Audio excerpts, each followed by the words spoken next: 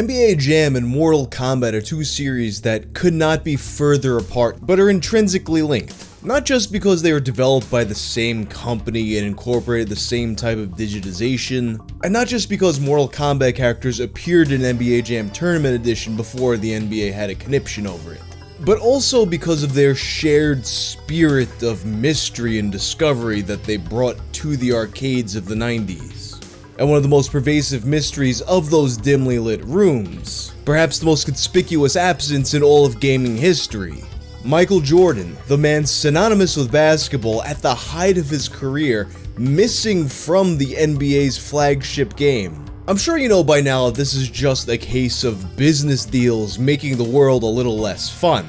But that didn't stop the rumor mill from doing what it does, and in fact there might actually be some validity to those old rumors. Because you see, there does in fact exist a version of NBA Jam that contains Michael Jordan. And it's not a mod and it's not a ROM hack, but instead an official version that was made by Midway.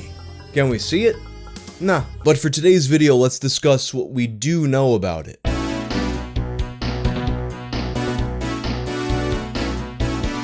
Do you use your Facebook account to log into all of your other accounts like a lot of people do? It's convenient, but it's also really dangerous. That account gets compromised, and you lose all your other accounts, in addition to putting yourself at risk of identity theft. That's where the sponsor of this video, NordPass, comes in. NordPass is a new cybersecurity tool by the people who brought you NordVPN.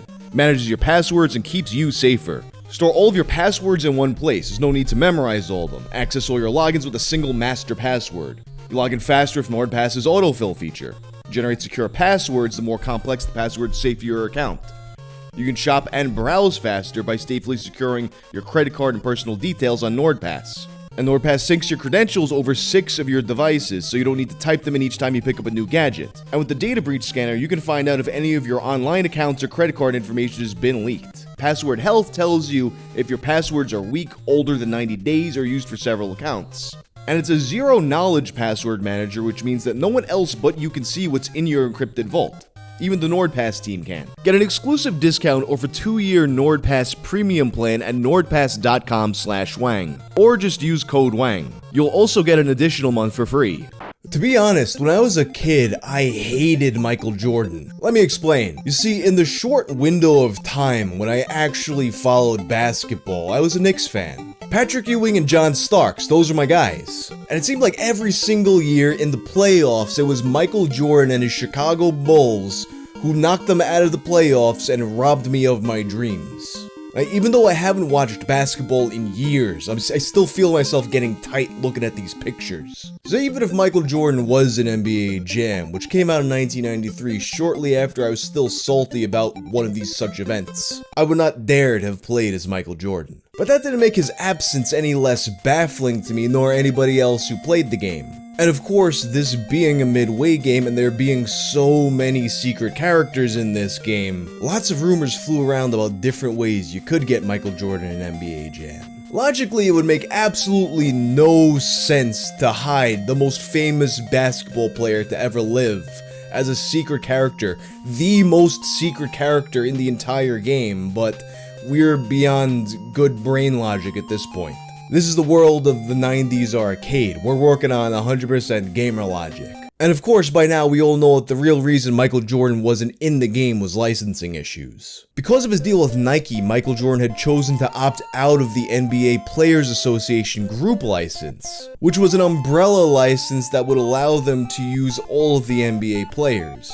Essentially, Midway would have had to work out Michael Jordan's deal separately from the other players. And for a while, it seemed like that was what was going to happen. Things were moving forward with Michael Jordan in NBA Jam. And according to early development notes that I saw shared by NBA Jam the book on Twitter, he was even planned to be on the title screen. And in fact, according to some old footage, Michael Jordan was actually in the prototype that Midway used to pitch the game to the NBA.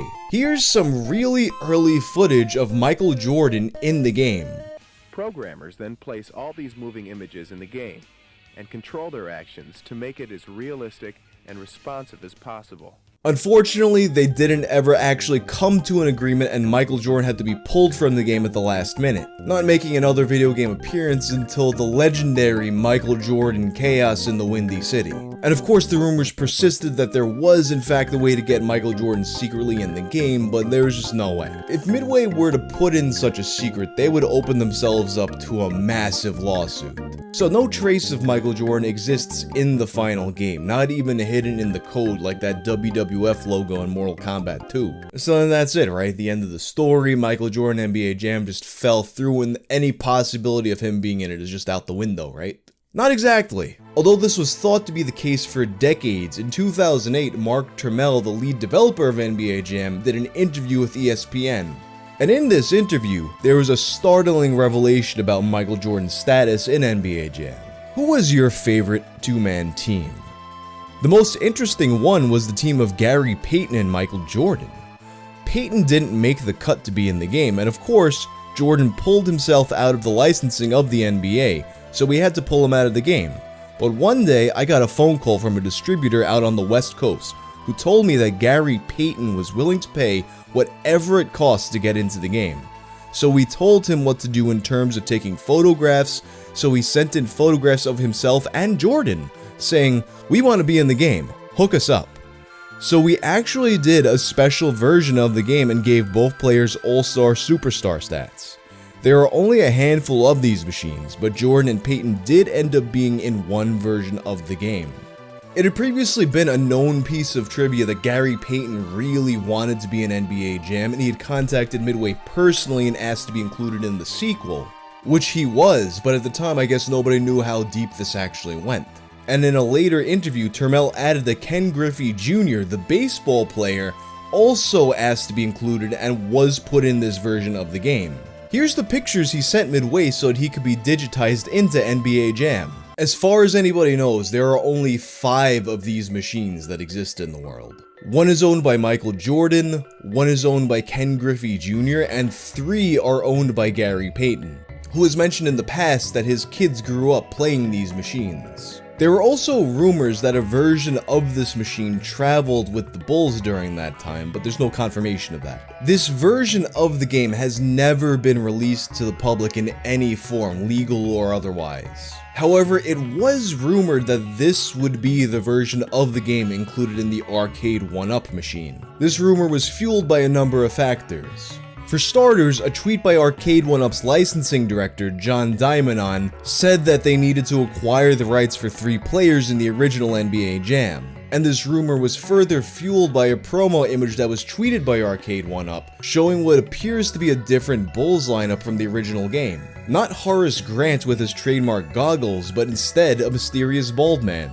However, the Arcade 1-Up NBA Jam machine is out now, and there's no Michael Jordan. And although I wasn't able to verify this myself, a YouTuber, Toycade, who had covered this rumor as it was unfolding, stated that Arcade 1-Up attempted to get the rights to Jordan but were unable to secure a deal. And that may have been the best shot at getting to play an officially sanctioned version of what a lot of people have dubbed the Holy Grail edition of NBA Jam. But that's not to say that there's no shot. In a 2017 Reddit AMA, Mark Turmell fielded some questions about this version of the game. And you see, although only 5 Michael Jordan NBA Jam machines exist, that's not the only form the game exists in. That's funny. Yes, for sure I'm going to hit up my storage cabinet where I keep the old sets of EPROMs and hard drives for those games. Still have the source code and assets around too. He did have the best stats in the game. Any chance you could dump those EPROMs to the internet? Asking for a friend. I could. We'll try to dig up. He could, but he didn't. And to be honest, I have a feeling that if he did leak this ROM, he might have gotten himself into some trouble. I have no idea what the contracts and agreements surrounding this game look like, but it doesn't make much sense to open yourself up potentially to legal trouble just to satisfy the curiosity of some strangers on the internet. I think the most reasonable idea of how to get this game out to the public was presented by Tim Kitzrow, the announcer of NBA Jam, in an interview on Scoop B Radio back in 2019. So there is actually, like 4 or 5 cabinets in the world that exist. I'd love to ask Michael Jordan if he's still got his, but Gary Payton's super excited. He said his sons grew up playing it, and he loves it. So there you go. And maybe one day I've talked to Mark Trammell about seeing if we could find out legally how to release that Holy Grail, that version with Michael Jordan in it, so that everybody could play it, see it, or at least get it into like the Hall of Fame. And there's some discussion maybe the Hall of Fame is going to do some updating to include like a little exhibit of the effects of the video games on the league, and to have an old NBA Jam cabinet, and that would be great to have the Michael Jordan version there. You see, if you try to sell this version of NBA Jam, it's going to get tied up in all kinds of legal red tape every single time. But if you simply take it and put it on display at the Basketball Hall of Fame, you don't have the same problems. And we can finally see what is undoubtedly an important piece of video game and basketball history. On August 28th, 1986, people filled theaters to watch a film that many had been waiting 12 whole years for. That movie? The Texas Chainsaw Massacre 2. And their reactions were mixed at best. For a lot of people, this was just not what they were expecting. Tonally, the Texas Chainsaw Massacre Parts 1 and 2 could not be further apart. The original Texas Chainsaw Massacre was a brutal, dark film that was grounded in reality, taking elements of inspiration from the serial killer Ed Gein as well as some other real-life murders. It's a film that forever changed the horror genre. Texas Chainsaw Massacre 2 took the brutality of the first and amped it way up with much more in-your-face gore, and at the same time, it seasoned it with a lot of very dark and also kinda wacky humor. And if you know me, you're probably thinking, oh, Justin loves this film, doesn't he? And you'd be right, this was pretty much the movie that introduced me to the concept of a very dark, very gruesome horror comedy. And one of the most interesting things to me about this movie was the character Chop Top, Leatherface's brother who's introduced in this movie. A psychotic Vietnam vet who is wounded in combat. And now he habitually scrapes at the metal plate in his head with a coat hanger. I always thought it seemed like there was so much more to this character's story than what we actually saw in the movie. And clearly I wasn't the only one who thought this way. You see, at some point there was a plan to make a Texas Chainsaw Massacre spin-off that was all about Chop Top, and although being mostly completed, it has never seen the light of day. So for this video, let's take a look at All-American Massacre.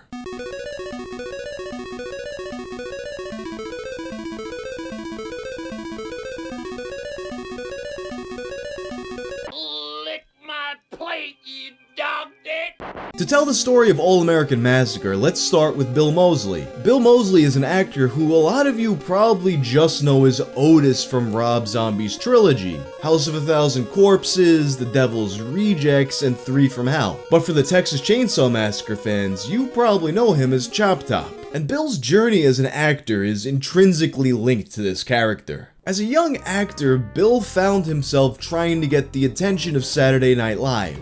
And part of him pursuing Saturday Night Live involved him creating a parody short film entitled The Texas Chainsaw Manicure. This film has also never been released, but in it, Leatherface visits a salon in Staten Island. At the salon, he chops a woman's fingers off with a chainsaw, you get it? The Texas Chainsaw Manicure. This film did not get him on Saturday Night Live, but he would keep it with him and occasionally show it to people. And one friend that he happened to show it to was acquainted with Tobe Hooper, who you might know as the director of the Texas Chainsaw Massacre. So the friend shows it to Tobe, who goes on to get in contact with Bill Moseley and tells him, hey, if I ever work on the Texas Chainsaw Massacre 2, I'll keep you in mind. A few years passed with no contact between Bill or Tobe, but then all of a sudden, Texas Chainsaw Massacre 2 is happening. Bill gets a call, and the rest is history. Chop Top, originally known as Platehead, is born.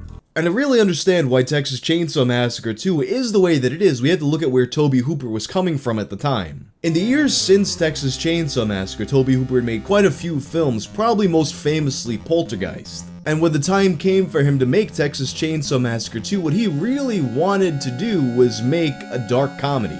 He felt that those elements were always there in the original movie, but they mostly went ignored by the people who saw it. So this time, he was going to kick it up a notch. And wouldn't you know it, the movie comes out and it's panned by critics, and if you're a horror fan, you know that you can't really go by what the critics say, especially if they're not horror genre enthusiasts. And with that on mind, both Chop Top and the movie itself would go on to develop large cult followings following its VHS release. But Chop Top himself would mostly vanish from the series. Which I guess kinda makes sense because at the end of the second movie, spoiler alert, he falls presumably to his death. He doesn't appear in any of the sequels, nor does he appear in any of the other media associated with the series. But that doesn't mean that the character would disappear altogether. Chop Top was kept alive through Bill Moseley's collaboration with the musician Buckethead. It goes like this!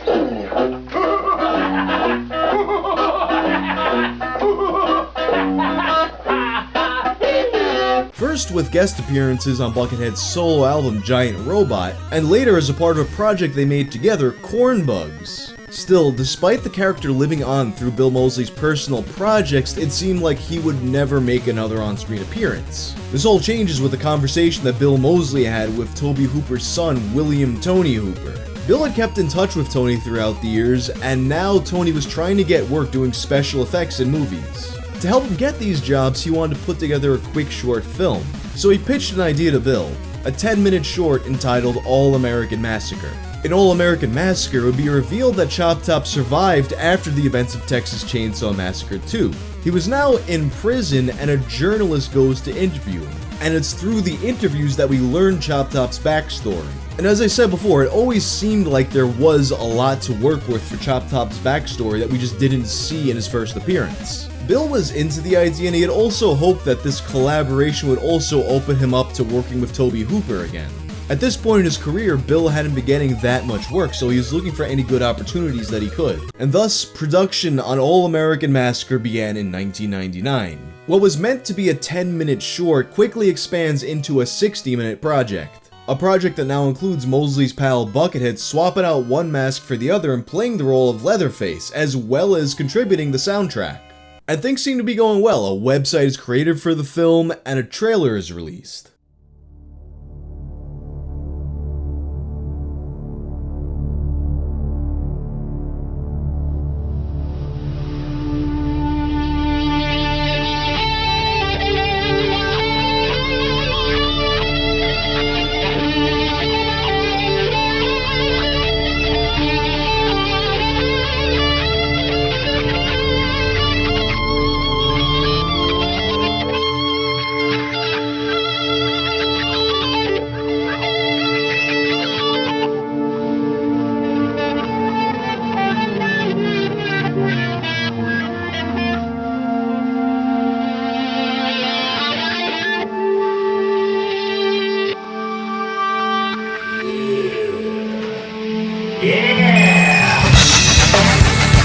And on August 16th of 2000, a press release by the film's publicist Stu Carney, an alias of its producer Eric Lasher, set a release date for Halloween of that year. But then, Halloween comes and goes and there's no movie. The website continues to be updated all the way through 2008 before ultimately redirecting to a perpetually under construction page for Abominable Entertainment, presumably Tony Hooper's production company. If anything substantial was added during this phase of the website, it's hard to tell because it was made in Flash. And as you might know, Flash didn't get archived like a regular website.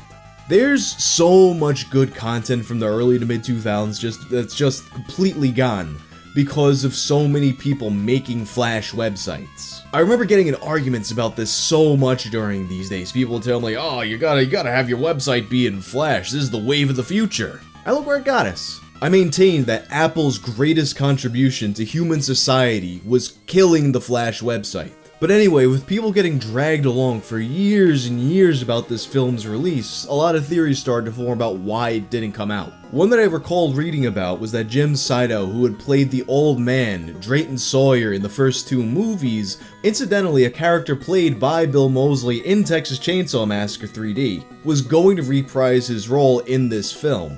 But then he passed away before they were able to film his scene, and it kinda knocked the wind out of the sails. When I was researching this video though, I couldn't seem to dig up any of the accounts that I had seen previously, so maybe I'm just remembering that theory incorrectly. And of course, the most prevailing theory about why this movie never came out was about the ownership of the rights. Tobe Hooper didn't own the rights to the Texas Chainsaw Massacre, so he wouldn't have been able to grant them to his son to use. And these rights had actually changed hands a lot throughout the years, but depending on how it worked, if they had just put it out as a fan project and not charged for it, it might have been easy to get away with it. And another common theory was simply that after the release of Texas Chainsaw Massacre: The Next Generation, a complete abomination of a movie, Tony Hooper simply didn't want to further taint his father's work. However, in the years since, all of these theories have been dismissed. According to Tony Hooper himself, the reason why this movie didn't come out was simply that there wasn't enough money to finish it. So in May of 2011, Tony launched a Kickstarter to fund the completion of this movie. He planned to make it available as a free download that July, but unfortunately the Kickstarter failed to reach its goal. On June 13th, at the conclusion of the campaign, he made a post thanking the people who contributed, and stated his intent to finish the movie even if it takes a little bit longer to get it out. But once again, years would pass with no movie. To my knowledge, the very last push to fund this thing was made in August of 2016. In August of 2016, the long under construction webpage of Abominable Pictures finally became available. A donation link was added, as well as a Patreon. Unfortunately, the Patreon no longer exists and it hasn't been archived, so there's no telling if any materials were actually released through it. But judging by the fact that the movie still hasn't been released, I don't think the Patreon was that successful. But all that being said, this thing has been in the works for a really long time. At this point, over 20 years, and it's not as if it's been completely abandoned. I mean, there's been quite a few attempts to resurrect it by its creator. What's going on here that we still don't have a movie? According to an interview that Bill Moseley did with Rue Morgue in 2016, it sounds like a tale that's as old as time. A tale that many a Kickstarter backer is all too familiar with. People start working on a project, time goes on, and it's going well, but then all of a sudden the vision just gets bigger and bigger, and it just stops being feasible to achieve what they want. Reading the interview, it reminds me so much about what happened with Barkley 2. But that being said, Bill does quip in it that maybe we will actually see it someday. And that being said, there have been rumors throughout the years of copies of the finished film floating around and whatnot, but I don't necessarily believe that, considering that if there were, I feel like they would have been on YouTube by now. Although in 2013, there was an incident where a Storage Wars type dude yipped his way into getting something a little special. An abandoned locker belonging to Eric Lasher, who you might remember was the producer of the movie. What was in that locker? 35mm film, high 8 tapes, and negatives from the production of All American Massacre. So he took his bounty and threw it up on eBay. Nobody knows who won the auction, and it doesn't seem like anything has been leaked from this find, but that being said, something did emerge earlier this year. While looking through a compilation of Buckethead footage in March of 2020, a Twitter user named LeatherFave discovered something. Previously unknown footage from All American Massacre showing part of Buckethead as Leatherface. This is footage that doesn't appear in the movie trailer, and I doubt it came from the eBay auction. Most likely, it seems like it's maybe something that Buckethead himself released, or maybe it was something that was on the lost Flash version of the website. But as of now, this is all we have of the film. Just hold out hope that we see the whole thing someday. And with all that being said, what about the future of the character Chop Top? According to an interview that Bill Moseley did earlier this year with, let me make sure I pronounce this correctly, Sofa King Cool magazine, he would love to play the role one time, but the ownership issue once again is a problem. As of right now, he believes that the character Chop Top is owned by Sony. He floated the idea of attempting to purchase the character himself, but he's not exactly sure what that would entail or how much it would cost. On the interviewer's suggestion, Bill said that he might be open to the idea of simply crowdfunding the purchase of the rights. Considering how much I'd like to see the character get officially revived, and I don't see Sony ever actually making a Chop Top movie, this is definitely a crowdfunding thing that I would personally get behind. Does this character look familiar to you? From the moment I saw him, I knew that I knew him from somewhere, but I just couldn't tell where. Boglins? No. Where the Wild Things Are? I kinda see it, but it's not really it. Ninja Gaiden? I mean, close, but definitely not. Try as I might to plumb the depths of my memory to figure out where I've seen this guy before, I just couldn't do it. And I have the feeling that a lot of you are now feeling the same way. See, it was in 2017 that a Twitter user discovered some of this character's old merchandise, and it set the internet off on an investigation into what exactly this is. So for this episode of Tales from the Internet, let's talk about Geedis.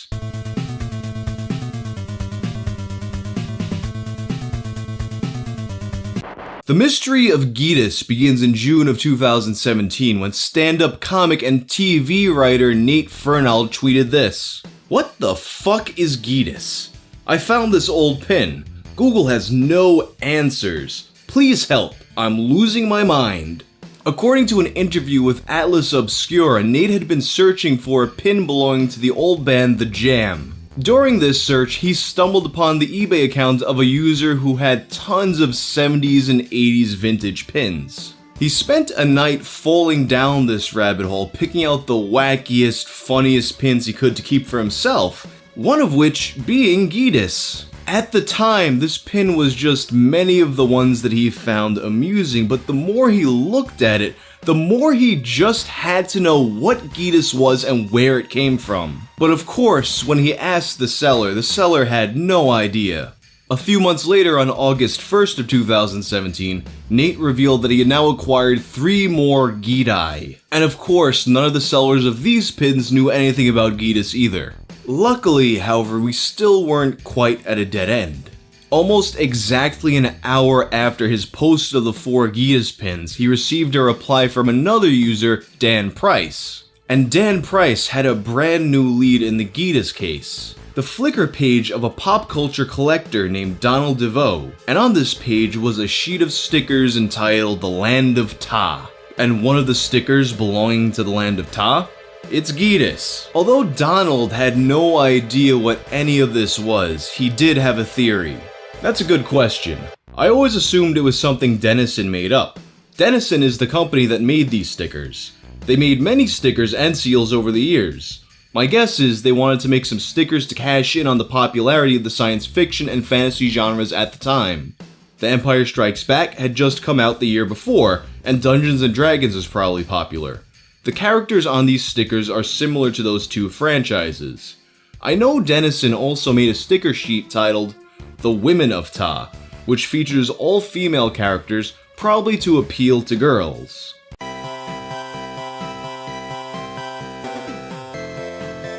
The next step would be to contact the company Dennison, now Avery Dennison after a merger. A Reddit user named Ask Me About Sharks managed to get in touch with them. I contacted Avery Dennison to get some information about Geedis/Land of Ta, such as artist name, was it a part of a show, etc. Someone from Avery Dennison got back to me stating, I asked around about this, and it was something that was done by Dennison before they are bought by Avery Dennison. We do not have any records of these runs, or who would have done them. I do apologize. On August 3rd of 2017, a couple days after the discovery of the sticker sheet, Atlas Obscura released their article on the topic, bringing several pairs of fresh eyes to the investigation. It was a few days after the article was published that a Twitter user named Carrie Z replied to Atlas Obscura saying that she knew where the characters were from. So these are clearly characters from this novel from my dad's collection, which is definitely real and not fake. She underlined this section in the book. So, we all agree. We rest here, said Harry. I never said I agreed, fumed Ursula. And what about Geedis? She looked pointedly at Geedis. It smiled benevolently, but remained, as ever, silent.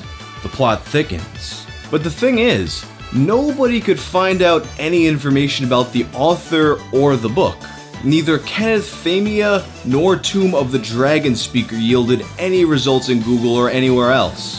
People needed more information about this book from Carrie, as she would return on August 21st, a couple weeks later. Since I've gotten a lot of requests for the copyright page of Tomb of the Dragon Speaker, here's a pic. Sorry for the delay, was out of town. And on the title page you have a very nice handwritten note from the author, Mr. Kenneth Famia himself. But the real pertinent information is on the copyright page, so let's take a closer look at the copyright page. This is a work of fiction. The characters and events portrayed in this book are fictional, and any resemblance to real people and incidents is purely coincidental. All rights reserved. No part of this publication may be reproduced, stored in a retrieval system, or transmitted in any form by any means, electronic, mechanical, photocopied, recording, or otherwise, without prior permission from the publishers, except where permitted by law. And then at the bottom, disclaimer. This book is a work of fiction, as is its author. The book was not actually published in 1982, but constructed by me in 2017. I am happy to continue the tale of the elusive Mr. Famia and his work for anyone who may be curious, but I have no desire to actually deceive anyone. Thanks for reading. Carrie Z. Really, Carrie? Really? And with that, that's about basically all the concrete knowledge that we have about Geedis and the Land of Ta. So what could this possibly be? One of the most popular theories is that, like Masters of the Universe, these characters were created to pitch a TV show beginning with a toy brand. Obviously, no such TV show, or for that matter comic book, movie, or novel ever came to fruition, or there would be some kind of record of it. Some even go so far as to say it's the idea to pitch the show and the characters themselves were rip-offs of Masters of the Universe. And that wouldn't have been an unheard of route to go, especially in the 1980s, but the thing is, both The Land of Ta and Geedis and Masters of the Universe, the original action figures, came out in 1982, and the He-Man and Masters of the Universe animated series wouldn't even come out until another year in 1983. Another theory is that this was all an ARG, an alternate reality game designed to get strangers on the internet to come together and put their brain power to use and solve this mystery. And considering that that's what actually did happen, it seems like a likely story.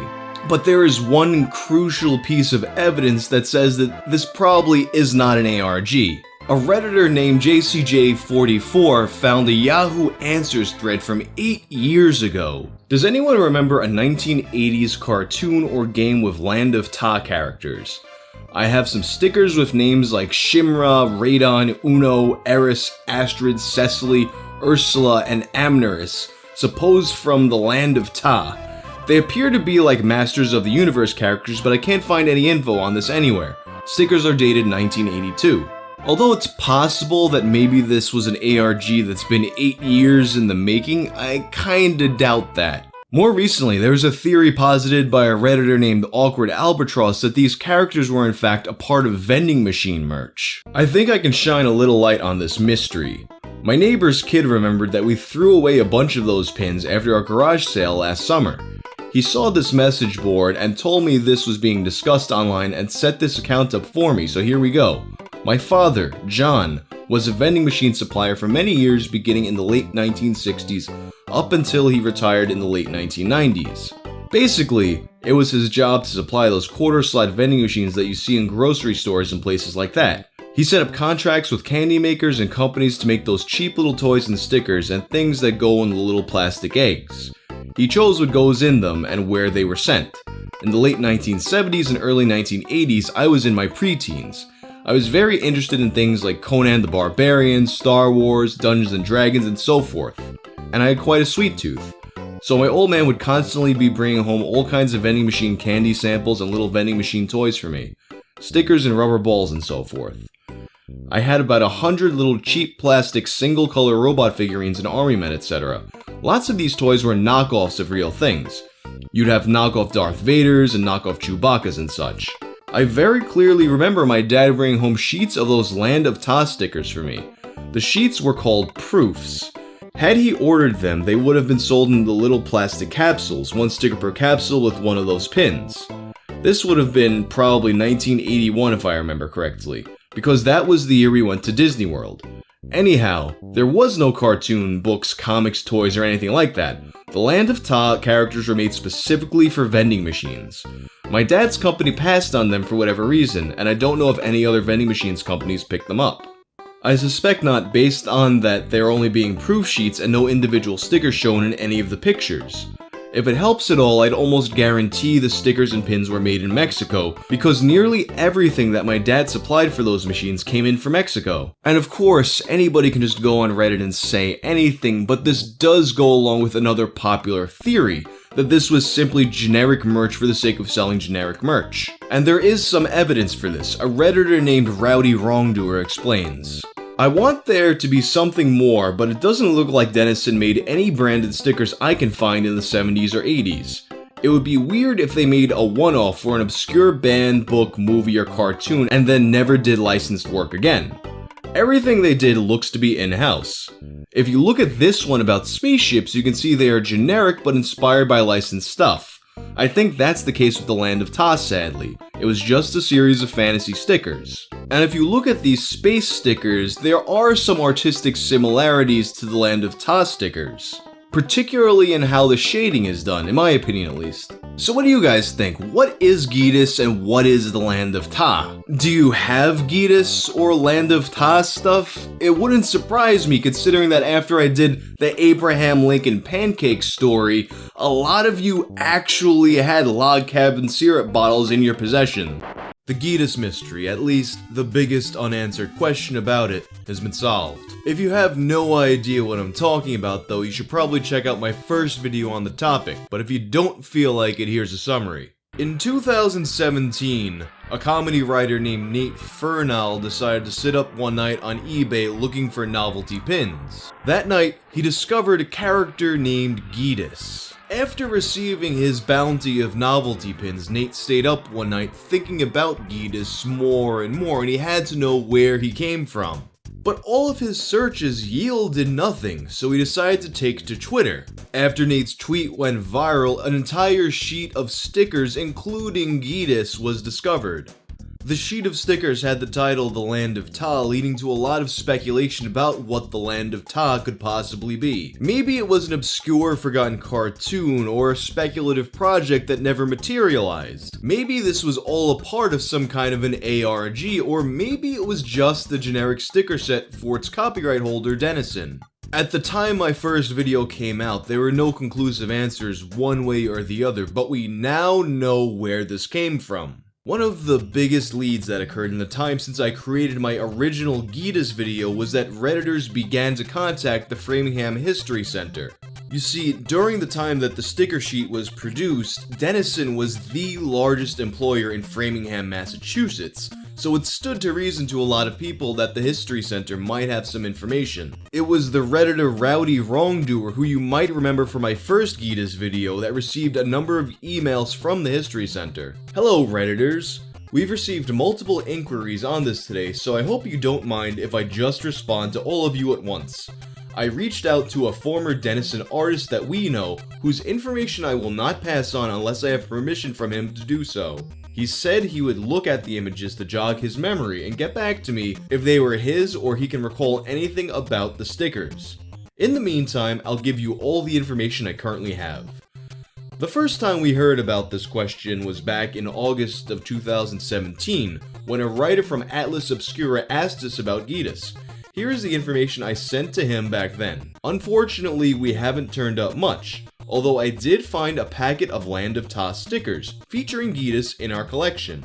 I also found a lot of other strange and outrageous stickers from that same time period. It's all very HR Puffin stuff meets early Dungeons & Dragons, which is really off-brand for them.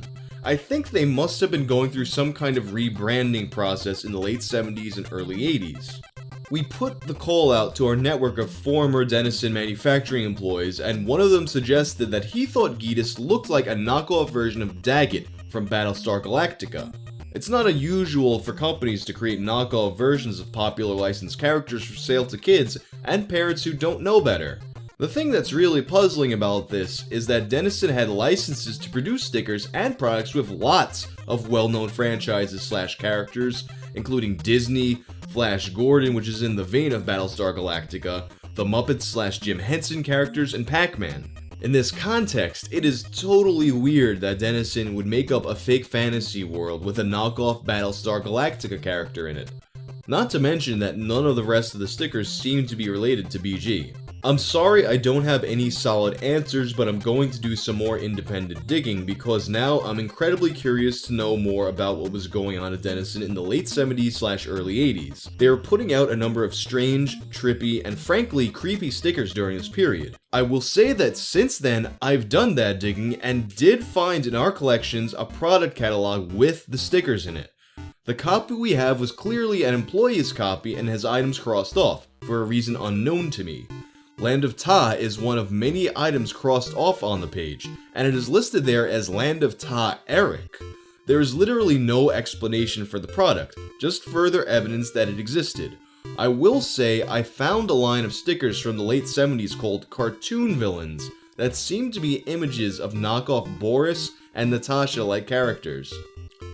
So that's further evidence for the made-up nature of the characters made to seem real. 1981 was also the year that Denison officially merged production with one of its subsidiaries, Carter's Inc. The first catalogs that Land of Ta shows up in is a Denison Carter's catalog, so it is possible that this product might have been a holdover product from Carter's, but can't tell for sure. I could go on about Denison in the 80s, but the short of it is that the company was on a slow decline and made a number of decreasingly successful attempts to tap into youth culture, starting in the late 60s and going through the 80s, and this clearly aimed at the rising D&D culture of the time. I also found another product catalog with images of stickers from the same period, although the Land of Ta is not featured, and there is a caption underneath which says, "Let your imagination go," and I think it's kind of beautiful that nearly 40 years later, this product line is still serving that same exact purpose, fueling the public imagination. The person from the History Center then sent a follow-up email saying that their contact at the Denison Art Department didn't know where the drawings came from. In his post, Rowdy Wrongdoer also included a link to donate to the Framingham History Center, who had done a lot of unpaid research into the topic, so I'll include that link in the description. At this point, it was also impressed upon Reddit to stop bothering these people because basically they had done everything they could do by now. At least, that's what was thought, because it would be one last contact to the Framingham History Center that would blow the case wide open. It was a podcast called The Endless Fred that was conducting their own investigation into the topic that would contact the History Center one more time. They began their investigation by talking to Stason, the curator of the Framingham History Center. Stason would put the hosts of the podcast, Ben and Amory, in contact with a man named Lou DeMauro. Lou DeMauro being the general manager of Denison at the time. When Ben and Amory spoke to Lou, he said that most of the artwork that Denison used at the time was commissioned from outside freelancers. However, the word Geedis triggered one surprising memory. We were rolling in the Geedis at that time, and the problem is that it became so popular. Hold up. Rolling in the Geedis? He would always use that word. Well, why should we do this? Well, you get a little more Geedis. I can always remember he used that terminology. And Geedis, when I heard the word Geedis, I said, well, the guy's name was Fred Garlock. He's passed away, but that's the only place I'd ever heard that. Apparently, using the term Geedis to mean money had become a bit of an inside joke at the Denison offices at the time. And because of that, Ben and Amory figured that perhaps there were some other people working at the time who might have known where it came from. And it was that line of thinking that led them to contact Tom Manguso, who was Denison's art director at the time the stickers were made. They began by picking Tom's brain about artists who worked with the company in those days. He started to name off a few people that he remembered, but things got interesting when they sent a picture of Geedis to Tom's son Bill. Because you see, Tom didn't recognize these drawings, but his son Bill did. Bill said that the Land of Ta stickers looked like the work of an old colleague, a man named Sam Petrucci. And guess what? Tom recalled having at some point hired Sam Petrucci. And Sam Petrucci is an artist whose work you might actually be familiar with. He's most famous for having produced paintings for the original G.I. Joe packaging and promotional materials. And if you look at his work, you can definitely see the similarities. But there is one difficulty with this lead.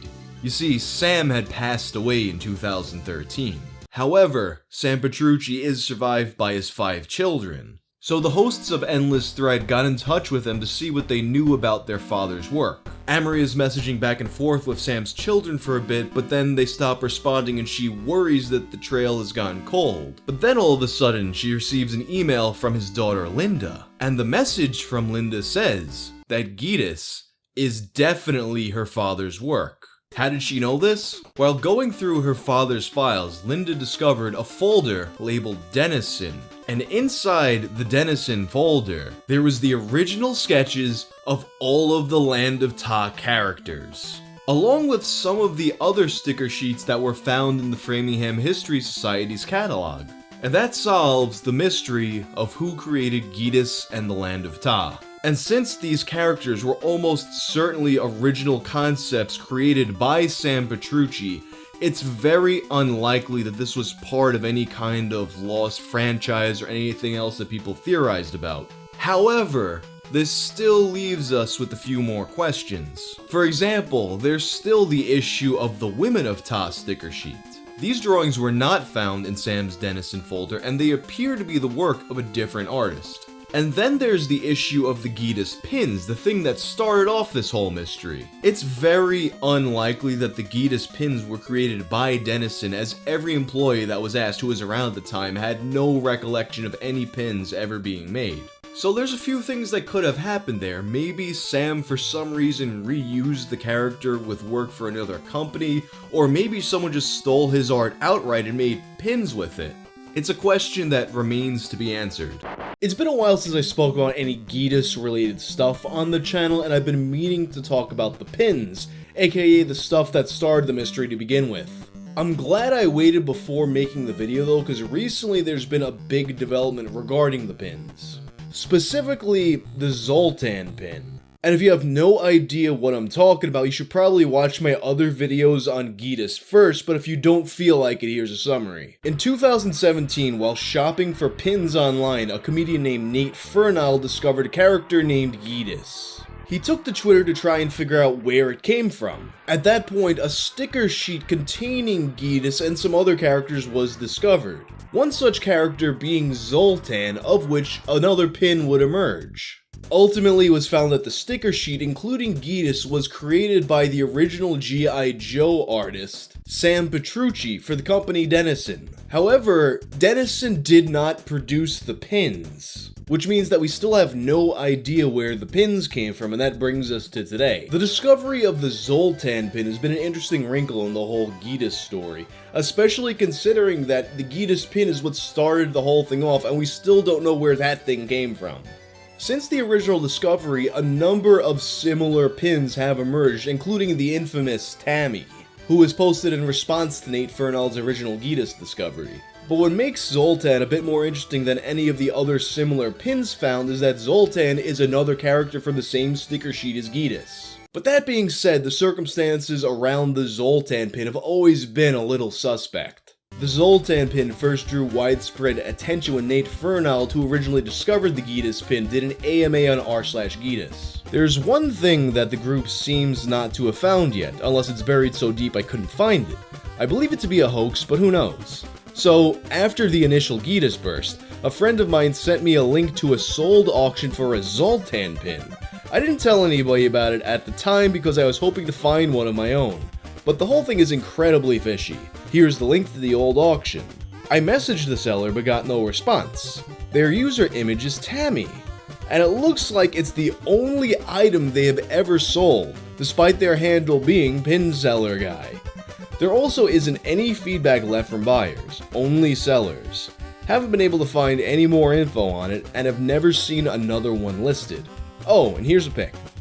Something feels off about it, but I don't know. It messed me up pretty hard when I saw it. And Nate wasn't the only one who was suspicious about the Zoltan pin. Some people suspected that maybe the image of the pin itself was photoshopped. Others thought it was real but pointed to the difference between the Zoltan pin and the Geedis pin. A Redditor named Silverdude made this graphic comparing them. In particular, the Geedis pin has a soft glossy coat while the Zoltan pin doesn't. In addition, the fonts used are slightly different. But you know, this is all circumstantial and there is no real way to debunk it. And with the Geedis pin existing in such a vacuum, there is no reason to discard this pin outright and have it not be a part of Geedis lore. Then, on April Fool's Day of 2020, a pin company named PSA Press puts this out. On Instagram, they're giving away one of these mystery pins with every order. Wonder what it could be. Then a week later, they come clean. Through the offer, they had given away 100 Zoltan pins, and now they were selling the rest of their stock. And on their website, they told the story of how the Zoltan pin came to be. Manufactured in 2017 and released on the occasion of April Fool's Day 2020, the majority of the Zoltan pins were given away for free via our Instagram on 4/1/2020. In August of 2017, we read an Atlas Obscura article about a vintage pin of a brown creature with the name Geedis underneath. This discovery led to a great mystery. An internet sleuth realized that the creature depicted in the pin was from a 1981 sticker sheet entitled The Land of Ta that featured more characters. What is Geedis? What is the Land of Ta? Who made the Geedis pin? Are there any other Land of Ta character pins? We were instantly hooked on the mystery. In 2017, we designed and manufactured a Zoltan pin and tried as hard as we could to make it look vintage. Zoltan is another character included in the Land of Ta sticker sheet that included Geedis. The PSA in PSA Press stands for Public Service Announcement, but we included an Easter egg on the back of the pin with the creation of a new company for this release, the Pin Society of America. We purposefully manufactured them so there would be color inconsistencies from pin to pin. For example, some have red mouths, some have green, some have enamel in the armbands, and some have been left empty to expose the gold medal. Some have a full epoxy coating, and some have areas that were left empty. We commonly used muted colors and intentional flaws in other vintage-style pins that we design. Vintage pins are not designed well by modern standards, and have flaws, which is something we love and try to embrace. Since 2017, we have been seeding Zoltan pins all across the country by donating them to various thrift stores, street vendors, posting an eBay listing of a scuffed up pin, etc., in order to encourage the discovery of the pin. Also, thanks to our Instagram followers, we were able to procure a vintage Geedis pin for our collection.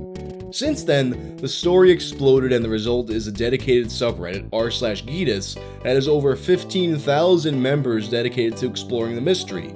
Because of this community, some great findings have been made, including the discovery of the artist who originally drew the artwork used for the 1981 sticker sheet, and the birth of Geedis/Zoltan.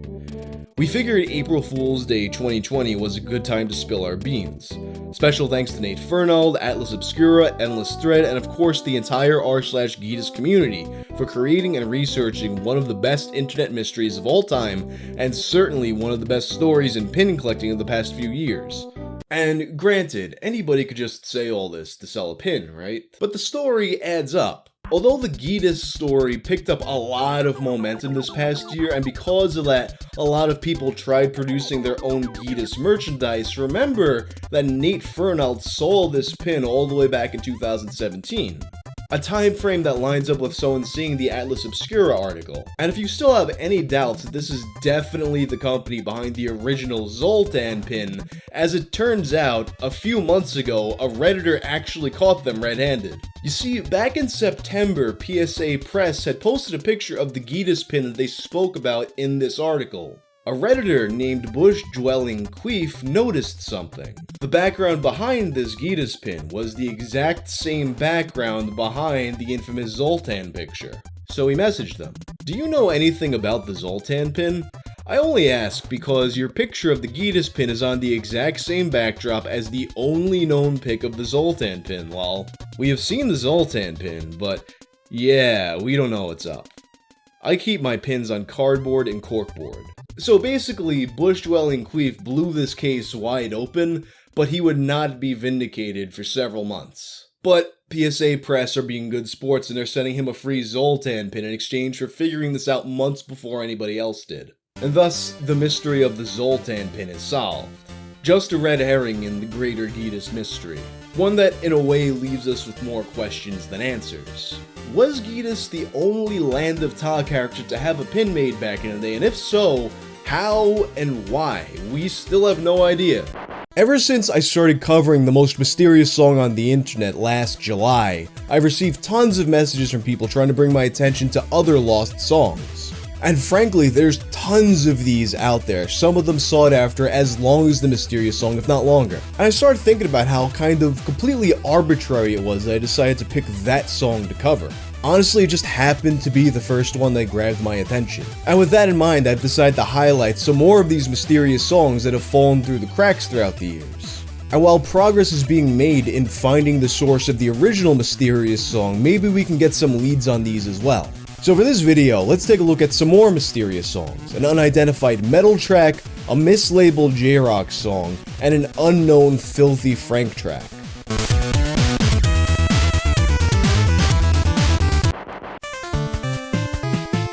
This first song is often labeled as the most mysterious metal song or the most mysterious power metal song on the internet. I was wondering why, despite the song being around since the 80s and having an online presence as far back as 2009, why so many people started hitting me up about it recently. And apparently it's because not too long ago, it was covered by Ian Christie on his SiriusXM liquid metal show Roots, which covers the history of metal. He became interested in this mystery when a fan sent him a recording that they claimed to have recorded from the radio station Z-Rock in Chicago in 1987. Let's take a listen.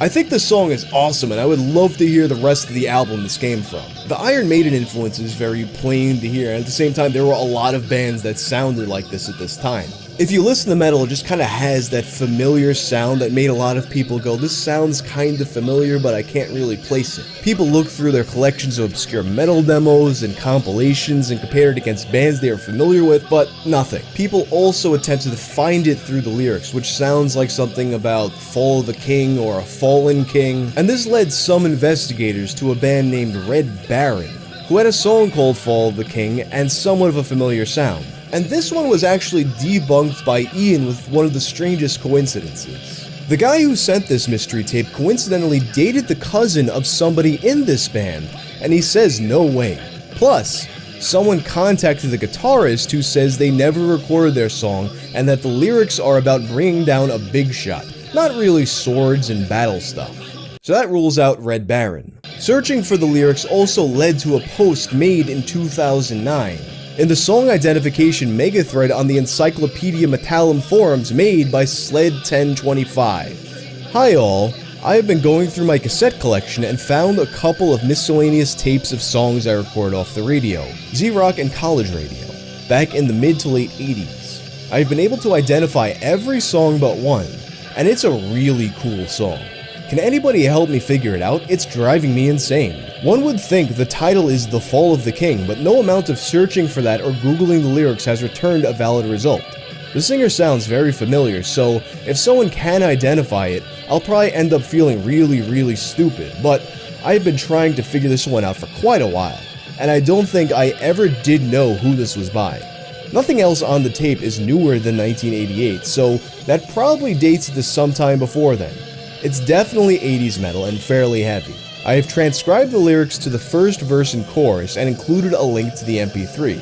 And although the rapid share link he posted is dead now, his interpretation of the lyrics matches up with this song.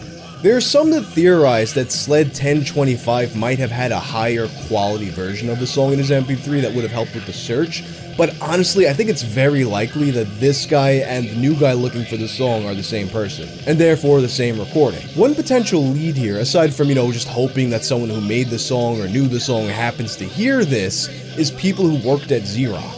Ian Christie reached out to Mike Payne, who worked at Z-Rock in those days, but unfortunately Mike Payne had no recollection of this song. He also brought up the possibility of Pat Dawsey, who might have played it at Z-Rock at the time.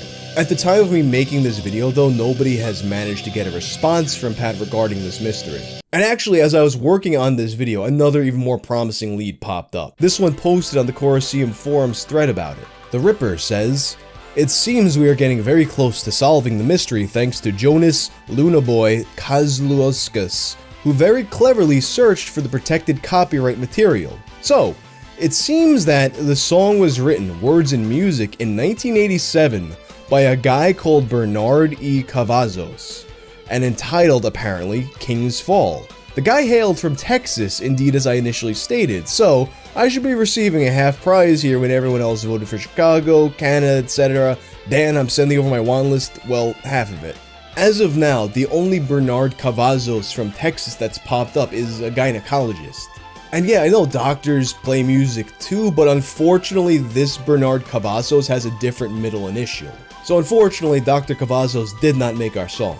But if anybody knows a Bernard E. Cavazos who played in a metal band in 1987, let us know.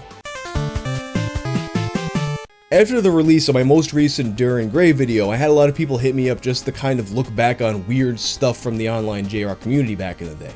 For example, that woman who claimed that she was possessed by the spirit of Hide, the guitarist of X Japan, after he died. Actually, if I remember properly, she said she was reincarnated as him, which makes no sense because when he died, she was already a fully grown adult. And it's a video I would love to cover, but it seems like there's not much of her left online. But something else that caught my attention was a message about another mislabeled song. I received an email from the Cthulhu Loser speaking about a song that floated around on Napster claiming to be from the Vampire Hunter D soundtrack entitled Medieval Song. But it wasn't actually from the Vampire Hunter D soundtrack. At some point he lost the track and started searching for it again, and this time it popped up as a Glaze song. Here it is.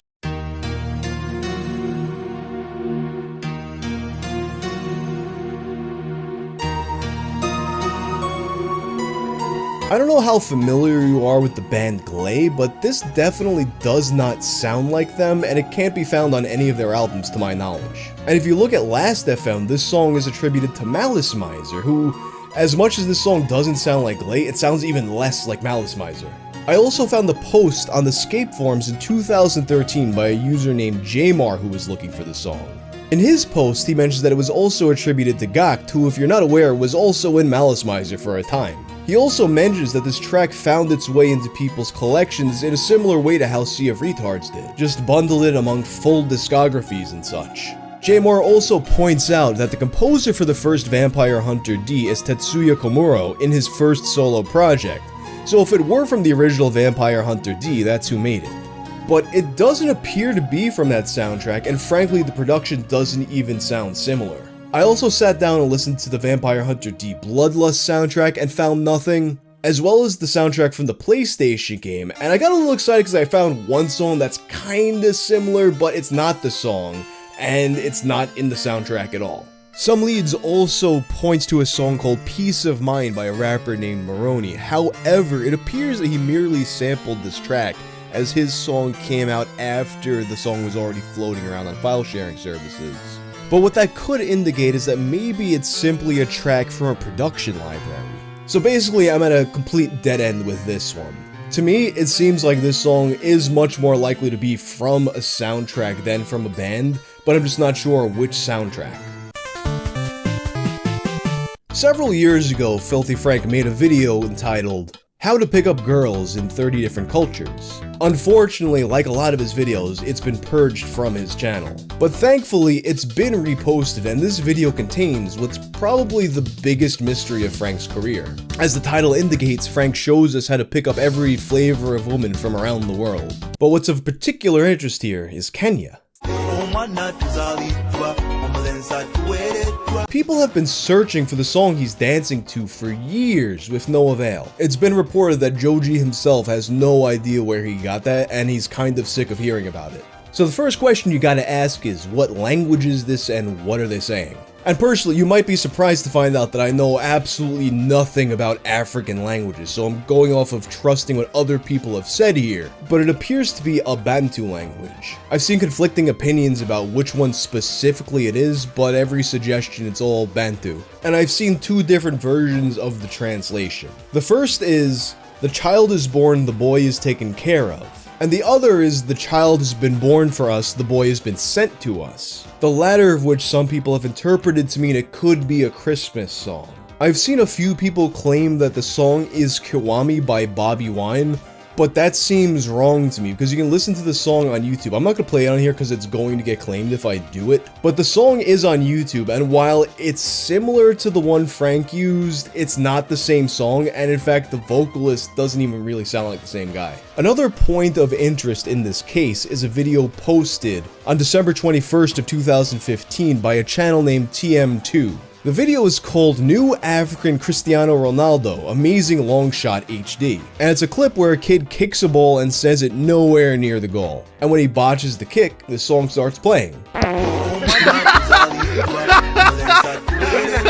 Several people ask him where he got the song, and eventually he replies, "Mate, I bought this song on Deep Web. It cost me £10. Obviously, he's probably just fucking with this guy. It's probably just a joke and he grabbed the clip off of Filthy Frank's video, right? But there is that one guy that's like, oh, Deep Web, let's hear him out. Huge erection writes, I think that this guy actually found this song on the Deep Web. You see, this song is either from Uganda, Kenya, or Malawi, all not with great internet freedom or freedom in general. The lyrics are, Ono omwana atzuludua, omulenzi atzuludua, Nyanja, Swahili, or Bantu language, which is generally agreed to be, the child has been born for us, the boy has been sent to us, which is clearly suggesting his song is a Christian Christmas song. Now, I'm too lazy to look any of this up, but my theory is that one of the 3 countries this song was made in, Christianity is censored by the government, therefore forcing the artist to upload it to the Deep Web. Maybe I'm thinking too much of this. And while I'm open to the possibility of the African Christian Deep Web, I'm pretty sure this guy is just messing with you. And that's basically all we know about this song. Of all the songs I spoke about in this video, this is probably the one that's had the longest sustained search with the most eyes on it for the longest time, and yet we have nothing. I can't say that I have a massive amount of viewers that live in Africa, but maybe someone who sees this video will just happen to recognize it. But anyway, that's all for now. Let me know what you think about this type of video, because there's a lot of songs out there like this that I could make more videos like this on. Sometimes when I'm sitting around, a bit of Simlish, that vaguely Eastern European gibberish from the Sims games, pops into my head. Something like, this Grom is Frenchake, and I'm like, yeah, this Grom is Frenchake. That the Sims have their own language implies the fact of a greater spectrum of Sims culture. A whole world out there waiting to be explored, and in The Sims 2, they did explore that world a little bit more. Part of that being the existence of a pop artist named Kitty Shack, who sang this song in Simlish entitled Another World.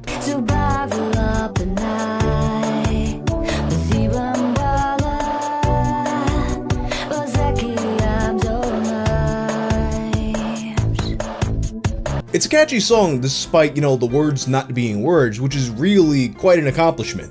No wonder so many people still go back and listen to it to this very day. But it also leaves us with the question, who was Kitty Shack and where is she now? Let's try and find out in this episode of Tales from the Internet.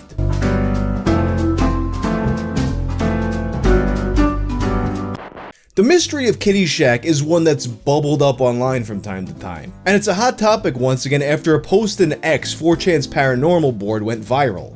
After the Twitter account Xtakes reposted it on Twitter, people started asking me to look into it.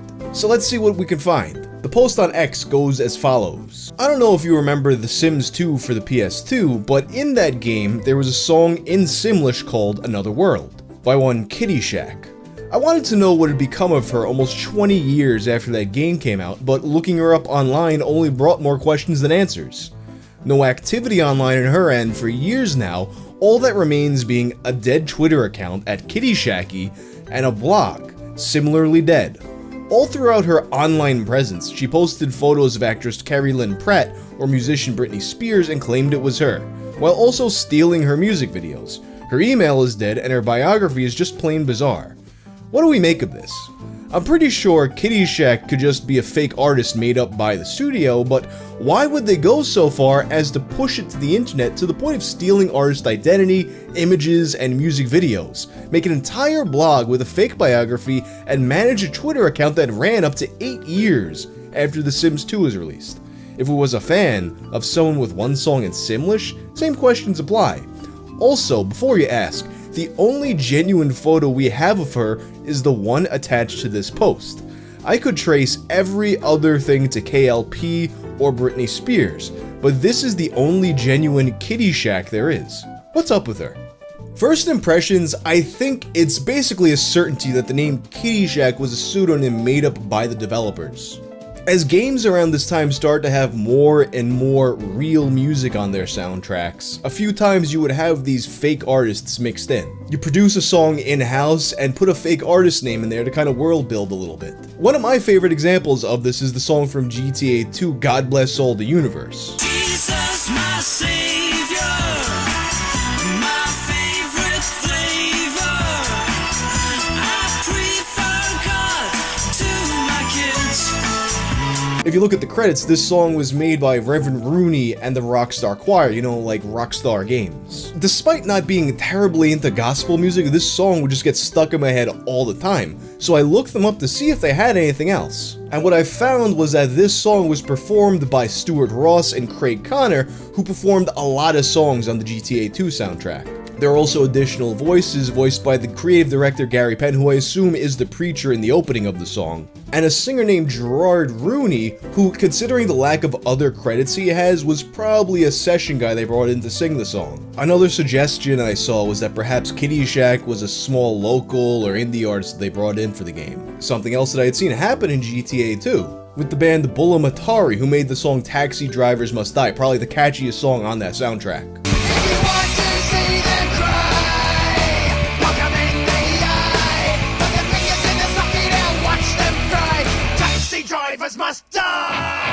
After reading about Reverend Rooney, I had assumed that this too was a fake band that made stuff for the game, but actually these guys were a legitimate punk band with a few other songs unrelated to the game. But that being said, it would be kind of goofy if there was just some independent artist out there just making songs in Simlish. Like, maybe I could see someone doing that today in 2021 as a kind of like a, you know, you do this thing that's tied to a popular game and you go viral online, like that kind of approach. But I just don't see someone taking that route back then. In my opinion, whoever sang this song was almost certainly a hired session musician. And unfortunately, the credits for Sims 2 aren't as clear-cut as the credits for GTA 2. Sims 2's music was produced by Mark Mothersbaugh, who you might know as the singer and main songwriter of the band Devo. There's also several other musicians credited in the game, and I searched the female names that turned up looking for the singer. Most of the names I searched just didn't really turn up any results, or they weren't vocalists, but there were a few that came up. One was Jamie Myers, who sang for the metal bands like Flies on Flesh and the Hammers of Misfortune, and she has a song from Sims Bustin' Out credited to her.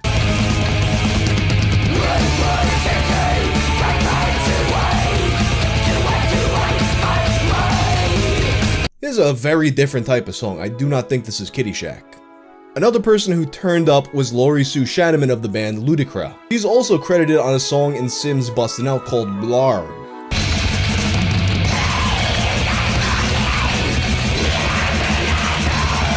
Also a metal vocalist, I don't think this is Kitty Shack.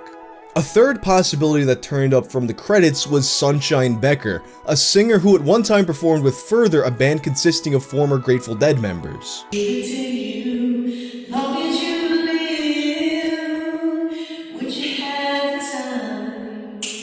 Although to me her voice sounds like a bit deeper and more soulful than Kitty Shack, you might just have the range to do it. For that matter, I suppose it's also possible that the metal vocalists could have done the song, but it seems unlikely that they would hire them for both a metal song and a pop song. As of now though, we do not know who sang as Kitty Shack, but I think it's likely someone in this list of names. Now, some people have attributed the song to someone not in this list, a singer named April Start. And I believe this is due to a misconception caused by the really weird online presence of Kitty Shack. So let's take a look at this bizarre Kitty Shack blog. Some thought that this might have been a stunt done by EA to promote the game, and in this time period we're looking at stuff like this being relatively new and popular. A lot of reality-bending online promotional stuff with movies and games. Someone in a movie mentions a website, you go and it's a real website and you're like, wow! But this theory just doesn't pass the smell test to me for several reasons. For starters, if they were doing this to promote Sims 2, it would have began in 2004 when the game came out, but it did not. By the time this started, and throughout the decade it persisted, EA had a lot of other games they could have been promoting. And also, a lot of the things that this online Kitty Shack persona did would have gotten EA in legal trouble if they were behind it. And I just don't see EA playing so loosey-goosey with their marketing like this. All that being said, whoever did do this is safe to say is kind of a weirdo. Let's begin by taking a look at the Kitty Shack blog itself, which was created on February of 2014, 10 years after the game came out. Here's the biography that's on the blog. Biography. Kate Seymour Pratt, also known as Kitty Shack, and if you Google Kate Seymour Pratt, you only get this blog itself as well as a Spanish article written about this mystery, is an American singer-songwriter actress born in Kentwood, LA. At 2004, she moved to LA to sign with The Sims 2 to record her song Another World to the game and won some money. And that right there is just not how this works at all. You don't sign to a video game like it was a record label. If anything, she wouldn't be performing quote-unquote her song. She would be hired as a musician to perform the songs that were written for the game. Also, want some money like she was on a game show? It's called getting paid. According to an interview, the singer was broke, but the song and her talent gave her $50,000. In 2006, she recorded All About You. The single didn't make so much money, make of course being the past tense of make. After it, she just got a job of actress in a few movies, and sometimes she worked singing at a few coffee houses around LA. After all, this is why they call LA the land of broken dreams. And of course, all of these pictures ostensibly of Kitty Shack are of other people. The childhood picture is Jennifer Aniston. The last picture is of the actress Carrie Lynn Pratt. Now, if you reverse image search the second image, the one that's supposed to be the real Kitty Shack, only the Kitty Shack blog turns up. But then someone in the 4chan thread found that this is actually just from porn. So whoever made this blog just happened to have this random naked blonde chick on his computer and was like, hey, I'm gonna make this Kitty Shack. The blog also has song lyrics listed for these songs, including Another World in English and not in Simlish. Let's compare. Okay, that actually matches up, I can hear it. That one not so much. Sounds like something about a zebra umbrella. Alright, I can hear it again.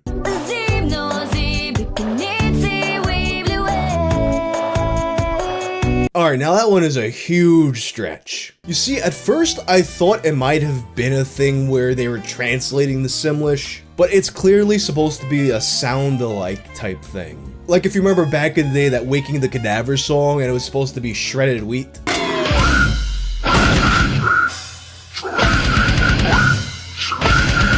Or the Trivium one that was like, it's a curse that makes these wands out of Opeth. So if there is any doubt before, this person is definitely not connected to EA. They're just making up their own headcanon. Next point of interest is the Twitter account Kitty Shacky, created in 2013, a year before the blog. A lot of what's posted on the blog is just more pictures of random blonde chicks, interactions with pop stars like Britney Spears, and amusingly, instances of her searching the Kitty Shack name in the song title and thanking her fans for their support. She also posts links to her YouTube channel, which was created on February 7th, 2014, same time as the blog. And the day the channel was created, Another World was uploaded. And the next day, she posted her elusive song, the one that made her less money, All About You. Except wait a minute, YouTube's automatic copyright algorithm says that this song is actually All About You by April Start. And now, this right here is why people think that April Start was the one who sang Another World in the Sims game. But that's not what that means. What that means is basically this person just took a random song and said it was Kitty Shack.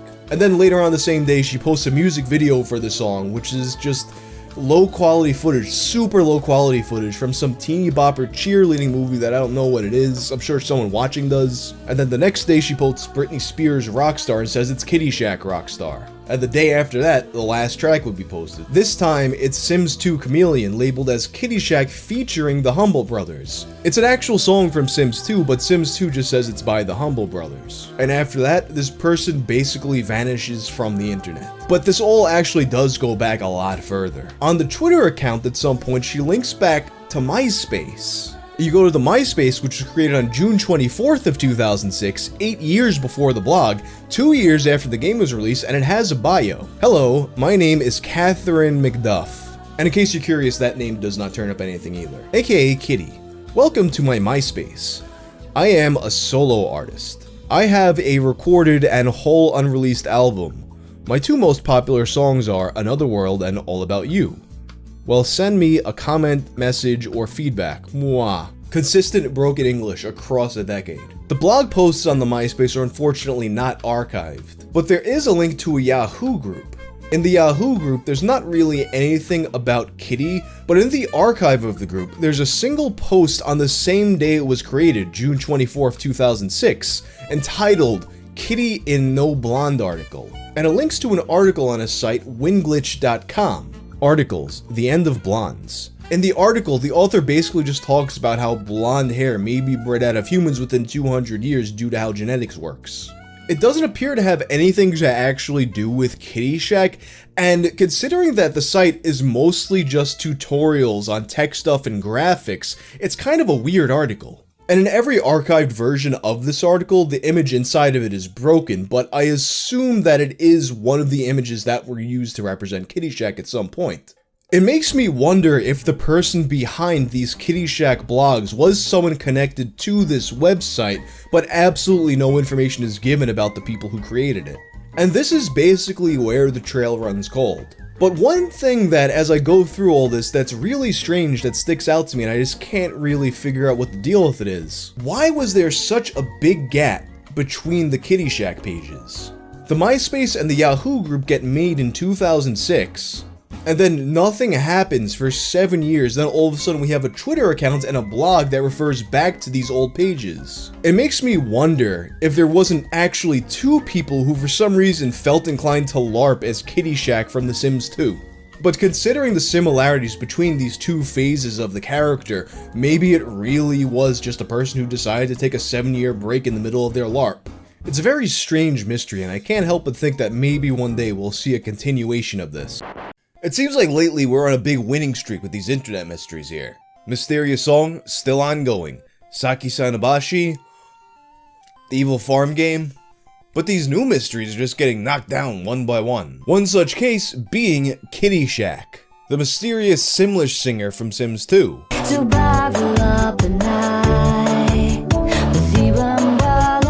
A poster on my subreddit, Homework Busy, homed in on a lead that I missed when I first made my video, and followed it all the way to solving a mystery that's been discussed for well over a decade. If you have no idea what I'm talking about, check out my first video on Kitty Shack, but if you missed it, here's a summary. In The Sims 2, there's a number of songs that can be heard using Simlish lyrics, Simlish being the fake language in the Sims universe. In particular, people have been interested in the singer of a song called Another World. It was credited as being by a singer named Kitty Shack, but any search for Kitty Shack just turns up this weird blog that's clearly owned by some sort of role player and has nothing to do with the actual game, and is just full of statements that are very easily debunked. Although I found some potential candidates to be Kitty Shack, none of them really fit the bill, and that pretty much gets us up to speed. So when I was trying to find the artist behind Kitty Shack, I was basing most of my search on the credits that were listed on Moby Games. This caused me to home in on Devo's Mark Mothersbaugh, as well as the list of session musicians who were credited for the game. However, as it turns out, the Sims Wiki would have a different piece of information. A piece of information that would eventually lead to Kitty Shack being found. See, on their list of credits, each song had individual writers with Another World credited to Eric Presley. But you hear the vocals in that song.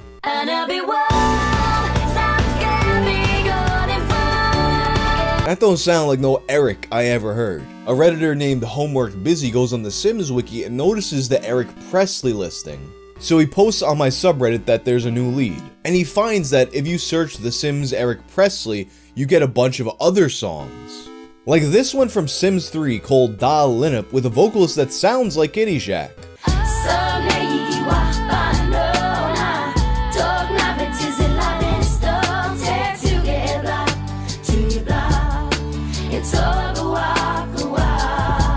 He comes to the conclusion that Eric Presley was probably using the same vocalist for all of these songs. So we start searching for Eric Presley, and eventually he comes across a Facebook page with a profile picture that shows him with a blonde woman who, as Homework Busy points out, looks like the woman that was used to represent Kitty Shack.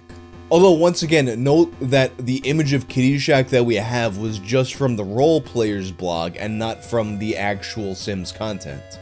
In any case, she did seem to fit the bill, and it turned out that she was a singer. Her name is Natalie Noon, and she does sound kinda like Kitty Shack.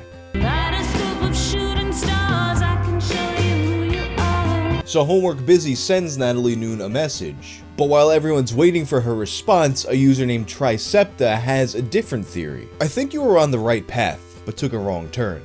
I'm pretty sure I know who it is. I'm still looking for confirmation. Homework Busy thinks he's gonna say April Start, which we ruled out in the first video. But Tricepta is thinking of someone else. Nope, it's someone with a connection to Eric Presley and someone that listed that she did work for The Sims 3. Also, I'm certain that's a different Eric Presley that you have linked. It almost seems like he's speaking in riddles at this point, but after taking a closer look, Homework Busy does think he might actually have the wrong guy. Because the Eric Presley from The Sims turned out to be a bass player for Belinda Carlisle, and he had a MySpace for his music that was a different guy from this guy. And also, as it turned out, that Eric Presley passed away in 2011. So Natalie Noon's resemblance to Kitty Shack was most likely just an odd coincidence. So what was the other theory that Tricepta had? At this point, Homework Busy suggests that Tricepta is thinking of another singer called Carrie Jo Crosby, and that was in fact who he was thinking of. Homework finds Carrie on Facebook and shoots her a message. Pardon me, but are you by any chance the singer for Sims 3 Dalinip? And if so, were you the singer for The Sims 2 Kitty Shack Another World? I don't mean to bother you, I'm just trying to find the singer for these video games, and if by chance, did you do any other songs for EA/The Sims? Thank you for your time. And she responds, yes, I sang a couple songs on Sims 3, but not Sims 2. Did you also message me on Insta by chance? It turns out that at this point, Tricepta had already contacted her on Instagram, commenting on a video of The Sims she posted, which, interesting side note, in the caption of one of these Sims videos, she noted that it was the strangest gig she had ever done, and received lyric sheets in both Simlish and English for the same song. So it's quite possible that every Simlish song was written with an English version. So Homework Busy brings Carrie up to date on the mystery and asks if there's someone she can reach out to who might know who sang the song. She says she can message a producer friend of hers who might know. And she comes back with an answer pretty quickly. Keely Hawks. She was the singer. And another poster, Chris Klein Fangirl, noted that this wasn't the only time that Keely Hawks and Eric Presley would have collaborated. I've been investigating this too after watching Wang's video. Keely Hawks was in a band called Transistor, which according to Wikipedia also had a member called Eric Presley, who is credited to doing other Sims songs. Here is a clip of one of their songs. The voice has to be Kitty Shack. So weird hearing her voice in English.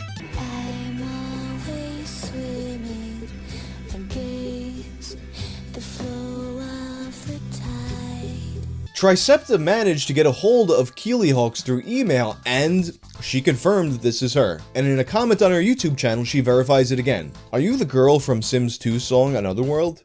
Yep, that was my vocal. The song was produced and written by Charlton Pettis. And you can listen to the songs on her channel and hear, yeah, this is definitely Kitty Shack. Although I have to say it is a bit odd to hear her singing in actual English. Thus concludes the Kitty Shack mystery. Thanks to everyone involved in the search. Today, I have another lost media case for you. This one caught my attention not just because it's a good song, but also because it takes us back to a website that was key in popularizing the most mysterious song on the internet, that being spiritofradio.ca. This one was posted by Peter in August of 2014, and we have this 30-second clip.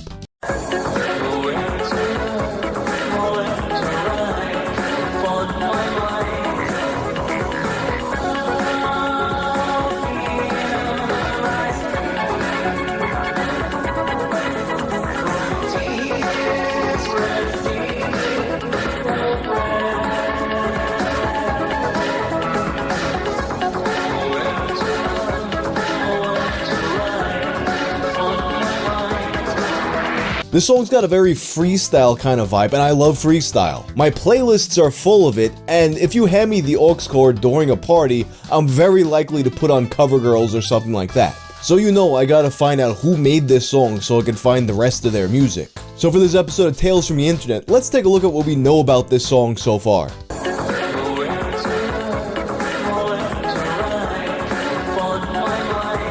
Today we're talking about an unidentified song that's been tentatively labeled Fond My Mind, based on what one of the lines in the song sounds like. Although the song's been floating around for quite some time, the search for it has gained some steam the past few months. The earliest post on Reddit that I saw about it was created by No Seacrest on r/Lostwave back in December of 2019. 80s/90s song, Nowhere to Run. Red Sector 1? This post links to the 2014 Spirit of Radio post, and this one calls it Nowhere to Run based on the first line that's said in this clip. The lead of this song potentially being by the band Red Sector 1 comes from a comment posted by Corey on the Spirit of Radio post. So, Red Sector 1 was a Canadian band that formed in 1991, and was active up until 1999. Let's compare their music to this clip of the song Fond My Mind. Assuming that this was recorded in the early 90s, I think their first album World Peace from 1992 is the way to go.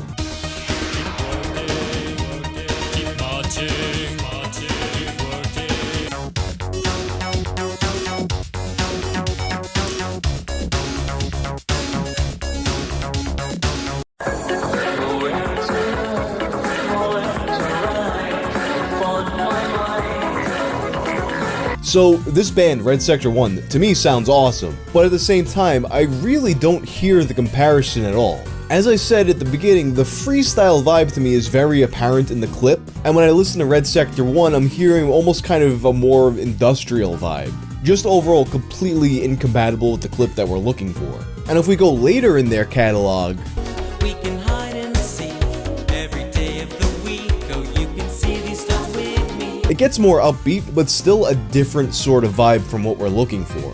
In his post, Nono Seacrest noted that he was attempting to contact the band through their Facebook page. And ultimately, in the Discord for the most mysterious song on the internet, he would comment that he did manage to contact them through their SoundCloud. He spoke to a member of the band, Mike Davis, and Mike Davis confirmed that this is in fact not their song.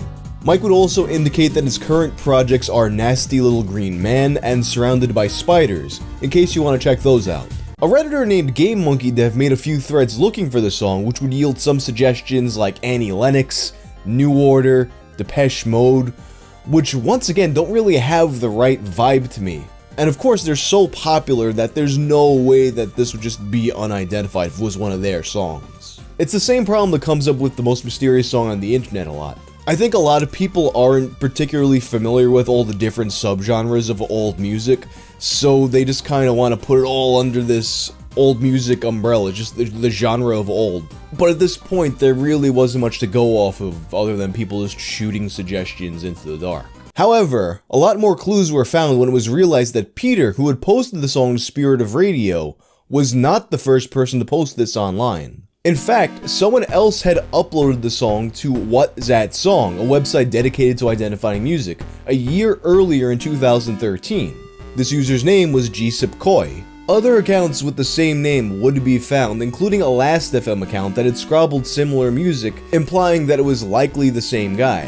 And as Jay, a user who had popularized the search for this particular song, noted in the Mysterious Song Discord, since What's a Song has a clip cutoff of 30 seconds, and the Spirit of Radio clip was also 30 seconds. At this point, we only had 30 seconds of the song, and the clip cutoff for What's That Song is 30 seconds. Meaning that Gsip Koi most likely had only cut it to 30 seconds to reach the time limit and had the entire song.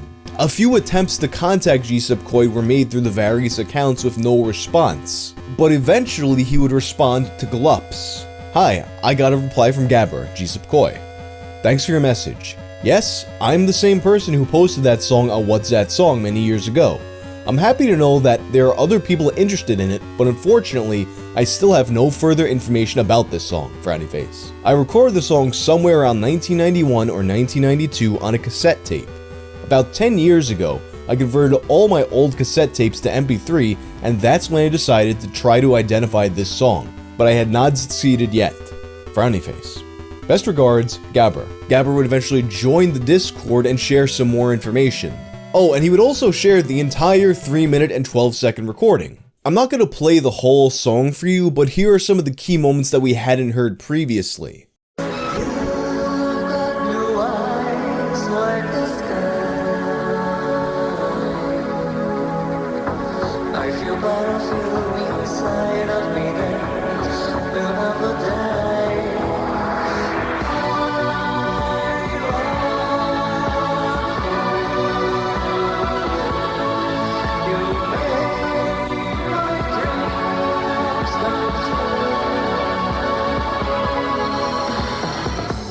Now, I'm not the only person to have made this observation, but for some reason this intro to me it sounds strangely Indian. Like the vocals do not sound Indian to me at all, but there's just something about this that gives me like a Benny Lava kind of vibe.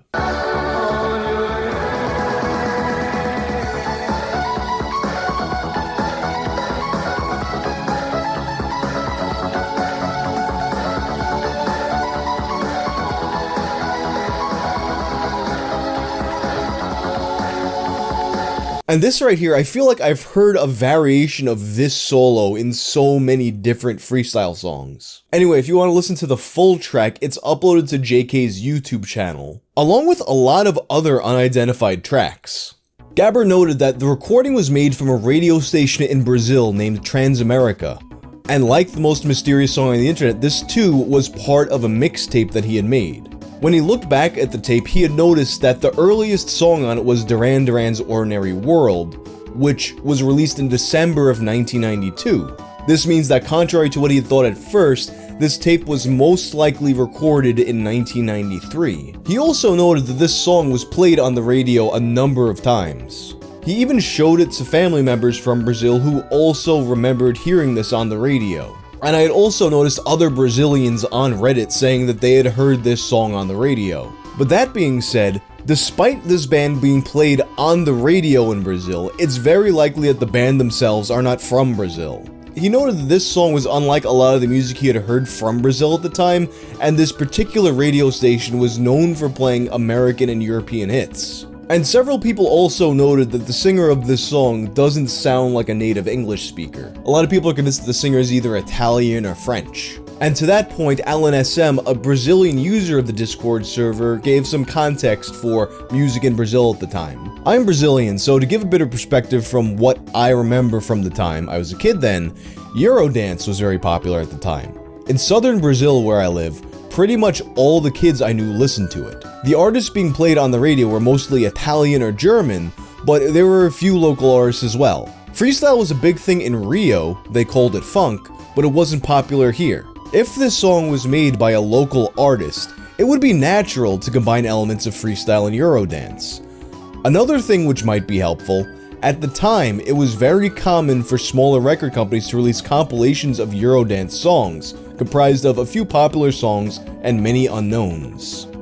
They would partner with popular radio stations and name the compilations after them. For example, something like the hottest songs from Radio Whatever.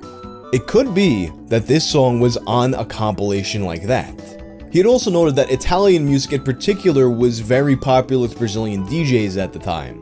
To which a user Silberisen added that Italians at the time were churning out such a sheer mass of dance music that the odds are good that this could be a lost Italo track. Meanwhile, Gabber did actually manage to contact Transamerica. None of the DJs who would have been around then were still working for them, but they did direct him to a list of popular songs from each year. This song, however, was not among any of the lists. And in the comments of JK's YouTube upload, another potential lead was raised. This one from a commenter named Randolph who had mentioned he had heard the song too, but on Danish radio. So I might be completely wrong and confusing this for another song of course, but I'm pretty sure this song used to play on the Danish radio station The Voice in the mid-90s, and that a sample of it was used in like one of those radio advertising stingers way into the aughts. The Voice had some kind of connection to Bulgaria and later opened a radio station there. A user named Maximus Vergara found an uploaded broadcast from The Voice, and it definitely sounds like a station that would have played this sort of music. Unfortunately, this particular track was not in the uploaded broadcast. So right now we got a bunch of clues, but no real solid leads. Some artists and compilations have been looked into, but nothing's really turned up anything. My hope with this video is that, like a lot of the recent lost media cases that have been solved by viewers of the channel, that it just reaches a large enough audience that someone happens to just know it.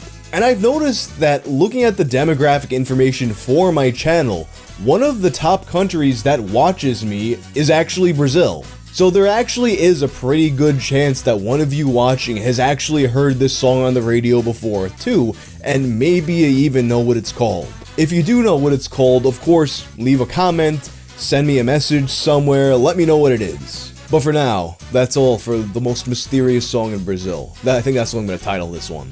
I'm sure someone's gonna tell me there's other more mysterious songs in Brazil, but you know, we gotta keep some kind of consistency here. When Harvest Moon came out, I never would have expected that it would become one of my favorite games of the 16-bit era. I think I picked it up because it bore a superficial resemblance to the 16-bit JRPGs that were my favorite thing at the time. But unlike those games, it was completely unconcerned with saving the world. You just live your life as a humble farmer, plant some turnips, meet a nice girl from the village, and marry her. It stood out from the pack by being a fun, engrossing, and downright addictive experience that you didn't fight or kill anything in. But what if you said, forget about all this wholesomeness, and you said, yeah, you know what, let's throw in a little bit of killing. But according to an old internet rumor that's resurfaced somewhat recently, such a game does exist. But we can't seem to find it, and a lot of you have been messaging me about this game, so for today's episode of Gaming Mysteries, let's take a look at the evil farming game.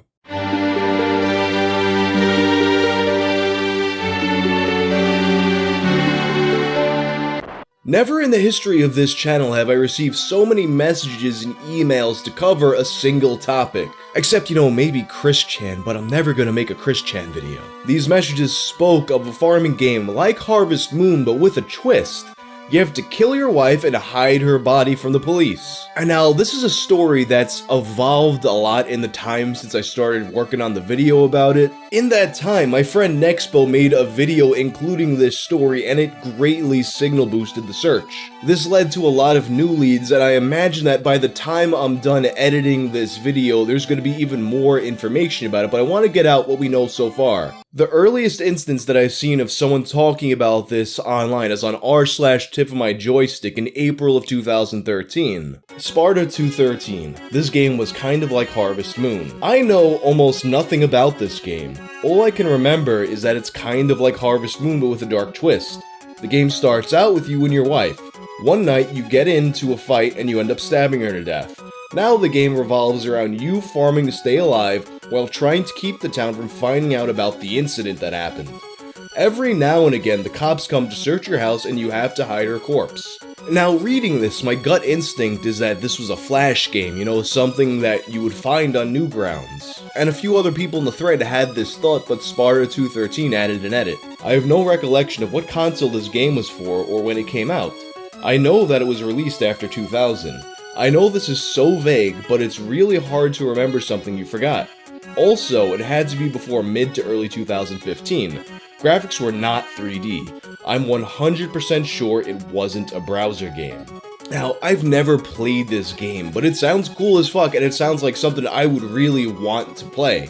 And others felt the same, as it was a very highly upvoted post and a mod stickied it to the top of the subreddit. And people began to get some more leads from Sparta 213. Oh my god, that's pretty intense. What was it for? PC? PlayStation? And was it modern or from a long time ago? After the year 2000, I believe, but definitely before 2016.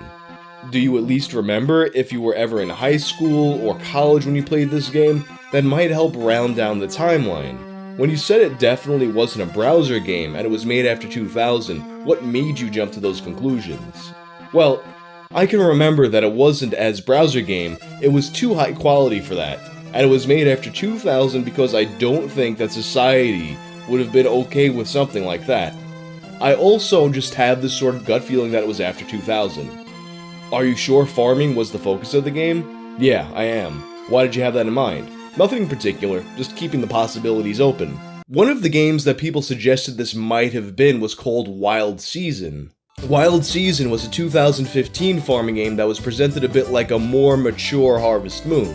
However, it contained no such murder plot. There was also the suggestion of Scapeland. However, Scapeland is a bit too recent and it's also in 3D, looking nothing like Harvest Moon. Other users suggested that it might have been an RPG Maker game, which definitely seems like something that might be possible. Granted, no RPG Maker game could ever top Tamer's 1-2-3-4-5 Sonic-styled RPG. This is the prophecy of rotten darkness. Let's get down to business. Another user suggested that perhaps it was all just a dream. At this point, the most likely origin of this game is your dreams. It's the exact sort of thing the average dream will create. Something you enjoy/think about in real life. Harvest Moon crossed with a terrible incident you have to suffer through in guilt while nobody around you actively notices and are just generally probably suspicious of you. Everyone has the guilt dream. This looks like yours. You probably mix it up with real life, as everyone does sometimes. With how odd it is and how much actual gameplay and art they'd have to create to get it off the ground, I highly doubt anyone actually made this. And while I do agree that this is an awful lot of work for something that would presumably have been a free project by an indie dev, the dream explanation doesn't really pan out for me. I've definitely had dreams that put me in an unlikely situation in a video game world that I was familiar with, but nothing that was ever so believable or realistic, or even that much felt like a video game that I would bring it out with me into the real world and think it was real. I always feel like my dreams personally are a lot less coherent than people describe their dreams as being though, so maybe that's just me. Either way, the dream explanation would seem a bit more unlikely, as a couple of years later, a user named David Spade AMA would come looking for a very similar game. PC, Evil Farming Game. There was this game I used to have downloaded in about 2006, before I upgraded my computer and lost it. It was a farming Stardew Valley style of game, where you murder your wife, and then you try and pretend you never killed her. And that was the whole game. Keep farming and make sure no one finds out you killed her. There was a fishing minigame, and I specifically remember fishing up evidence of your wife's murder, and then you pass out. Another user was quick to point out the thread from all those years back. This is one of the top posts of all time on this sub, and it remains unanswered there. So it probably wasn't a dream then. Maybe OP can provide us with more details than the old post. Oh wow, I thought I was the only one. Not mentioned in that post was the pixel art gameplay and weird cutscenes in a different art style. It was downloaded off some shoddy indie dev's website that also had a ton of graphic live leak style videos to download. The name was so out there that I can't think of what it was. It might have started with Ash and then kept going, but that might have been another site. And while it's possible that David Spade AMA simply went back through the tip of my joystick archives and decided to start a wild goose chase, it seems a little unlikely to me. It's just such an obscure thing to try and be back and turn into a whole internet thing. He also addressed the RPG Maker question. What graphical and era details can you add? Also, do you know if it was an RPG Maker game? Was it a standalone game? Did you download off the web? It was not an RPG Maker game, and I do think it was freeware, downloaded off the web and not a physical disc. It was its own game, downloaded off what I think was the developer's website, and there was a ton of messed up stuff on the website, like r/watch people die type stuff. It had a weird art style. I remember the game Y2K is what made me think of it. It was pixel art during gameplay, but had cutscenes too, which I don't remember if they were voiced. The question of the game's escape land was brought up once again, and while David Spade said this wasn't the game, he did say that the cutscenes might have resembled the graphical style. A lot of people at this point wound up comparing this story to the Candle Cove creepypasta. To put it briefly, the Candle Cove creepypasta played itself out over the course of a forum thread. In the thread, various users recalled details about a creepy TV show named Candle Cove. The fact that it was a creepy children's show and people couldn't seem to find it was central to this story. Personally, I can't help but think that if that were the case with this story, there would have been more specific details by now. But really all we had at this point was a vague overview of the plot, look, and game mechanics. David Spade AMA denied this claim and said it was definitely not something that was either for children or pretending to be for children. Another game was suggested in this thread as well, a game called Reap and Sow by Snow Owl. David Spade AMA didn't respond to this suggestion, but let's take a look at the game Reap and Sow. Reap and Sow is an RPG Maker game that does combine farming gameplay with other elements. However, these elements do not include the murder of your wife or hiding the body from the police. Instead, the game involves you going into a creepy dream world at night where the crops that you farmed can help your gameplay. It seems like a really cool game, but it's not this game. The search for this game would heat up once again later that month in December of 2018, when someone posted, and longtime viewers of my channel are gonna groan when I say this, so get ready. A Redditor claimed that he had this game on his old laptop, but the laptop wouldn't boot up. You see, the hard drive on the laptop was messed up and needed to be recovered. Avoiding the police after killing your wife living a normal life. Hi all, first time posting here. Today I found my old laptop, but sadly it won't boot up. But it brought back some great memories, particularly a game I'm about to describe. So at the start of the game, you killed your wife, but after that, you just lived as a normal managing your farm. However, it had a twist. The police could come at any time and find the body, so you had to constantly be wary and move the body. The laptop was built in 2001, and I bought a new one in 2003, so it would have been between that time. It wasn't a browser game, and I think I may have gotten it from uTorrent, but cannot remember TBH. Hope this is enough info, and many thanks. Commenters gave suggestions on how to recover the data, how to fix the hard drive, blah blah blah blah, you know how the story goes. But let's just see where I went. Edit. Many thanks to all those offering to recover my hard drive. I'm actually in the UK and a lot of the offers seem to be from the US. My local computer store opens Wednesday, 2nd January, so I'm going to take it in to see if they can get it to boot up. Many thanks again, it's very kind of you all. Edit. Laptop checked in earlier today, quite busy but should have an update Friday. Final edit, sad news. The laptop is bugged. The dampness / moisture of the storage I placed it in is knackered it all. Any final suggestions? Edit. I am retrieving quotes from professional data recovery firms. Update. The platter of the hard drive was damp and it's been deemed unrecoverable. I'm really sorry to have built hopes up. I'm sure you are. In this thread came a number of new suggestions. So at the time this was posted, if you googled "far game where you kill your wife," you'd get a game called Moirai. If you do that search now, you get Stardew Valley, which is really funny to me, but the game is definitely not Stardew Valley. So Moirai is a defunct mystery game which does take place in a farm village. You're searching for a missing person in a cave and you find them dying, and when you encounter them, you can choose to either let them live or to put them out of their misery. Although it is a farm game that potentially involves murder, you don't kill your wife, you don't hide the body, and the police don't look for you. Also, it was made in 2016, it was 3D and looks nothing like Harvest Moon or Stardew Valley.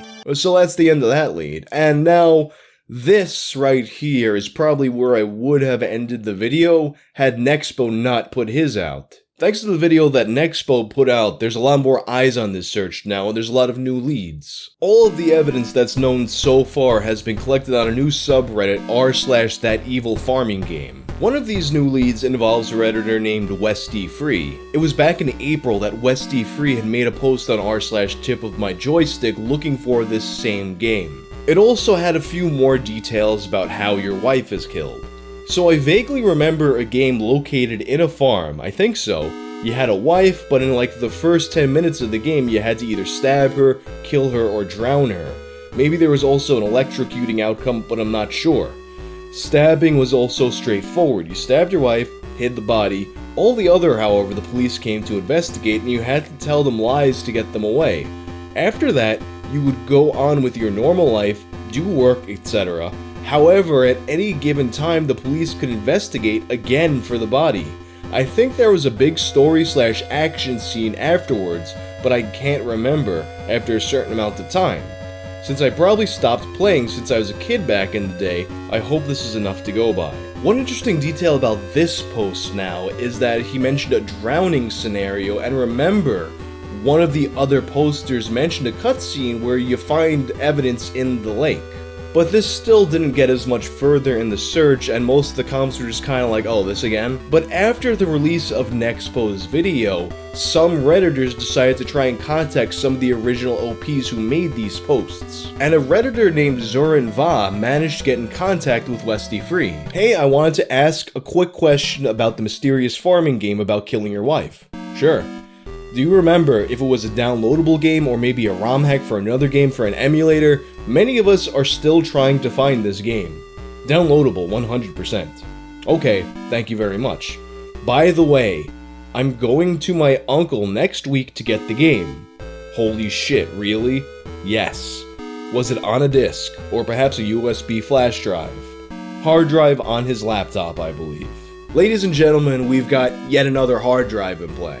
There's no talk yet of this one being buggered, but as of the recording of this video, he hasn't gotten back with the laptop. Another Redditor named IvyLeaf33 collected some of the more informative comments on Nexpo's video. There's a bunch that you can see on r/thatevil farming game, but I want to focus on the ones that have what I think are the most promising leads. One of the leads pertains to the word Ash in the edgy website that was mentioned in the older Reddit posts. Okay, might be a stretch, but in 2008 to 2011, there was a shock site that was popular in my region, Balkans, that had a URL like Ashen Remains or Ashen Remains. It hosted metal songs if I recall, and had shock videos of murders with metal music in the background. It was hosted with a Swedish or Russian domain I think, and it wasn't a .com domain. It also had an abundance of ads. But lining up with the Reddit posts, it did have downloadable games which were indie developments. I remember playing a really cool monster truck game and a Mortal Kombat fan game. Hope this helps. Edit. A friend of mine told me that it's most likely Ashen Bones. The name Ashen Bones to me seems to trigger some kind of vague memory, but I don't really recall it clearly, and nobody on Reddit has been able to find either this website or an archive of it. A few other commenters pointed to it potentially being on a disc that was included with a gaming magazine. This was a really common practice at the time, and I used to love getting those discs in the mail. One commenter suggested that they played this game on a disc they got from PC Gamer. Another commenter suggested that they were from Austria and played this game from a German magazine. As a result, a number of Redditors are currently pouring through German game magazines and PC magazines of the time. There was even a user, Aaron2005X, who had a gigantic archive of German demo discs. Another Redditor named Zeri discovered a complete online archive of a German computer magazine, Computer Build. People are currently looking through these archives, but as of now, no one has found the game in them. Finally, literally as I was about to go record this video, there was another new post by a Redditor named sreject. He had a different account of this game that raises a few questions. Full disclosure, Nexpo's video brought me here. Make of it what you will. I have been searching for a game since at least 2010 that aligns near perfectly with the details given in previous posts. The consistent details. The game was created no later than 2004. I had it on a laptop prior to getting my first tower in Christmas of 2004. The game came from an Shady free game website. Sorry, I don't remember the site. Ash doesn't strike a nerve. The game is isometric 2D top-down, Zelda A Link to the Past style player view. There's a cutscene upon starting a new game in which you murder a woman. There's a cutscene at the start of each day that progressively explains the backstory. I don't remember much about it other than a sour relationship. You spend the gameplay moving the corpse between field plots while avoiding police coming into contact with it. Details that have not been mentioned in relation to the game I'm searching for. The game had reap in the title. Reaped, the reaping, reap what you sow, something along those lines. Images are low quality pixel art, something you might see created in MS Paint. Cutscenes are single spread textless comic/storyboard style images. The layout is a farmhouse/barn on the left, 2x2 of square garden plots in the center, and a road on the right. The screen doesn't scroll. Farming is not the mechanic on display within the game. You use the corpse to fertilize crops in an attempt to decompose the body. If you under or over fertilize a plot, the plants will die and the plot becomes useless. Cops will come at random times to search the fields. You must shoo them away from the field with the corpse. Likewise, you must not be holding the body if a cop stops to talk to you. As days progress, more cops come. The win condition is to fully decompose the body. Details that conflict with other testimonials. There is no fishing minigame. Outside of a start screen and cutscenes, the only other screen was the layout explained above. The focus was not on managing crops. It was a story device towards decomposing the body. There was planting and harvesting, but you didn't gain directly from it. The game had little to no text outside of the start screen that I recall, so it would be hard to deduce bad translations. And there's a few things we have to consider here. For starters, he said reap, which immediately makes you think back to that game Reap and Sow. But once again, that conflicts with the game he's describing, and when people showed him Reap and Sow, he said, no, that's not the game I remember. That being said, if this game does exist, I'd be willing to bet money that the title does in fact include the word reap.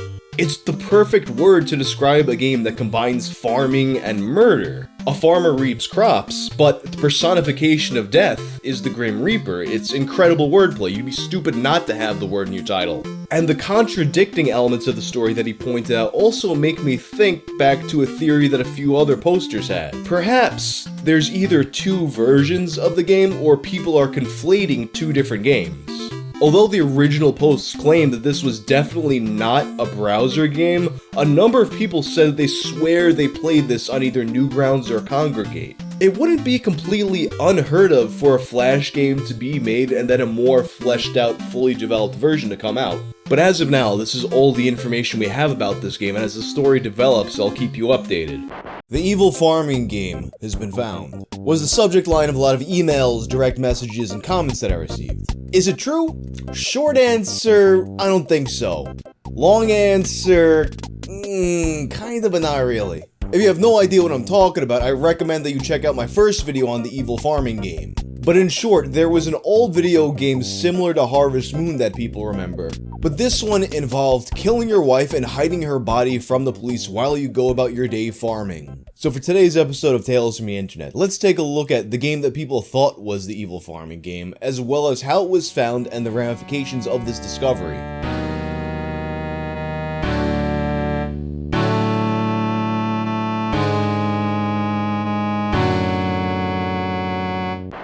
A thing that I've noticed sometimes about these lost media searches is that what happens a lot is they'll run out of steam and then all of a sudden someone will come to the community brand new and they'll just inject the community full momentum once again. In the case of the evil farming game, it was a Redditor named Simone Brune, username PlumpDev, who just knew that she played this game before and had to get involved in the search. It begins with a post she made on May 1st to r/ThatEvilFarmingGame. I downloaded and played this game sometime between 2014 and 2016. So, I've played this game, and it frustrates me to no avail that I can't find the site I downloaded it from. Around 2015, I only had a shitty little laptop that, at best, could play Binding of Isaac Rebirth. So I would download games from a few free PC game sites. This is where I downloaded this game. The site was not hidden or obscure in any way. It would be the top results for either freeware games, free PC games, or abandonware games. These were the three search terms I'd use to find games. One of the sites I am 80% sure I used is freepcgamers.com. A site I might have used is this, freegamesdl.net. The site I actually downloaded the game from looked more similar to the latest site, but it was much more simple. Mostly white with no banners or the like. Every category would be listed on the left side, and the content would be listed as separate blog posts on the right. The site was not a piracy site. It was a site offering legally free games. It is not Moirai. Moirai was released after I had played that game by quite a lot of time. I was trying to become an indie game dev at the time and basically lived on Twitter. I remember when Moirai came out and all the buzz it created among game journalists who reported on indie games. For the game itself, I remember very little. I remember that the game had barely any instructions and that I didn't really get it. It was not an advanced game. I know people compare it to Harvest Moon, but that is giving the game way too much credit. It was a very simple pixel game with weird graphics that would invert in color and make staticky sounds. The one thing I remember quite clearly is that the fishing portion was in 2D perspective, like side-scroller view or 1/3 view, as in very close to side view. I don't have anything to add to the gameplay that has not already been said. However, what I remember vividly is the site I downloaded it from, which is what I wanted to share. For 6 hours, I've been searching for the site I used, and even searching through sites that look similar enough, but to my frustration, I have not found it. She would go on to create mock-ups of what she remembered. She made one of the fishing side game, and she made one of the site she found the game on, noting that it was a simple blog format with direct downloads to the games. And she also posted pixel art of a farmer that was similar to what she remembered. She also mentioned that at some point you pulled up a crappy pixelated foot that belonged to the dead wife. There was a top-down perspective when you went hiding her, and there was also a barn that you could hide her in.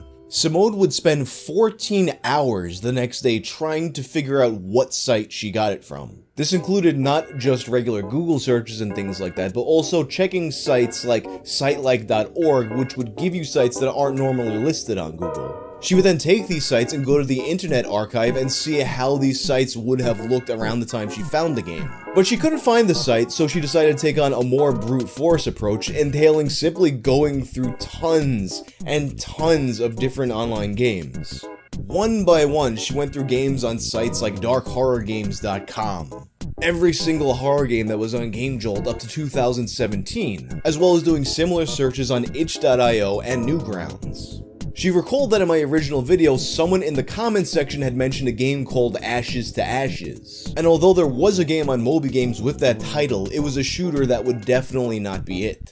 There was a game that turned up called And You Will Be Fit for More Than Ashes that caught her attention, but that didn't seem to be it either. Since a lot of people claimed that they had seen Markiplier play this game at some point, she went through his whole back catalog to no avail, as well as John Wolfe, who mainly plays horror games. She had already put in an absurd amount of hours into this search, noting that she had no day job and nothing but free time to look for this game. And on that note, a couple days later, she would make another similar posts with more websites and more games, including Reap What You Sow, which did come up in the initial search. And she noted that this particular game is similar enough to some people's description of it that it's very likely that a lot of different people are remembering different games and kind of combining them into this one farming game blob. And the more the search goes on, the more I think that this is probably true.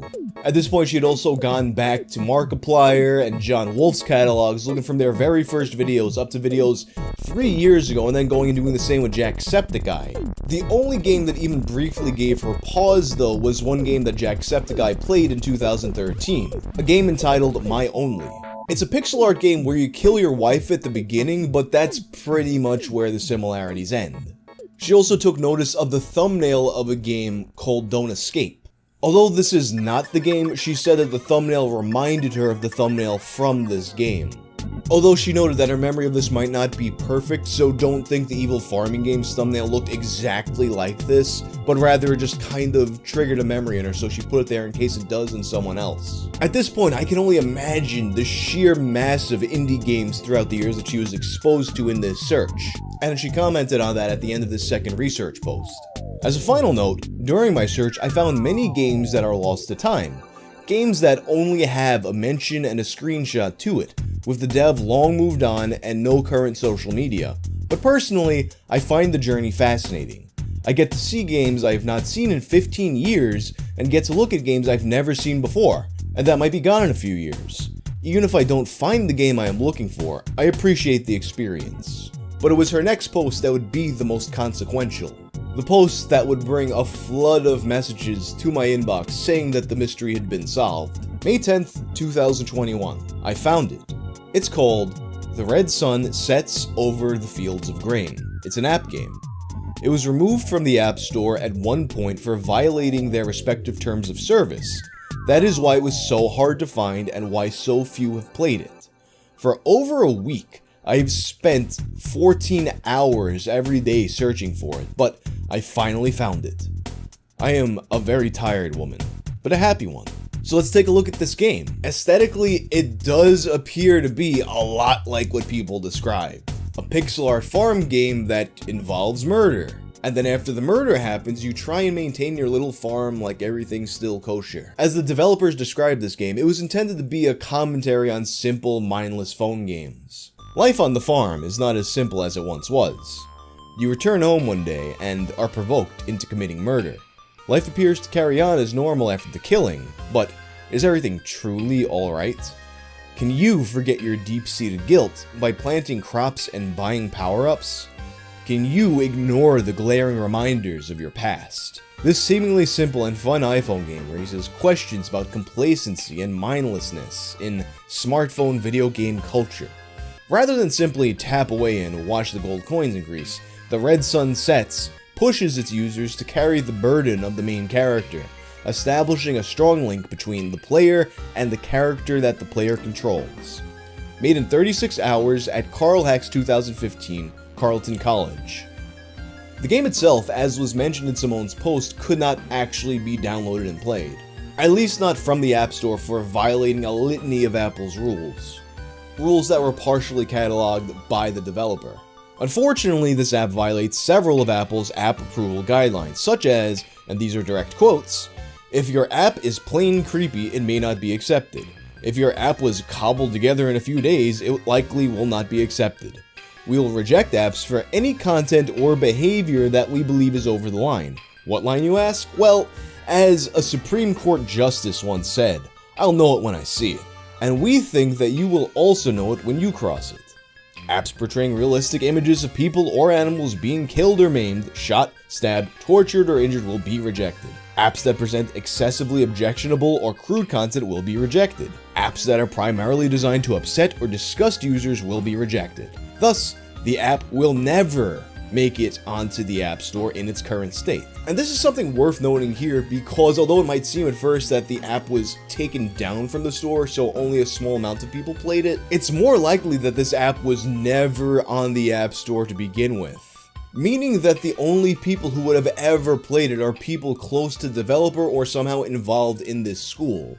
And if you want to play it, the developer uploaded the files and the instructions on how to recompile it and play it on your iPhone. Honestly though, it's a bit above my head and I couldn't do it.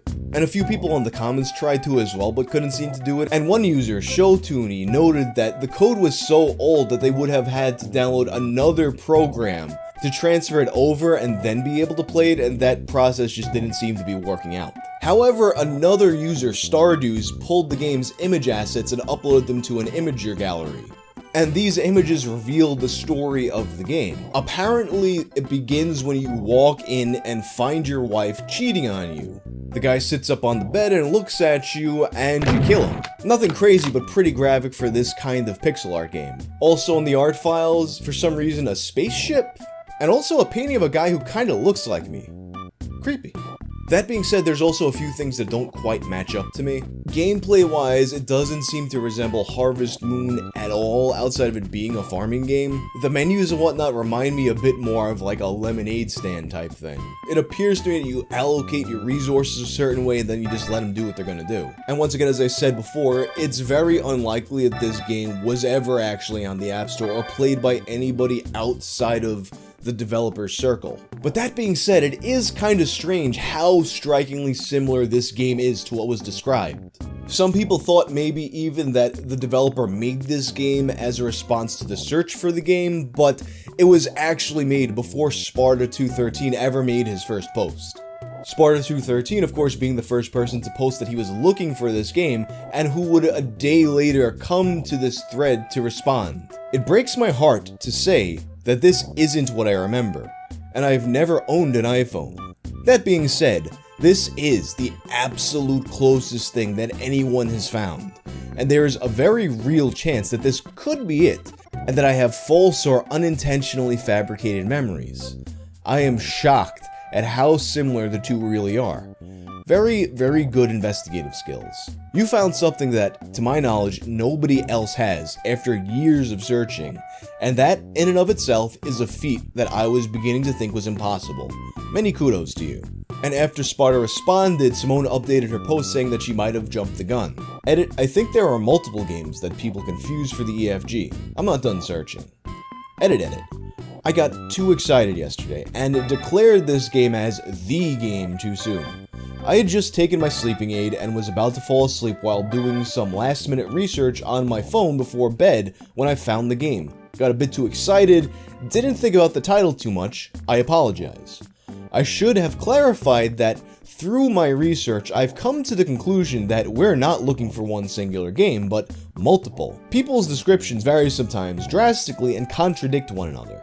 For example, in Sparta's later clarifications in AMA, he states that the game he played was focused primarily on farming and was very story heavy and had a village and villagers. Basically, it was a long play RPG farming game.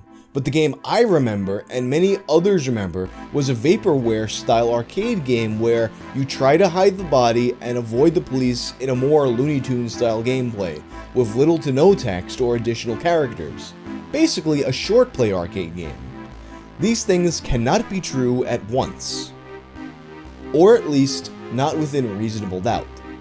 I don't think the search is over, but we have found a corner piece to the puzzle and can now start mapping out a frame of EFG games.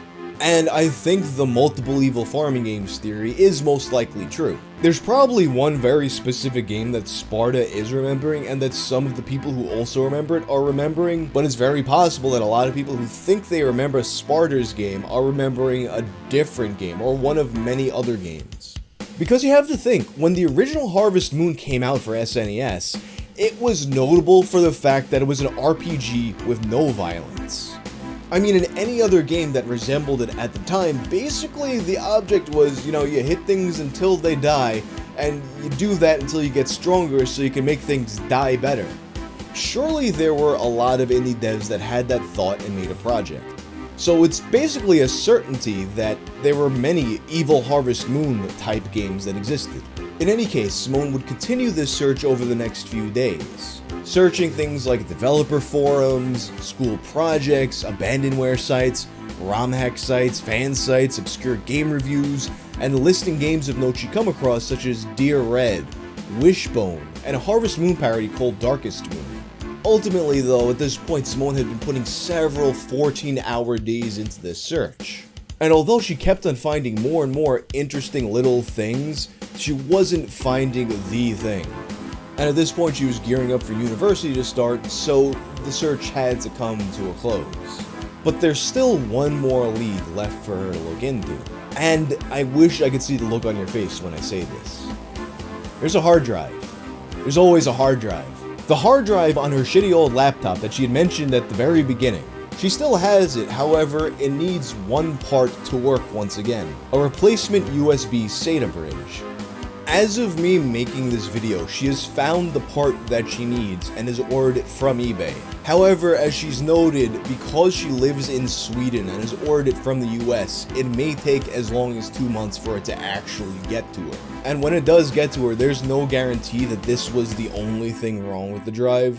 But if it does work, and that game is still on the hard drive, this mystery could very well be solved.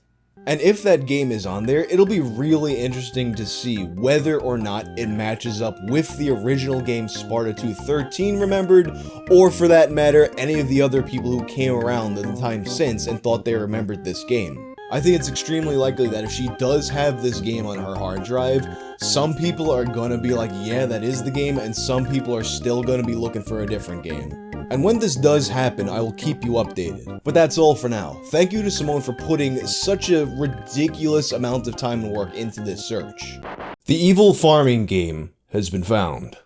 No, for real this time, no fake out. But there is a catch. You see, as it turns out, the evil farming game wasn't actually a game after all. Rather, this was a very specific piece of content that Sparta 213, the original poster, was remembering. And after this piece of content was found, he did confirm that this is it. I can already hear the rattling of the torches and the pitchforks. As always though, if you have no idea what I'm talking about, I recommend you watch my first videos on this topic. But to summarize, people remember there being a game like Harvest Moon, except instead of merely tending to your crops, you killed your wife and hide her body from the police. All the while still maintaining your farm. The search has been going on for several years, and that brings us to today. It's only been 2 days since the release of my last update video on the evil farming game. It's been about 1.5 years since I made my first video on the topic, and since then the channel has grown significantly, bringing a lot more eyes to the search this time. And sure enough, this lost media winning streak we've been on this channel continues. This time, it was a viewer named Aqueous Snake. After having watched this last video, Aqueous Snake remembered something. On June 6, 2015, Vinesauce Joel, Varg Skeletor, streamed a game called Global Defense Force. At some point during the stream, Joel is talking about games his friends used to rent, one of which being the Nintendo 64 game Body Harvest. He remarked that the game was great, but the name was weird. He says it makes him think of Body Harvest Moon, like if there was a Harvest Moon game with corpses. So he starts to riff on this idea of Body Harvest Moon. Harvest Moon, it's just regular Harvest Moon with your wife, and midway in the game you have an argument with your wife, and you accidentally kill her with like a I don't know, like a saw blade. No, fuck it. You kill her with like a barbecue kebab rack. Like you impale her accidentally, and you're like, oh shit, I didn't mean that. And at the same time, as you gotta like, rescue, you gotta manage your farm, raise your chickens and milk the cows. You also gotta like hide the body from the cops sometimes, from health security checks, and yeah. This bit from the stream would then get clipped by a YouTuber named Tuskull, who would create an animation over Joel's narration, dramatizing what the game might look like. This stream occurred 1 year before the original post made by Sparta213 looking for the farming game. Aqueous Snake would then post this animation to the farming game Discord. With Joel's clip being so similar to what was being looked for, it quickly made an impact. Simone Brun, who you'll remember from the last video, made a post to the subreddit about the animation saying that she's sure she's heard this clip before. She realized that she had come across it around the time that Sparta made his first post in 2016. Someone else who was looking for the game had posted it to Twitter. And whatever game it was that Simone has on that broken hard drive, she believes she found around the time she was looking for the game back then.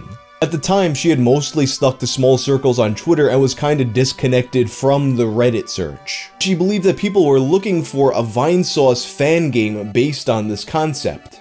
Based on the Vinesauce fan game theory, user PM Me Your Ears made a post in the Vinesauce subreddit checking if there's any knowledge of such a thing in their community. The only response came from a user named Crush3000 who suggested that perhaps people had heard this clip and it implanted the memory of the game in people.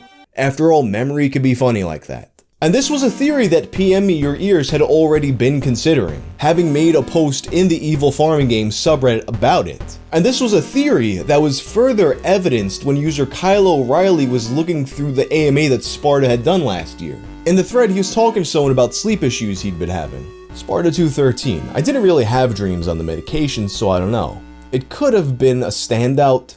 The insomnia is gone now that I stopped taking the medication. Kinda nutty if you ask me. Flame the Hedgehog. Well, glad to hear that you're getting better now. This has all been such a strange event, so I wouldn't be surprised if it was one outlier half-dream while watching Vinesauce. Who knows? It could have been a terminal 7 dream cancer. Sparta. Nothing could be ruled out. Additionally, PM Me Your Ears had dug up another old message in the farming game Discord posted by user Zella all the way back in March of 2020.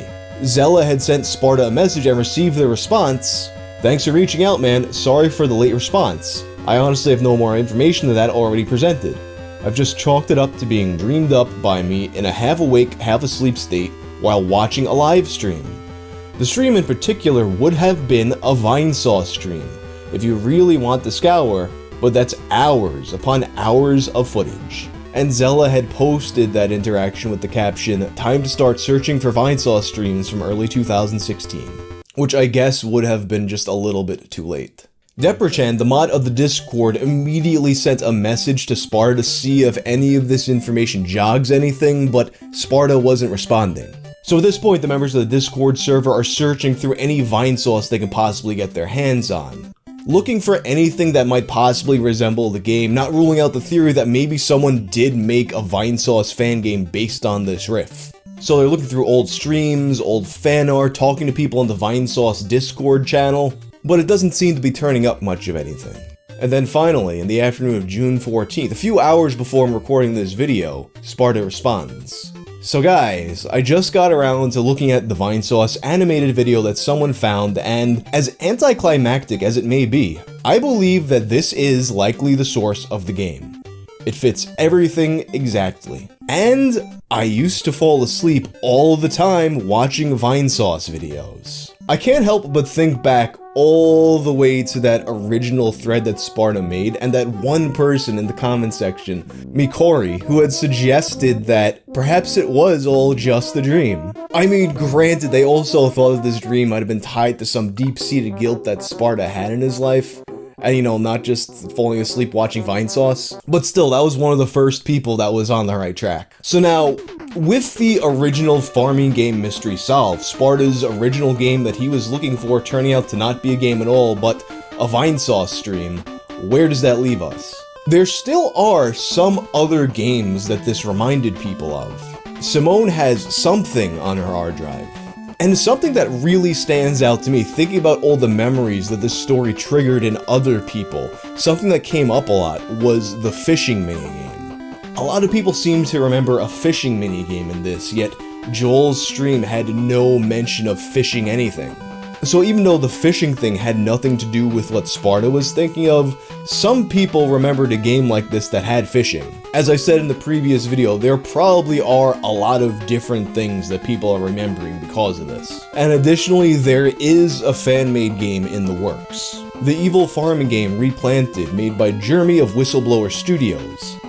It's currently slated for an October 2021 release.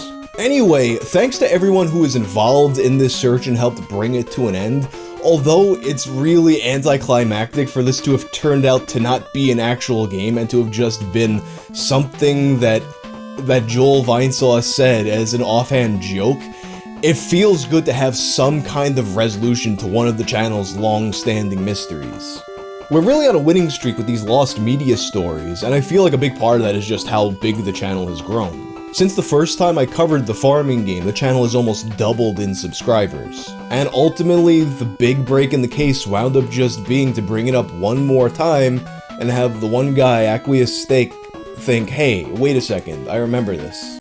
At some point during or around the year 2008, a Redditor from Finland named Tansa H purchased some new fabric curtains from a local store, some pop art featuring a repeating pattern of 8 celebrities.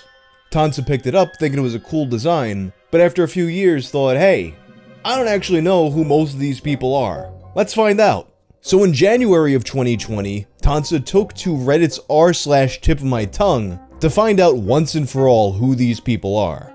One by one, Reddit pieced it together. Not just figuring out who these people are, but finding the exact photos that the images were taken from. Each celebrity except for one. Celebrity number 6. Looking at this image, you probably have a lot of ideas of who you think this is, and so did I. So did a lot of people, as can be seen through this absolutely gigantic list of possible suggestions. So for this episode of Tales from the Internet, let's take a look at the mystery of celebrity number 6.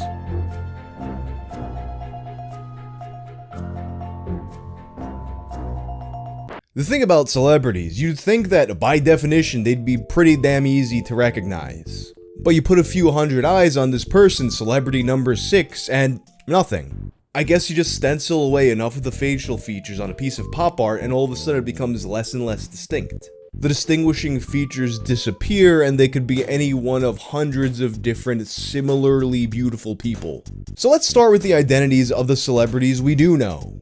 Celebrity number 1. Adriana Lima, a model most known for her work with Victoria's Secret. This photo was used for the XOXO brand, possibly taken as far back as 1999. Celebrity number 2. Josh Holloway, most famous for playing Sawyer on Lost. This specific photo was identified as being from the 2004 GQ magazine Men of the Year event. Celebrity number 3. A lot of people thought that this was Emma Stone until the exact source photo was found. And it's Adriana Lima again, this time from the 2004 Victoria's Secret Angels Across America tour. Celebrity number 4, Jessica Alba. Famous for a lot of stuff, personally I associate her with Dark Angel. This pic is from the 2017's Choice Awards, which pushes our time frame up a few years. Celebrity number 5. This is Travis Fimmel, taken in 2003 for the WB Upfront. Honestly, I don't know who that is. At the time of the making of this piece of fabric, he was primarily known for his modeling work and his run on the short-lived Tarzan TV show. But as of now, his most popular works are the show Vikings and the Warcraft movie. Celebrity number 7. Ian Somerhalder, known for playing Boone on Lost. This photo is from a 2005 ABC press party. Celebrity number 8. Orlando Bloom, aka Legolas. Taken in 2003 for a Japanese magazine, Kinema Junpo. And those are our celebrities. Let me get a big round of applause. So here's what we know from these images. So each one of these images of a celebrity on this piece of fabric was based on a real photo. And each of these photos were taken between 1999 and 2007, with most of them no earlier than 2003. But they could have been taken as late as 2009 depending on when exactly this fabric was purchased. Although these images are taken from real photos, they could be modified somewhat. This is evidenced by the photo they used of Orlando Bloom. In the original photo, his hands are up and he's holding beads. His hands and the beads have been removed from the fabric and now his arms are at his sides. It's also worth noting that most of these source photos belong to Getty Images. $400 for a glass of fucking water? User PM Me Your Ears contacted Getty Images directly, but their representative was unable to identify the person and suggested a reverse image search, which of course is not terribly helpful in this case. And after I saw that, I attempted something different. I tried to use an AI-driven search engine. They tend to be a bit more helpful if you're searching for something slightly different from the image you're looking for, but in this case it mostly just gave me drawings of Asian women and some guy who either looks like Phil Anselmo or Matt Jackson of the Young Bucks. It's definitely not either of them, but it would be pretty funny if it was. Oh, wait a second, I gotta hang up my Phil Anselmo, Matt Jackson, Jessica Alba curtains.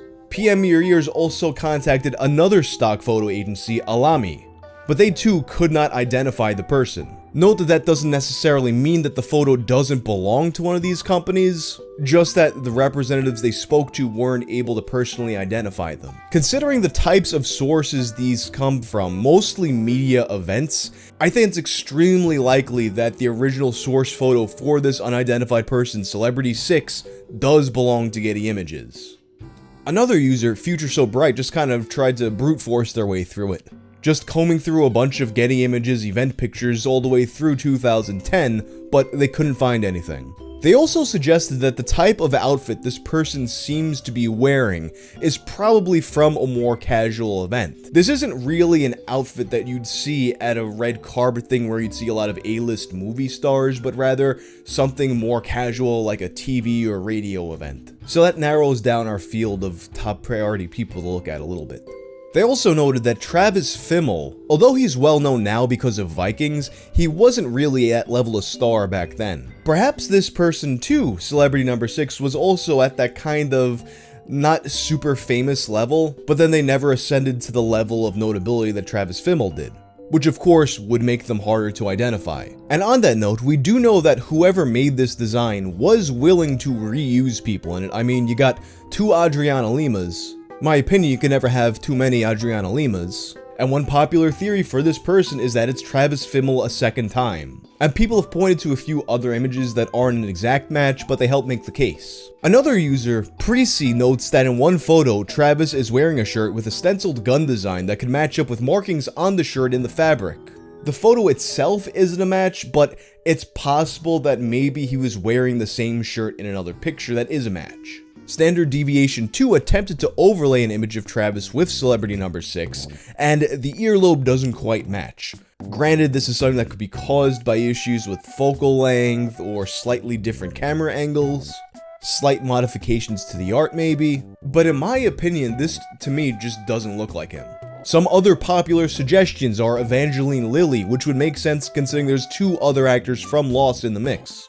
There's also Edward Furlong, who has really similar eyes and that length of hair, as well as River Phoenix. I have my doubts about them though, because it seems like they're not right for the time period that this designer was going for.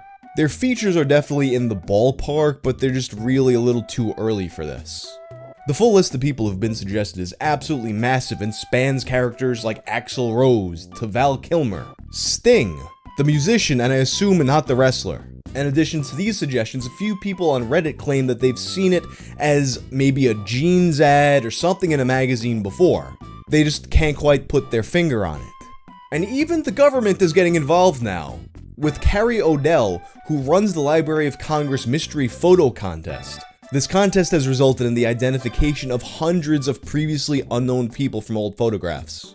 And he was brought in on this mystery when a user of r/tip of my tongue tagged him in it. He hasn't managed to identify it yet, but he did say that he would pass it around to some people who are good with this sort of thing.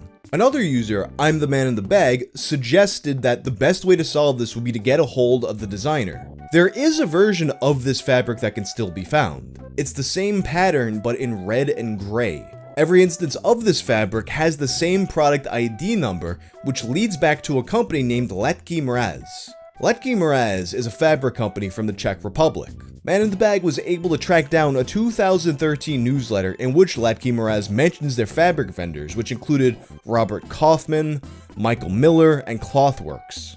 After being contacted by Man in the Bag, Michael Miller and Clothworks both said that this is not one of their designs. He noted that Robert Kaufman was the most likely source for this of these vendors. He noted they have a category for figures that this pattern would fall into. However, the exact pattern cannot be found on their site. Another user, DataCap0101, did manage to get a hold of Robert Kaufman. Hello again. I finally got an email back from Robert Kaufman. All they said was, unfortunately we cannot disclose the names of our designers, which is odd considering they have an entire tab on their website dedicated to listing their designers. I feel it came from them, but they do not want to take responsibility for it. I think this is where you ought to look. And it would make sense for a fabric designer to not want to take responsibility for this design. Using people's images in this way could potentially open a company up to some kind of legal issues. But it's also quite possible this fabric was simply made by a company that wasn't mentioned in the 2013 newsletter. Realistically, I think tracking down the person who designed this pattern might actually be more difficult than simply getting the image in front of someone who recognizes it. Ultimately, I think that is the best hope of solving this case. And I don't mean simply thinking you know who the person is, I mean we've got over 200 suggestions. You kinda gotta have the exact picture to match it up with, and I know that's kind of a controversial stance on this topic. I've seen some arguments about it saying that it's too high of a standard of evidence. But there's so many people who are sure that their person is the person who you're gonna go with. And then you have to remember, there were people who thought that Adriana Lima was Emma Stone until the exact picture was found. So having the exact photo to match up with celebrity number 6 really is the necessary smoking gun to bring this to an end. A few people have created renderings in a hope of jogging someone's memory. You got hand-drawn extrapolations, tracings, recolorings. I know that when I saw this particular recutting, my mind went to Bjork pretty quickly, but I don't know. Some people even attempted AI recreations of the image, both static ones and moving ones. Some real uncanny valley shit. Realistically though, I wouldn't put too much stock in the AI guesses. I mean, I've tried to use AI to recreate my face from a blurry old photo on an old TikTok, and it didn't turn out so accurate. Made me look like some kind of Albanian Dracula or something. But nonetheless, all of these artists' renderings could perhaps help jog someone's memory. But anyway, that's pretty much all we know for now. Of course, if you have any ideas about who this might be, let me know down below. I'll add a link to the list of names people have suggested so far. Thanks to Exy from the Mysterious Song community for suggesting this topic to me. So this morning, on my very first full day back home from tour, I wake up to tons of messages from people telling me that the mystery of celebrity number 6 had finally been solved. And after looking over the evidence myself, I'm inclined to say that, in my opinion, they're probably correct, or at the very least, we're on the right track. But there are some caveats, and this is not a 100% airtight case. Of course, if you have no idea what I'm talking about, you should probably watch my first video on celebrity number 6. But if you don't feel like it, here's the summary. Around 2008, a Redditor from Finland purchased some fabric with a pattern featuring pop art style renderings of celebrities, mostly from the early to mid 2000s. They liked the design but didn't know who a lot of these celebrities were, so they went to Reddit to ask. And every single one of these celebrities could be identified except for one, the 6th one. Celebrity number 6. That is, until now. Maybe. From the very beginning, there's been a lot of different people suggested to be the real celebrity number 6. A lot of the investigation goes into mainstream actors like Evangeline Lilly, Lucy Lawless, Angelina Jolie. But you look through those and there's no real matches from this picture. And as people exhaust the more mainstream options, they start looking into the modeling world a bit. You get some highly upvoted posts suggesting that the person might be Olga Serova, or Shalom Harlow. No matches here either, but you do get a few leads that make you think, it's kinda close. So after all this time, I was not ready for people to tell me that the identity of celebrity number 6 is Brad Pitt. Buongiorno. I mean, just look at it, come on, it looks nothing like Brad Pitt. If this was Brad Pitt, one of the most recognizable celebrities in the world, I feel like you would just know. There was even an eBay listing for a version of this print that had Brad Pitt among the names of celebrities, which of course led to a massive Brad Pitt search right at the beginning with no results. So I was not convinced at all, until I saw this post laid out by a user named the SFW1. The post is about a photo of Brad Pitt taken by photographer Naomi Kaltman for GQ in 1994. At first I look at this picture and I'm like, no way. But the SFW1 takes a few specific parts of this photo and compares it to the equivalent parts on the fabric. In particular, what sells me on it is looking at the shadow around his eyebrow and around his nose. The shadow on one side of his forehead also appears to match up if you were to flatten out the gradient there. And then you've also got the angle of his hairline, and for that matter, the shine of the combed hair matches up, with the highlights in this photo being stylized to match up with all the other celebrities. It's a pretty shocking revelation to just come out of the blue. I mean, you have a lot of people who believe that this was a picture of a woman in the fabric. On the other hand, though, you also had a lot of people who did think that this was Brad Pitt all along, and now they're feeling pretty vindicated. So that's it. It's a done deal, right? This is it. It's Brad Pitt.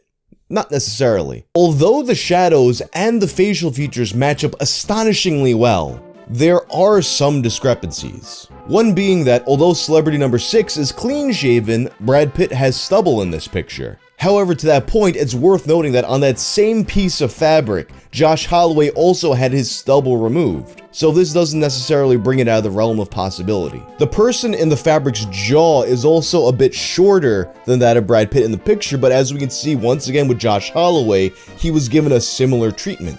There's also the issue of how the side of the hair doesn't quite match up. You have all these strays flying out and about in the fabric, but they're not there. But due to the nature of the lighting in this photo, you would have to manually decide where the pieces of hair fall to make him a free-floating figure, otherwise his head just disappears into the shadows. A much bigger discrepancy, however, is the clothes. Although at first you see how the shadows of the shirt that some people thought might have been a lanyard or something like that are positioned in a similar way, and also part of the collar even flops over similarly. But then you've got all these little details that don't quite match up, and at the same time it wouldn't make sense for the person doing the art to add them there for no reason. For instance, you've got that pocket area that some people thought might have been a gun design or some kind of embellishment or graphic. But in the photo, it's not really there. But at the same time in the photo, he has a shirt over his shirt that has a totally different coloring that doesn't appear in the fabric. Granted, as we saw with the picture of Orlando Bloom that was used in the fabric, they will take some artistic liberties. In this instance, Orlando's hands are removed from the photo and they fill in what his shirt might have looked like. One poster, Axie17, observed when redrawing it by hand that it almost feels like the shirt in this is flipped horizontally. And the issue of the shirt was also addressed by a user named Patrick85. He found a Metro Life magazine cover from 2004, a time frame much closer to all the other celebrity photos in this fabric, and he notes that the shirt he's wearing in this picture appears to be a closer match.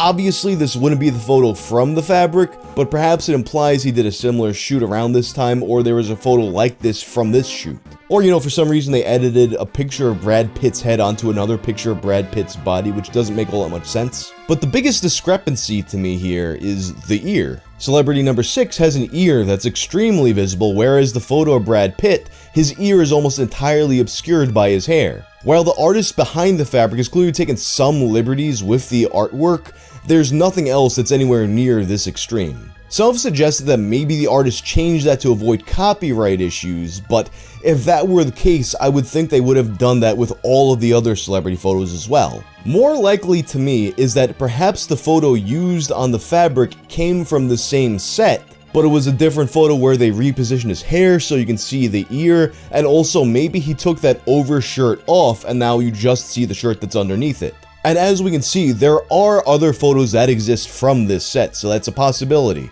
But one thing that I think is for certain, even if this is not the correct photo, it's almost certainly based on a photo with this sort of intense lighting with strong shadows on one side. And after having seen this photo, I considered that perhaps something that made Brad so unrecognizable was the combination of this extreme lighting and the filters used to create this pop art effect. So I tried to recreate it myself from this photo and see. Once using Threshold in Photoshop, and another using a website that applies a posterize effect. What I noticed in both is that even though the eyebrow and the nose match up, if I made the effect extreme enough to create that circle of light on his cheek, the rest of his face becomes much darker than on the fabric. It could just be that the artist did something that I did, especially considering that all of the celebrities after whatever effect is applied are kind of stylized to match the artist's style. It could also be that this is simply an entirely different person in similar lighting. Something that's also evidenced by the fact that my version is pretty recognizably still Brad Pitt. The funny thing is, when I first started on this video, pretty much as soon as I looked at the images, I was immediately like, yep, that's the picture. Like, those shadows are too good of a match. It's gotta be the same picture. But the more I look at it, the more I worked on this video, the more I wasn't so sure anymore. And one of the admins from the Celebrity Number 6 subreddit, PM Me Your Ears, threw up a poll. As of the time of me recording this, the results are pretty split with a bit of an edge going to not solved. So what do you think? Is this Brad Pitt? Is this another photo from the same shoot? Is this a similar shoot of a different person? Is this an amalgamation of a few different people creating a fake person who doesn't actually exist? Is this the work of Red Herring? Let me know what you think. Earlier this year, I was contacted by a man named Yuri who was searching for a piece of lost media. This particular piece of lost media wasn't a song, wasn't a game or an anime or anything like that. Rather, it was for a video known as Chech. Do not Google Chech until I elaborate. You see, Chech is notorious for being one of the first beheading videos online, as well as one of the most brutal. A 15-second version of this clip can still be found. However, it's said that many years ago, a 5-minute version existed. The disappearance of this 5-minute version is something that's shrouded in mystery and controversy. So for today's episode of Tales from the Internet, let's take a look at Chech.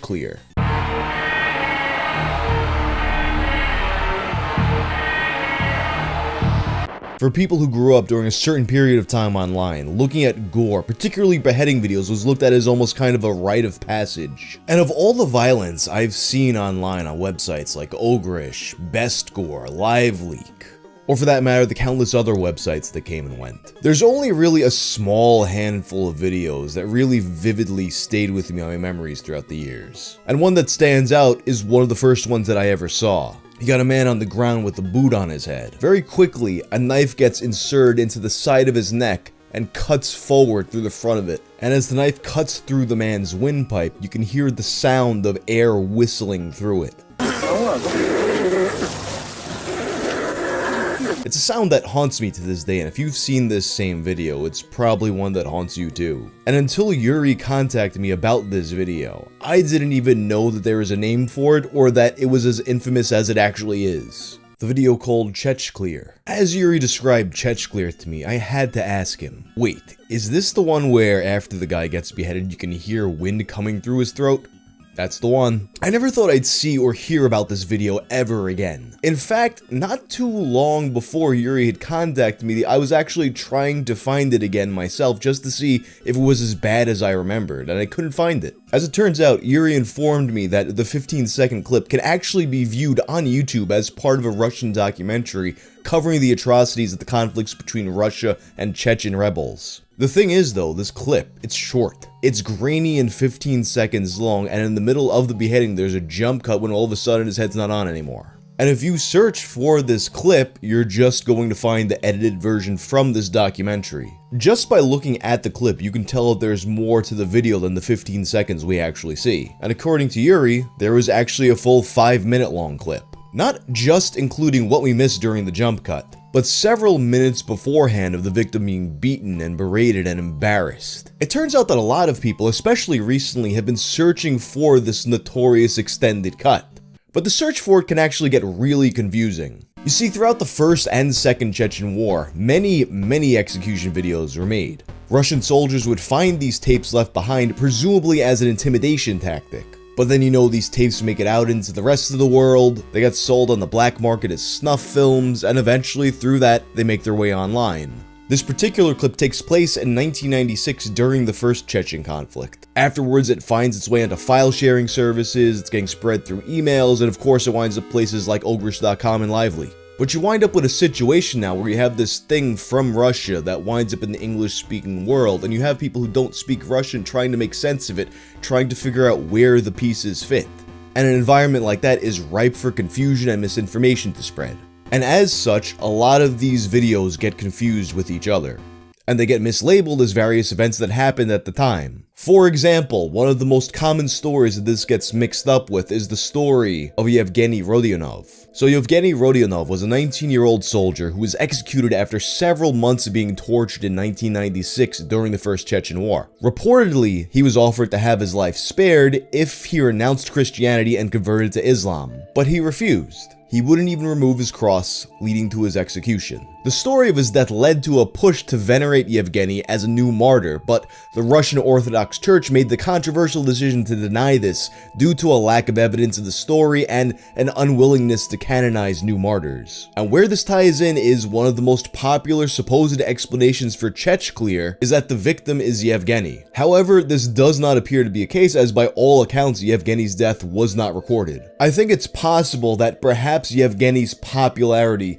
led to him being used to promote either this film or any number of the snuff films that were circulating at the time. Or perhaps it's just the case of someone hearing Yevgeny's story and assuming that's him. Another story claims that this is the work of a Chechen rebel named Salaudin Timirbulatov, nicknamed Tractorus or the Tractor Driver.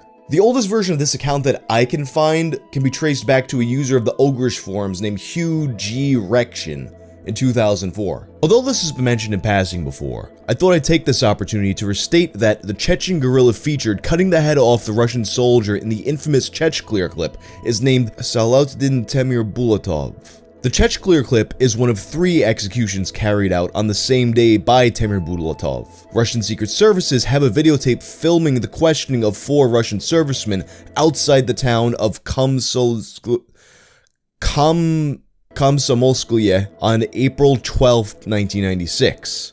Timirbulatov himself shot 2 of them and then cut the throat of the 3rd serviceman, an unarmed 18-year-old conscript to the Russian army. And Timirbulatov would indeed be convicted due to footage from 1996. However, it's unclear if that video was Chech clear or if it was another clip from that time. But most interestingly, Huge Erection speaks of a longer version of Chech clear. According to Russia's Channel 2, the clip was bought in September 1999 by the Russian media.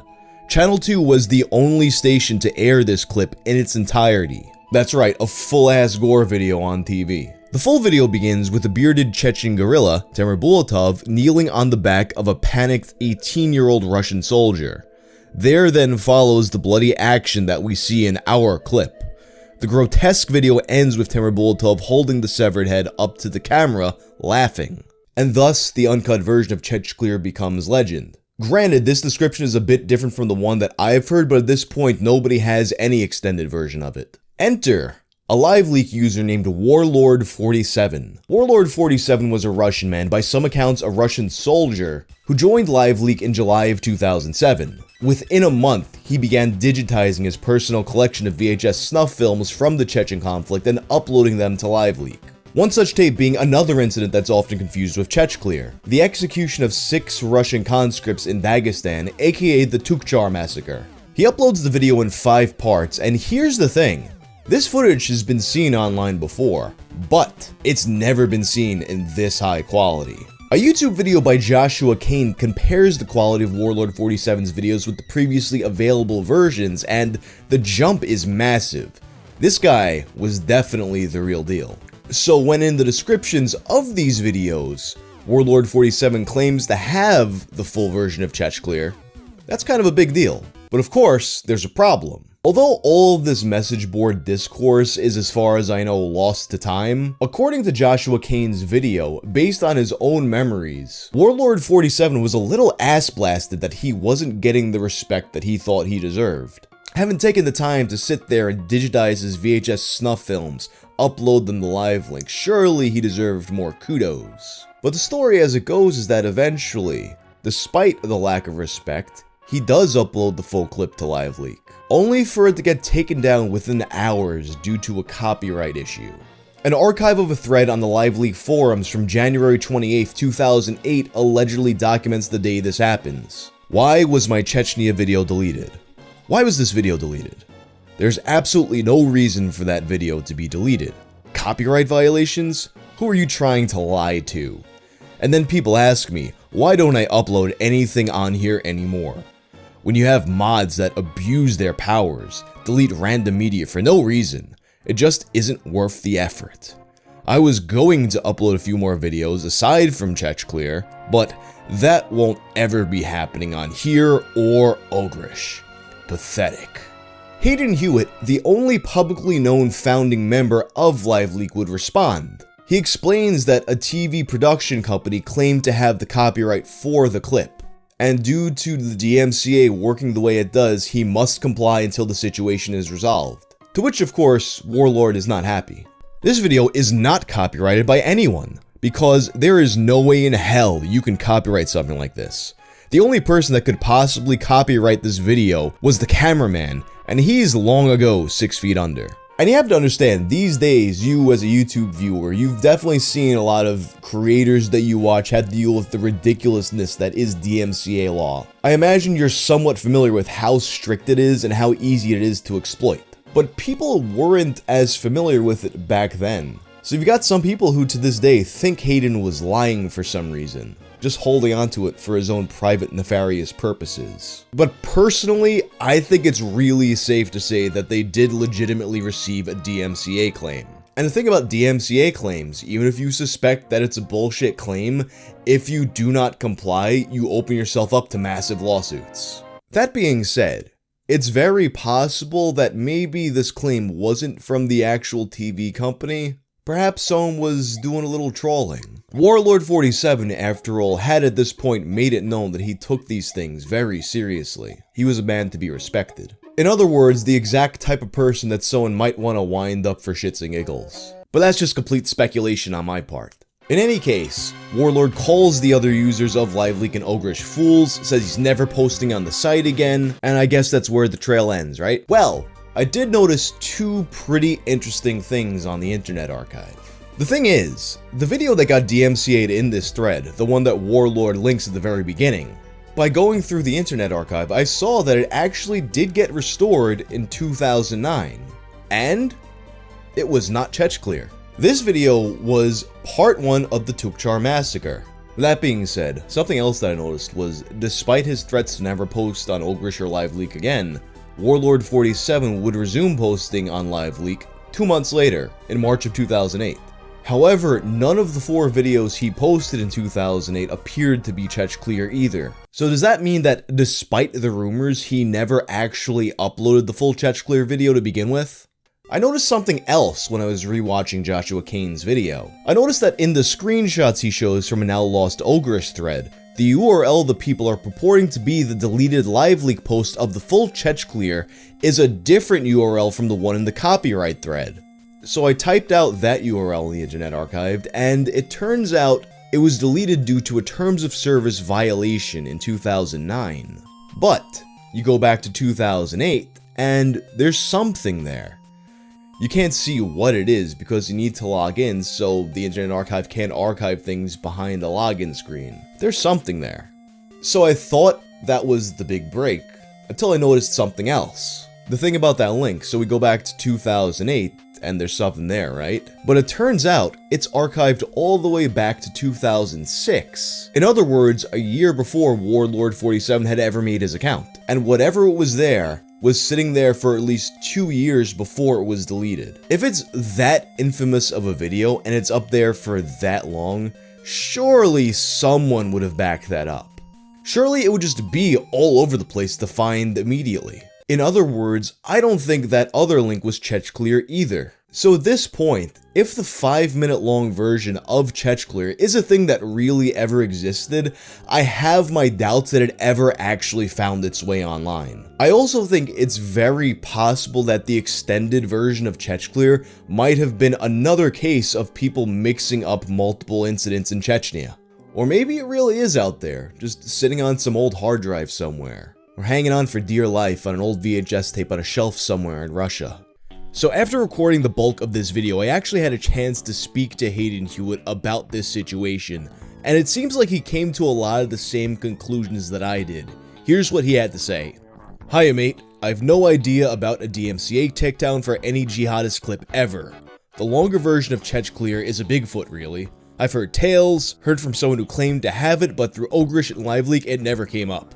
I'm sure a longer version existed, but I have an inkling it died with the video camera that filmed it, given the clip came out back in the days when all clips online were very short.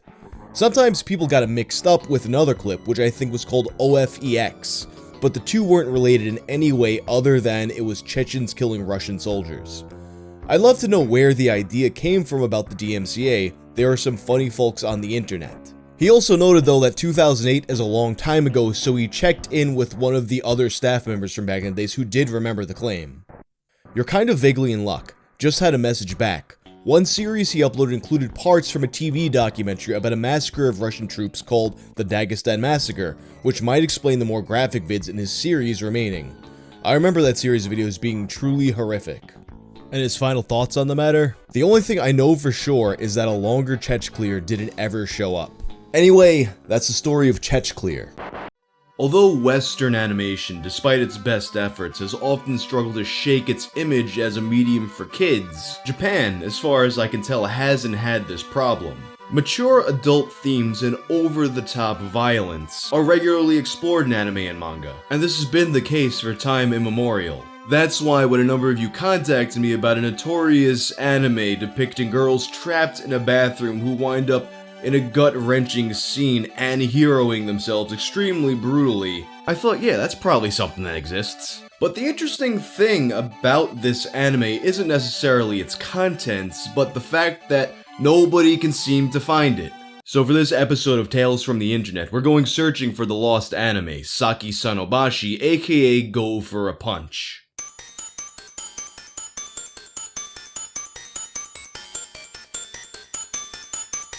Over the summer, I received a number of emails from you requesting that I cover the story of a lost anime. Here's one of the emails sent to me by someone named Not Molly. Hi there. Sorry if it's inappropriate to send this to your story tips email. I mean, this is literally the thing the email is there for, so be my guest. Firstly, I love your videos. I really enjoy internet culture and unsolved mysteries. Your channel is perfect for that. Your hair is perfect too. Oh, come on. Anyway, I want to bring a topic into your consideration. The supposed lost media, Saki Sanobashi, or Go for a Punch. Your videos have helped bring internet mysteries back into the public eye, and I would really love for this to be solved. I first stumbled into this while browsing X. Supposedly, there's an OVA from the 90s about a bunch of high school girls being stuck in a bathroom with no exit, and then violently killing themselves. Not Molly also attached a number of links to help in the search, and as a fan of Guro and horror in general, I was really compelled by this particular story. And I've actually been trying to come up with an anime-related story for this channel, so I thought, let's do it. The search for this lost anime begins in February of 2015 on 4chan's paranormal board. A user made a post asking for the most fucked up thing you've ever seen on the deep web. And of course a lot of the responses just mocked the OP. Nothing I can't find on the regular web. Posting about the deep web, eh? So when's your 13th birthday? Exciting getting older, isn't it? Others claim to have seen really crazy shit like, gore and torture videos and stuff like that. But then, there is the one response that would make this thread famous. Some weird anime about naked girls stuck in a large bathroom without doors, having a philosophical debate about never getting out of the room. After losing hope and starving for some days, everything goes downhill. They just start screaming and yelling. Then, they all commit suicide, either by smashing their heads on the floor or scratching their necks to bloody pieces. One girl helped the other to drown in the sink because she asked her to hold her, but she couldn't do it. I cried myself to sleep right after watching that vid because I just didn't even know anymore. A 4chan user getting that upset by a violent anime? I'm not convinced. Why would anyone draw that with such precision? It was goddamn horrifying. Looked 80-ish quality, audio too, Japanese dub, English subs, lasted for about 30 minutes. No credits, but it seemed ripped. Voices sounded very young, but Japanese sound young in their 50s. Haven't found or seen it again. The name of the vid was something along the lines of Go for a Punch or something. The search for this anime started up pretty quickly in the thread with a number of people asking for the source. Nobody knew what it was, but they knew that they had to see it, so they started questioning the poster. How did the girls look like, Anon? And when did you watch it? Some of us are really interested. Little, rather far apart eyes, almost like by Miyazaki. Most had bushy brown hair, and only one, the one that was drowned, had really brightly colored hime cut. I watched it in 2011 for sure. Ask me more details if you want. I remember everything, and not just because I have partially photographic memory, but because it was really intense for me at the time. Especially because of one particular scream one girl had. It had a really strange echo to it, and it almost made me dizzy. The closest reproduction of that sound I could find is from the Shining soundtrack DS Irae. I changed the pitch so it's more like it. I swear if I'll hear the real thing again, I'll go berserk. Pick related the girl with the hime cut, but imagine her with almost white hair. He then added some more details about what happens in the anime. I hope you have better luck than me. But at the same time, I hope you don't, because if you're anything like me, it will be pretty depressing. It has this abstract feeling to it that doesn't go away for a long time. It definitely wins the time record for character development. I felt really bad for all of them. There was 9 girls in the room. 8 of them looked really similar, but all their voices varied. There was not even instrumental music, just occasional ambience throughout the video. What was most unsettling about the suicide scene were the weird camera angles and no horror music as I'd expect. Just girls softly sobbing and gagging as they ripped their necks open with their fingers. They looked like an embodiment of lost hope. And the head smashing parts. I don't even want to go into details. Title of the video is probably not true to the original since this is deep web we're talking about.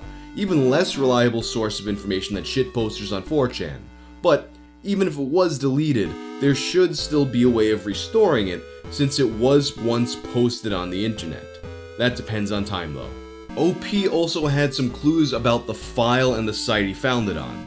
And also, sorry if I misled anyone. I'm fucking stupid, how could I forget? There were probably Japanese symbols in the title, but I had Windows XP at the time, so I could only see them as little boxes. It was like this. -- go for a punch -- DL / some code consisting of letters and numbers. I'm not sure if the exact amount of boxes is accurate, but I'm sure there was less boxes before the English text. By the way, the layout in the site I watched it in looks similar to today's Bing video previewer, pick related. And obviously, this is just an anonymous post on 4chan, so you should take it with a grain of salt, but other posters began formulating their own theories. Maybe it was an amateur anime from the 80s. Sometimes I think about music and how there is some really obscure stuff out there. My current obsession, Japanese avant folk music, it makes me wonder if there were obscure anime or shit like that. And after someone posted a thread in the anime section of 4chan, a potential name emerged. I got the name Saki Sanobashi on A. Ring any bells? Funnily enough, searching that on Google gives me no results, and the mods/janitors just deleted my thread. Is this your anime, Anon? OP didn't respond to this question, and it's very likely that the user simply pulled that name out of their ass. Regardless, that name, Saki Sanobashi, has become synonymous with this lost anime. Later on in June, another thread emerged where users tried to figure out what studio it might have come from. Do any of you guys know of studios or animators who have a similar theme in their work, i.e. ambient music, abstract feeling, dark themes like suicide, simplistic plain character design, character development, violence? If we can narrow down studios or people who make this sort of stuff, perhaps we can find it. Same guy here. Anyone watch Boogie Pop Phantom? It immediately came to mind for me. I never finished it, but it seems to fit every one of those themes except for ambient music. Not sure if the original OP ever described the voices in detail, the whole thing may be poorly dubbed with cheap voice actors. If they are, chances are that it is an amateur work from a small group of people in a basement or something. It might explain the 80s thing since back then, quality was not exactly good. It can also explain the no instrumental music thing. He said the voices were very young, but each one was distinct, which made up for the generic character designs. This is a good point, but if it's an amateur anime or basement work, isn't it odd that some Westerners just happened to find and sub it? Unless there is, or were, some subbing group that somehow had access to obscure shows, subbed them and uploaded the more graphic ones to the deep web to avoid their shit getting taken down. Either that, some large company subbed it but it got axed for being too explicit and or depressing for Western audiences, or the animators slash staff who worked on this amateur piece were fortunate enough to have someone who spoke fluent enough English to make comprehensible subs. Also, the fact that there are no credits makes it seem like it was either 1, cut by the subbers, or 2, part of a series, the rest of which is probably even more obscure and hard to find. Some 4chan users also liken this hypothetical anime to the work of Kazuo Umezu, as well as a manga named Shoujo Tsubaki, which was written in 1984 by one of my personal favorite artists, Suehiro Maruo, and adapted into an anime in 1992. It was also compared to a more recent work, Brain Damage, by another one of my favorites, Shintaro Kago. The search mostly died down, but it was reignited once again in 2018, this time with a Twitter thread by a user named Fabianski. Can one of you guys help me? I've been looking for specific manga, but I don't remember the name of it. It was about 3 high school students who get trapped in a room and talk about their lives and stuff. I remember that they all end up eventually killing themselves, with one of them helping one of the girls drown herself and the others bang her head on the concrete. I can't find any information about this, but I know it's real. Anyone? Okay, so it's banned in America, so I guess I'm going to have to look around. Okay, so 2 things. It might have another name called Saki Sanobashi, and maybe loosely based off another manga called Dragonhead. Dragonhead being a 90s manga that was adapted into a movie in 2003. But, according to sources, this had an 80s anime aesthetic to it, so maybe Dragonhead is loosely based off of it? Later that day, Fabianski would return to Twitter, and this time, he had a YouTube link. Fuck me, man. And if you click the link, this video has been removed for violating YouTube's terms of service. What did Fabianski find? Well, luckily, that same link can be found in another 4chan thread about this anime. Here's some lost media for you. Do not watch this video.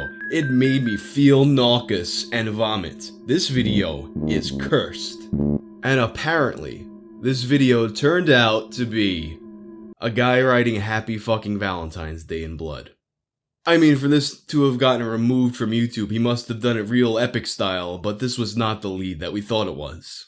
But then, a Twitter user named Hachir Musan, whose name I definitely just mispronounced, responded asking for clarification. And note that this person is currently curating the largest thread investigating the story on Reddit, so I'll link their thread in the description. Sorry to bother you, but what was that video?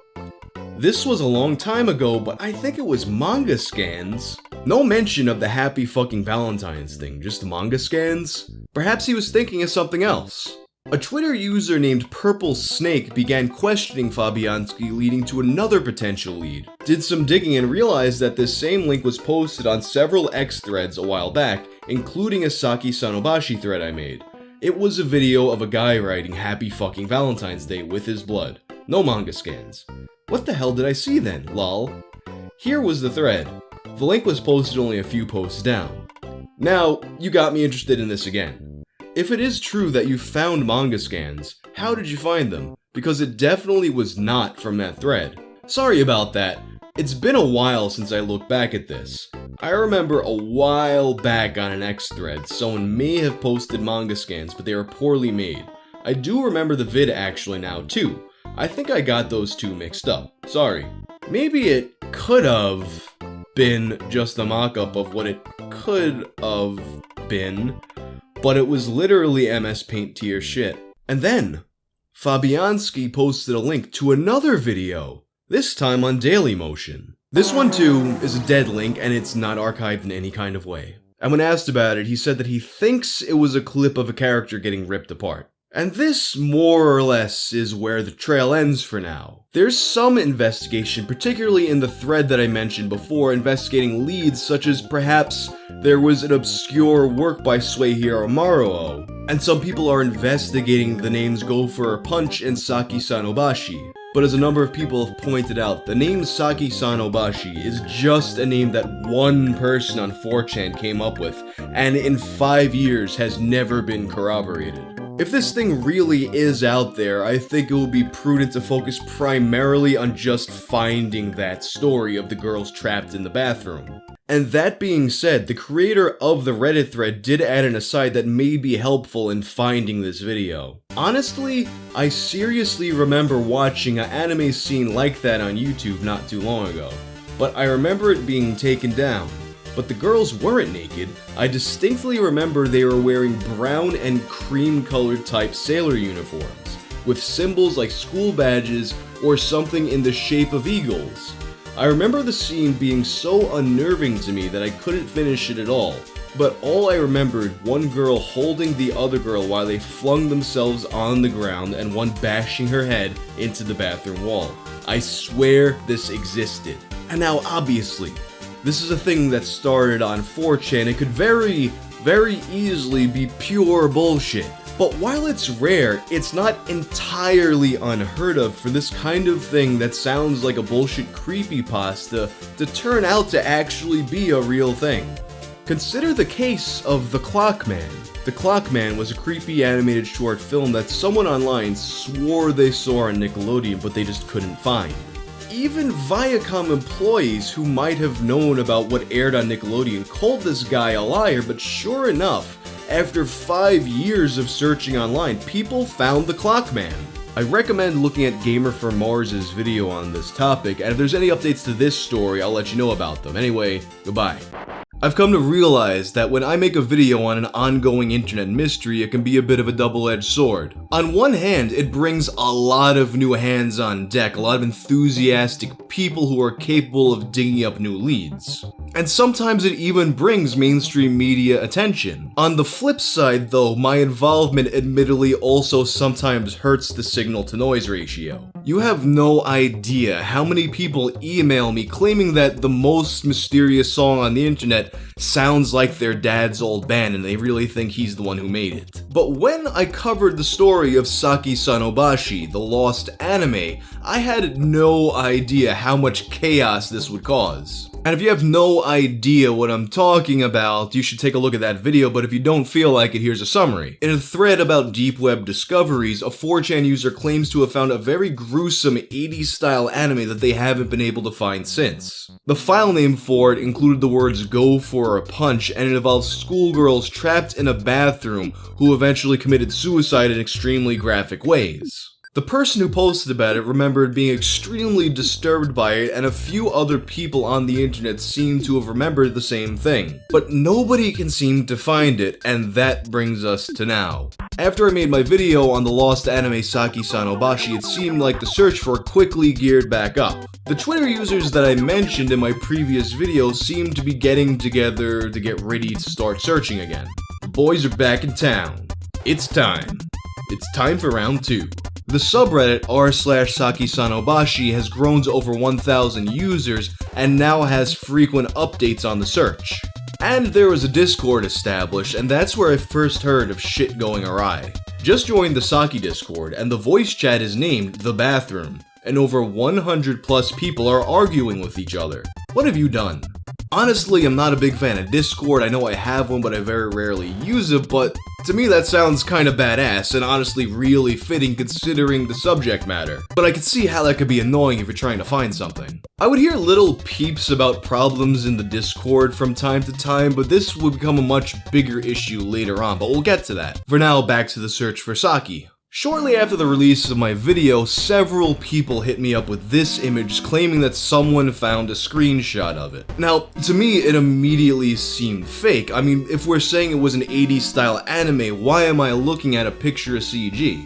Not to mention that none of the details seem to match, not the hair or the uniforms or anything really. And although this screenshot at first seemed to fool a lot of people, it's been mostly dismissed as fake at this point. Another lead would show up on Reddit from a now deleted user who claimed to have also seen it. I saw this anime on a Surface site, not Deep Web, a long time ago, 2007, 2008.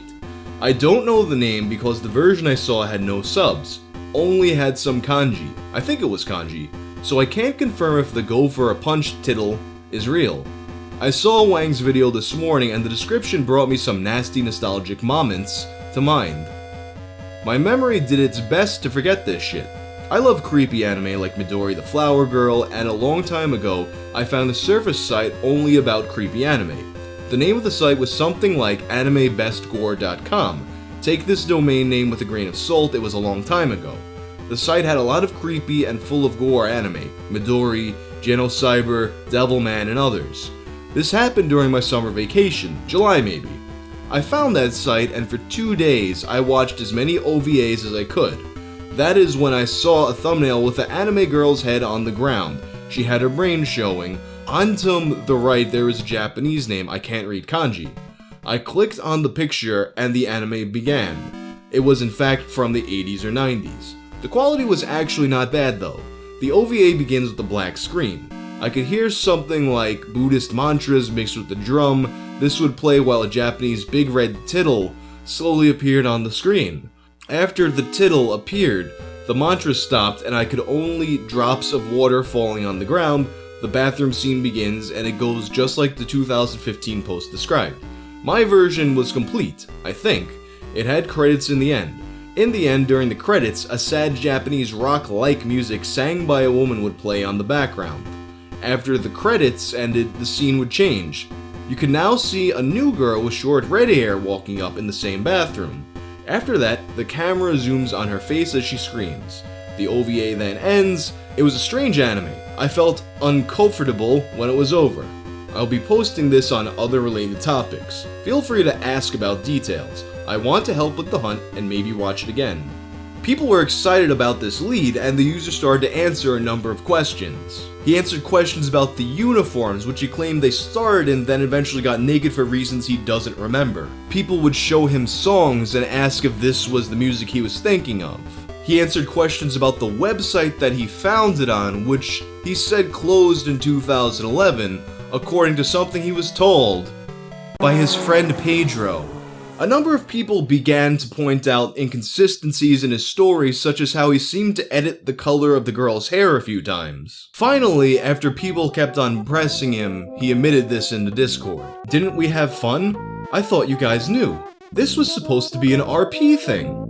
You can kick me, that's okay, but we did have fun. And kick him they did. And then he deleted his Reddit account, which apparently was 13 years old. I guess he was really interested in avoiding that hate mob that was coming his way. Shortly after, I received another email, this time with a screenshot from 4chan. I saw this in 2012 on Surface Web. It was one of those sites with a generic name like watchanimeonline.something, not net, com, gov, org. Probably full of malware, definitely dead, almost definitely not archived. I was using Windows 7 but don't remember the characters. I don't speak moon runes. I definitely don't remember any cannibalism. I'm pretty sure that's made up. I don't remember any chanting, but do remember red text and drums. I remember there being one central everyman girl who didn't have much of a backstory, just wanted to go home to her parents and her kid brother. Hime cut girl, I think her name was Satsuki or something Suki, is shorter than everyone else, has kind of an ill girl vibe. She clings to the main girl, Saki, and comes to rely on her. Main girl, herein referred to as Saki, tries to keep the peace among the others. Some of the other girls are reasonable, a couple just seem to start fights all the time. There's definitely no gore until they start dying, but some weird shots, maybe dream sequences, the bitchy girls sometimes start fights, escalate to punches/kicks, some bruising and light blood. I think two of the girls have a very Yuri vibe going on. One wants to be a bride/have a family. They might kiss/do some ero stuff. I don't think they had sex though. Remember one of them holding the other after she died for like a long time. I think one of them had shoulder-length blackish hair, and the other had really short brown hair, kinda cut like Sailor Uranus. They did have school uniforms on though. I don't think they were sailor style, just kinda standard skirt and blazer with a big red bow. Main girl, Saki, helps drown Hime cut Satsuki in the sink by holding her head under while she spasms. Saki bashes her own head into the sink/wall. They were subs, but they were shit. Generic yellow font and used a lot of awkward wording. Probably half machine translated, or done by someone who didn't care that much. Not great animation. According to the person who sent me this email, there were a few people who read this post and were like, yeah, that sounds like the thing I saw, but there's one problem. He was actually the guy who wrote the post, and he made the whole thing up to prove that anybody can just say anything and people will be like, yeah, that sounds right. He gave me some specific names on Reddit actually, but he also told me not to say them because he didn't want to start a witch hunt. Then there were some people who specifically wanted to look into the Guro angle. It got to a point where people were basically finding any Guro with a bathroom in it and saying, hey guys, I think I found Saki. A few people wanted to look into Guro-chan, an image board focused primarily on, you guessed it, Guro. But as this one 4chan user pointed out, Guro-chan, or for that matter the entire online Guro community, just isn't what it used to be, and the genre in general has been very damaged by censorship. Even if this anime did exist at some point, there's a very high probability that it's just lost now. Back in 2008, 2007, bro, that was back when the original Guro-chan was running in full swing. This site in its current state is just a shell and a minor glimpse of what it was back in those days. In earlier of those years, the Guro community was much bigger back then in general. They were dedicated forums to Guro, freak shows, scat, to share doujins, manga, and OVAs. And there lay the problem. If one of those forum sites shuts down, it pretty much took all the stuff on there with it. Unfortunately, a lot of media is lost since those days, and I'm talking about a lot. Whole manga series were scanned, some translated and never really backed up. They are kept on crappy file hosts that all went dead within years. There are series that still, to this day, I can't find on the web anymore. And at that time, they were posted back in those years, they were already out of print media. Unless someone with a copy of such old stuff is still into the whole obscure community and realizes people are looking for it, then gone and forgotten it will remain. This was way before places like GE or EX Hentai existed that served as a sort of archive to a lot of H material. Although there was once a bug on GE/EX Hentai temporarily where you could surf the private tag, so you could see other people's personal galleries that weren't shared publicly, and I found tons of titles I thought were missing, as well as stuff I haven't even seen. Then the admins fixed the bug and that stuff was gone again. Seems a lot of those stuff that was privated was general due to poor reception Guro and similar stuff gets these days. I posted some old manga with Guro/freak show that was not posted before and was very quickly flooded with tags by some of the community that causes it not to be visible publicly anymore. Unfortunately, this due to special snowflakes these days that have the mentality they need to suppress things like that because they don't like it. Point is, that it's not just media that wasn't properly backed, it's also tons of individuals that are suppressing Guro genres, so chances are very slim in finding more obscure media in this genre. But I digress. The anime being described does sound familiar somehow, but everything about the original post seems like a classic 4chaner making up incoherent deep web stories to fit in with the discussion. In 2015 and before, back in those days, you did not need to go to the deep web to see anime Guro content. That's already a red flag. He cried himself to sleep? He is surfing the deep web and watching anime Guro and he cried himself to sleep? The person is lying to just have a cool deep web story. Don't get me wrong, if anything that certainly sounds exactly like the type of weird shit that came out in 80s from Japan, but too many red flags in that post to ever merit any credibility. The Reddit post backing up that claim does sound interesting, but in general, Redditors are out for karma whoring, so any non-evidence-backed claims from that site should be highly skeptical. And this poster is absolutely right. There are a lot of red flags with this story, and because of the perception of Guro as a genre, it's very likely that a lot of Guro, like the potential Saki Sanobashi, is simply gone because of factors of this anon posted. But as a number of people noted, it's possible that this work as a whole wasn't in the Guro genre. It could be that it's just that this particular scene was violent and got a lot of attention. It could be a smaller part of a bigger work, just like the Clockman scene was in Clockman. Anyway, now back to the Discord drama. A few days passed and I started to see people complaining about being banned from the Discord, with a few splinter Discords being created in its wake.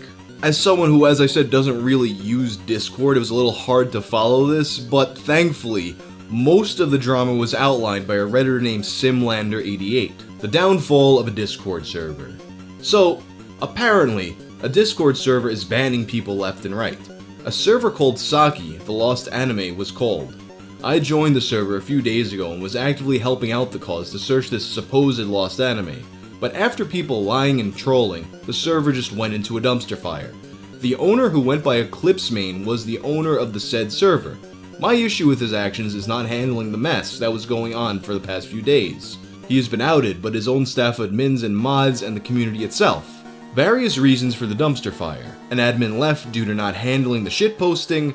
Another admin locked the general channel after a user was exposed for lying about his supposed anime he'd seen, leaving the entire hundreds of users to go apeshit. Promote another admin and went power hungry, started banning people over words. Another admin promotes a user to mod status, thus leaving the mod banning 50 users for no reason other than lulz. Some users came forward about witnessing this lost anime. Some, however, proceed to troll and allow the user in the server to flip their shit again. Now, when the owner deleted a role, the whole server went into madness, thus, another admin leaving due to the mess the owner caused. When being confronted about why the owner deleted or lack of activity with the server, claims for clout, and if this anime is discovered, he wants his name out there. Fights with his own staff, banning every staff there even if online or offline, part or not even being part of his irresponsible actions. Claiming the server got raided, yet all the people who were searching for this anime and pulled their efforts/commitments got hit with the ban as well.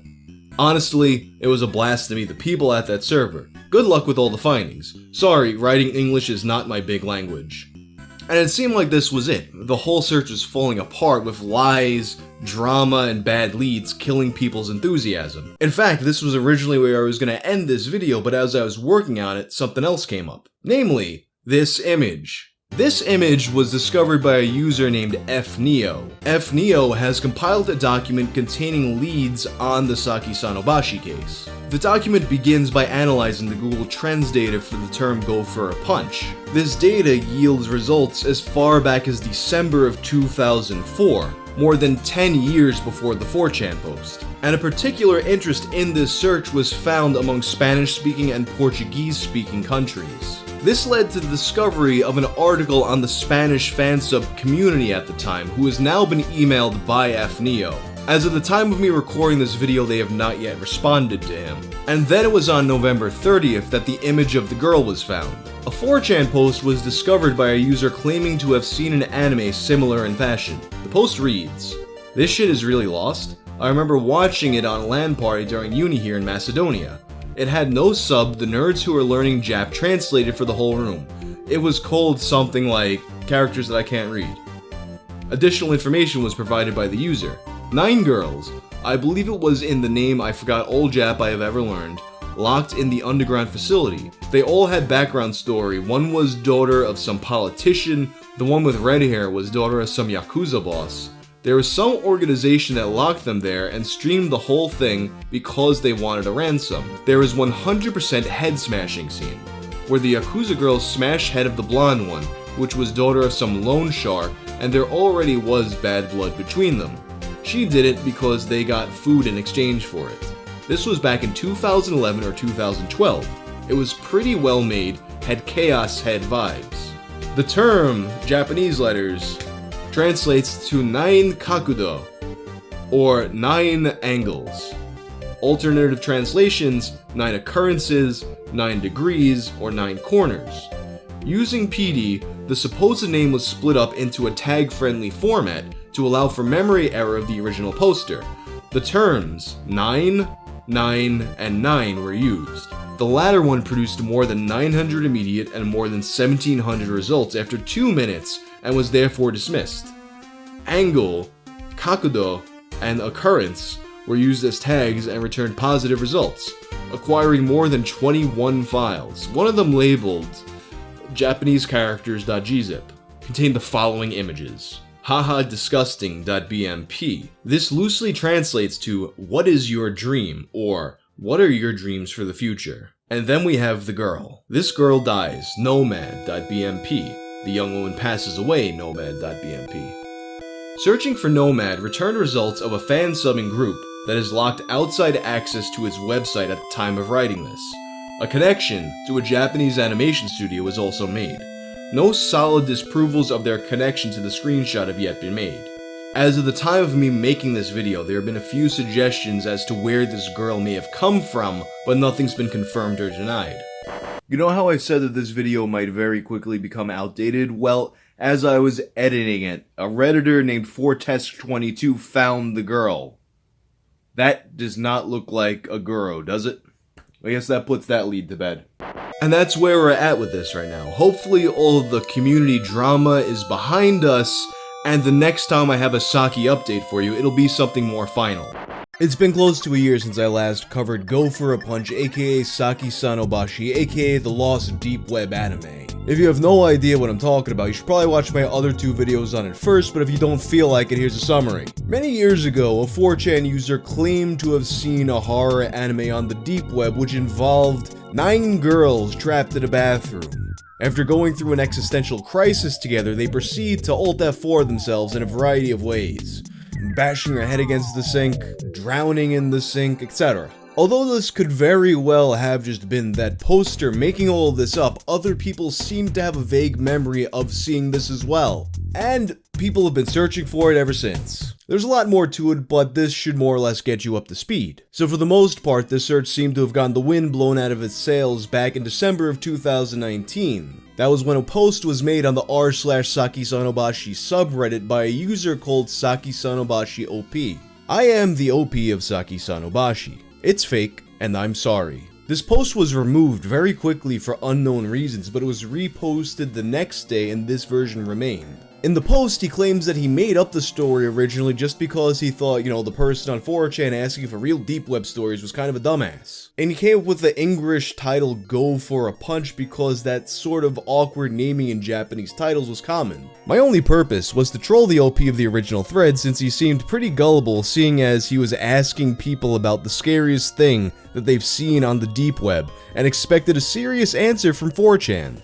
I had completely forgotten about all this until recently, when Wang, who I watch religiously, uploaded a video about it. I was really shocked when I realized that he was talking about me, since I didn't think that anyone would actually believe my obvious BS. It was also pretty surreal that not only had my favorite YouTuber made a video about a stupid troll post that I made, but that so many people had dedicated time and effort into looking for it. He said that he hung around the community that emerged around the search, having a sensible chuckle at all the people that were so invested in finding something that he had made up. But as he saw people get more and more dedicated and putting so much time into it, he started to feel bad, so he felt that he had to put an end to it. He apologized for letting people search so long, and he began to field some questions for people who were obviously suspicious of who he was. On the suggestion of John Wankmeyer, whose name I can't help but point out is a allusion to the fantastic director Jan Schwankmeyer, he posted the original image of the book from the thread, timestamped in his camera roll. On the suggestion of Sister to Sleep, he shared the original Bing player screenshot, the one he used as an example of how the player looked, with its EXIF data.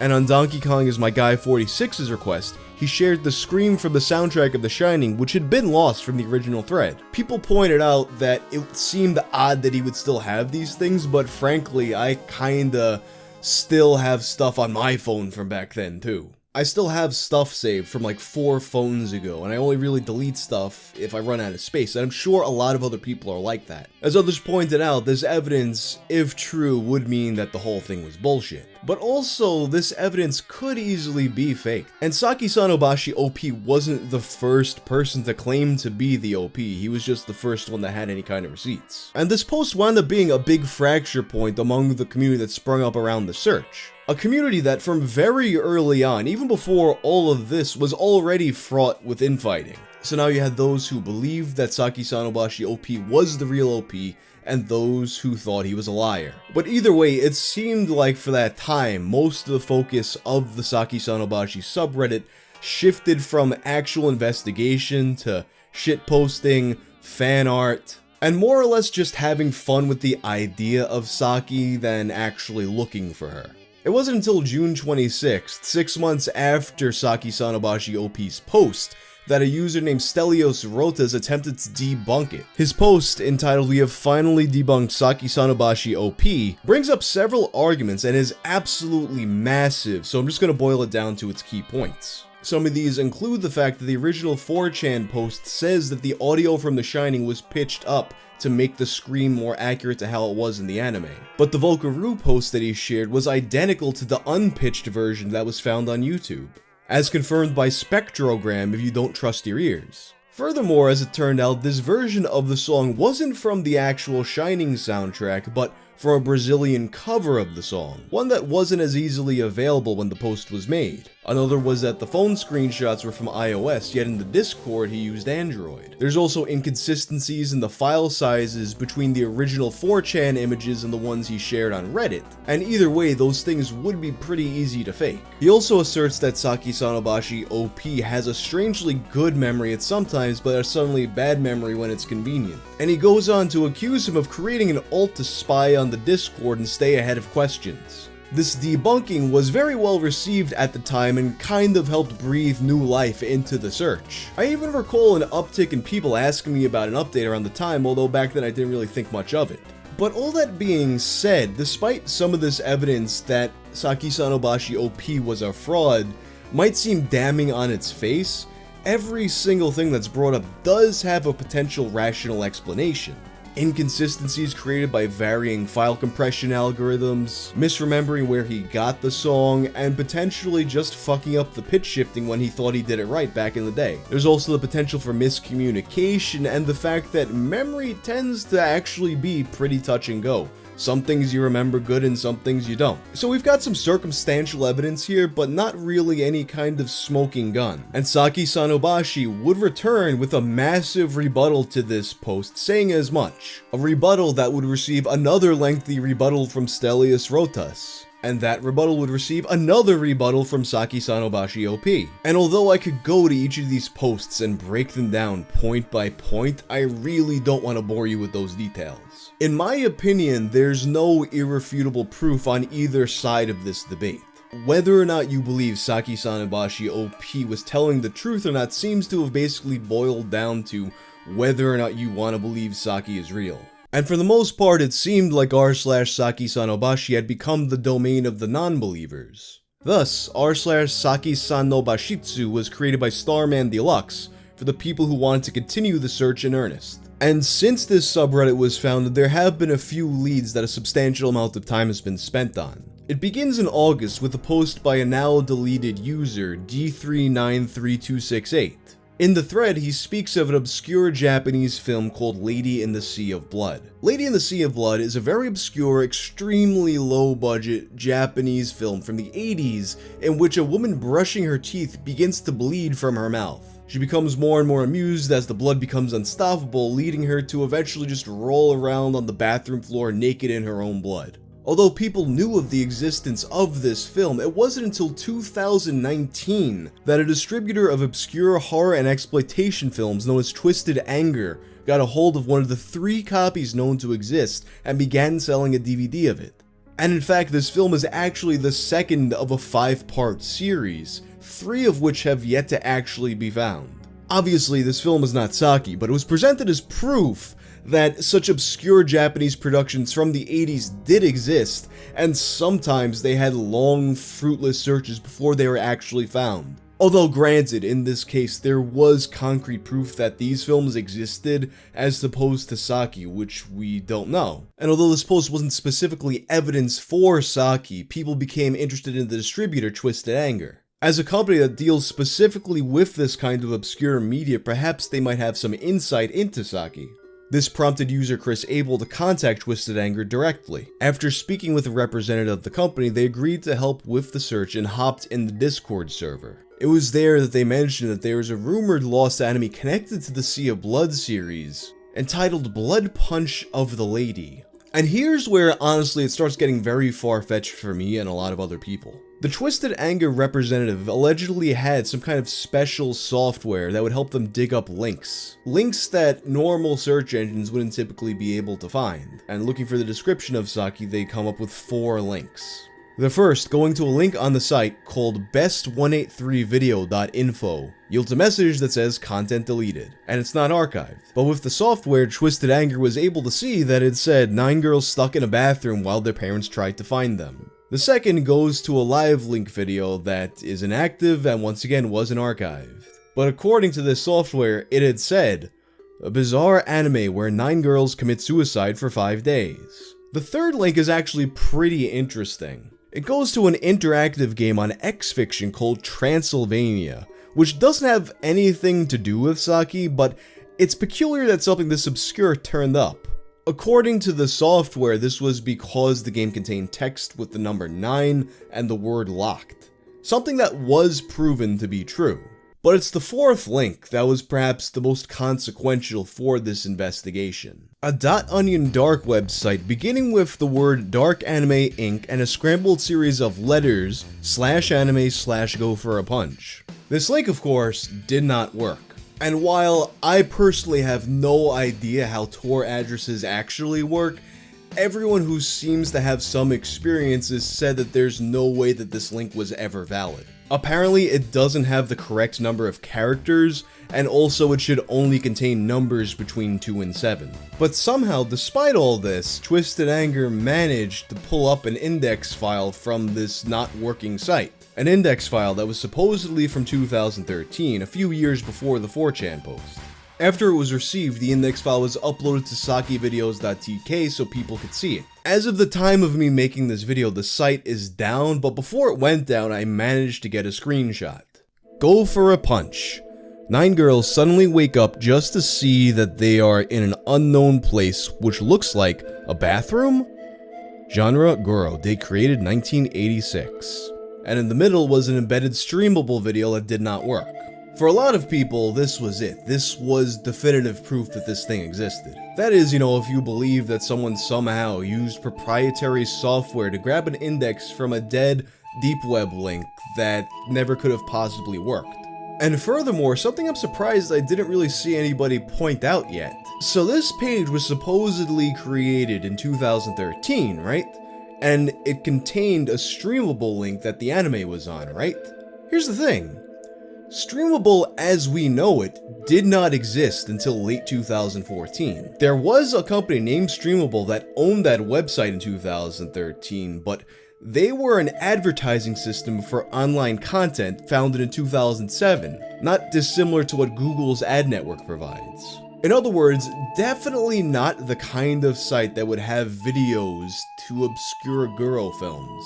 And a while after sharing these links, the Twisted Anger Discord account was hacked and subsequently banned from the server.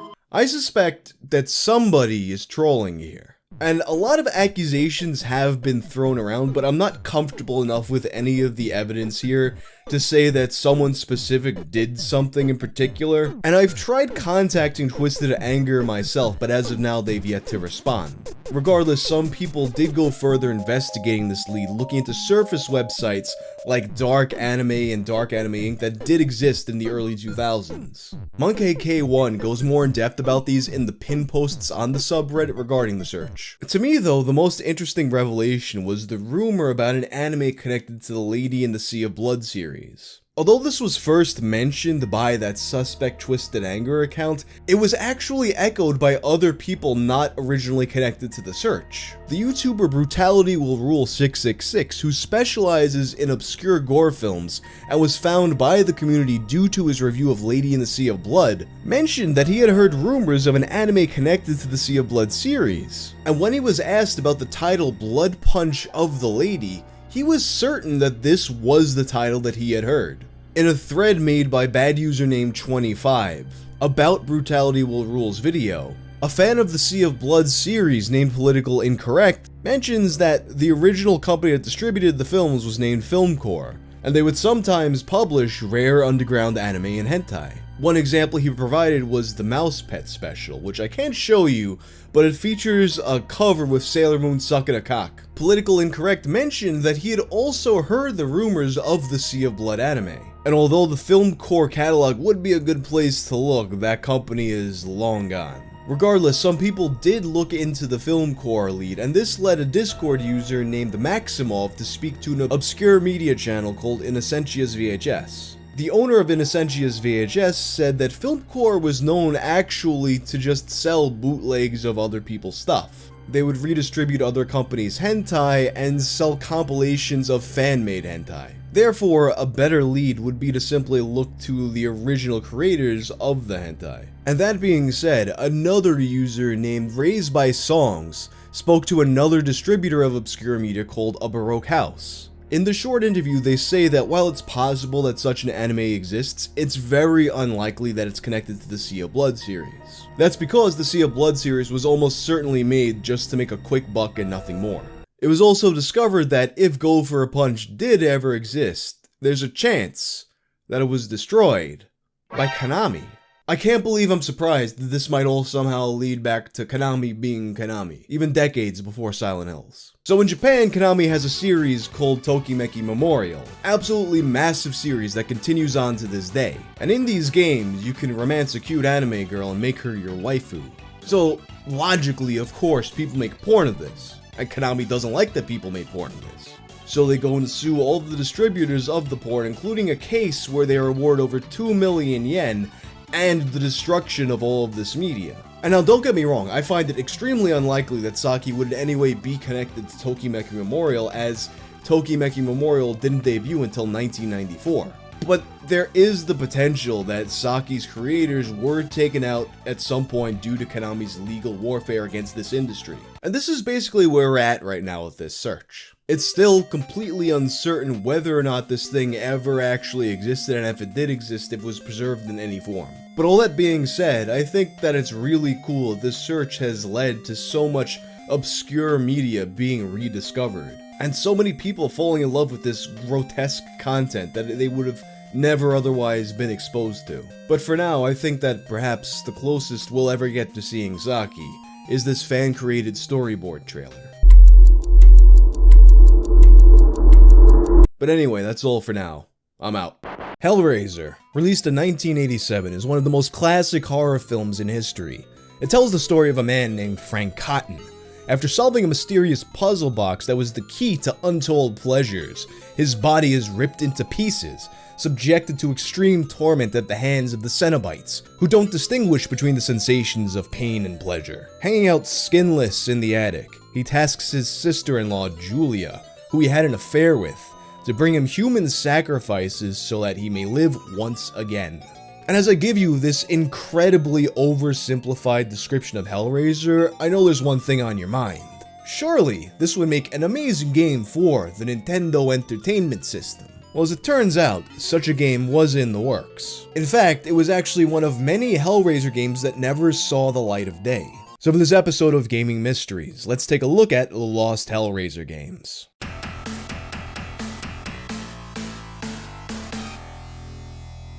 When I spoke about the unreleased version of the Freddy Krueger game for NES, I mentioned the possibility that perhaps it was Nintendo to put the kibosh on the whole thing. Nintendo's always had a more family-friendly approach to their games, especially at that period in time.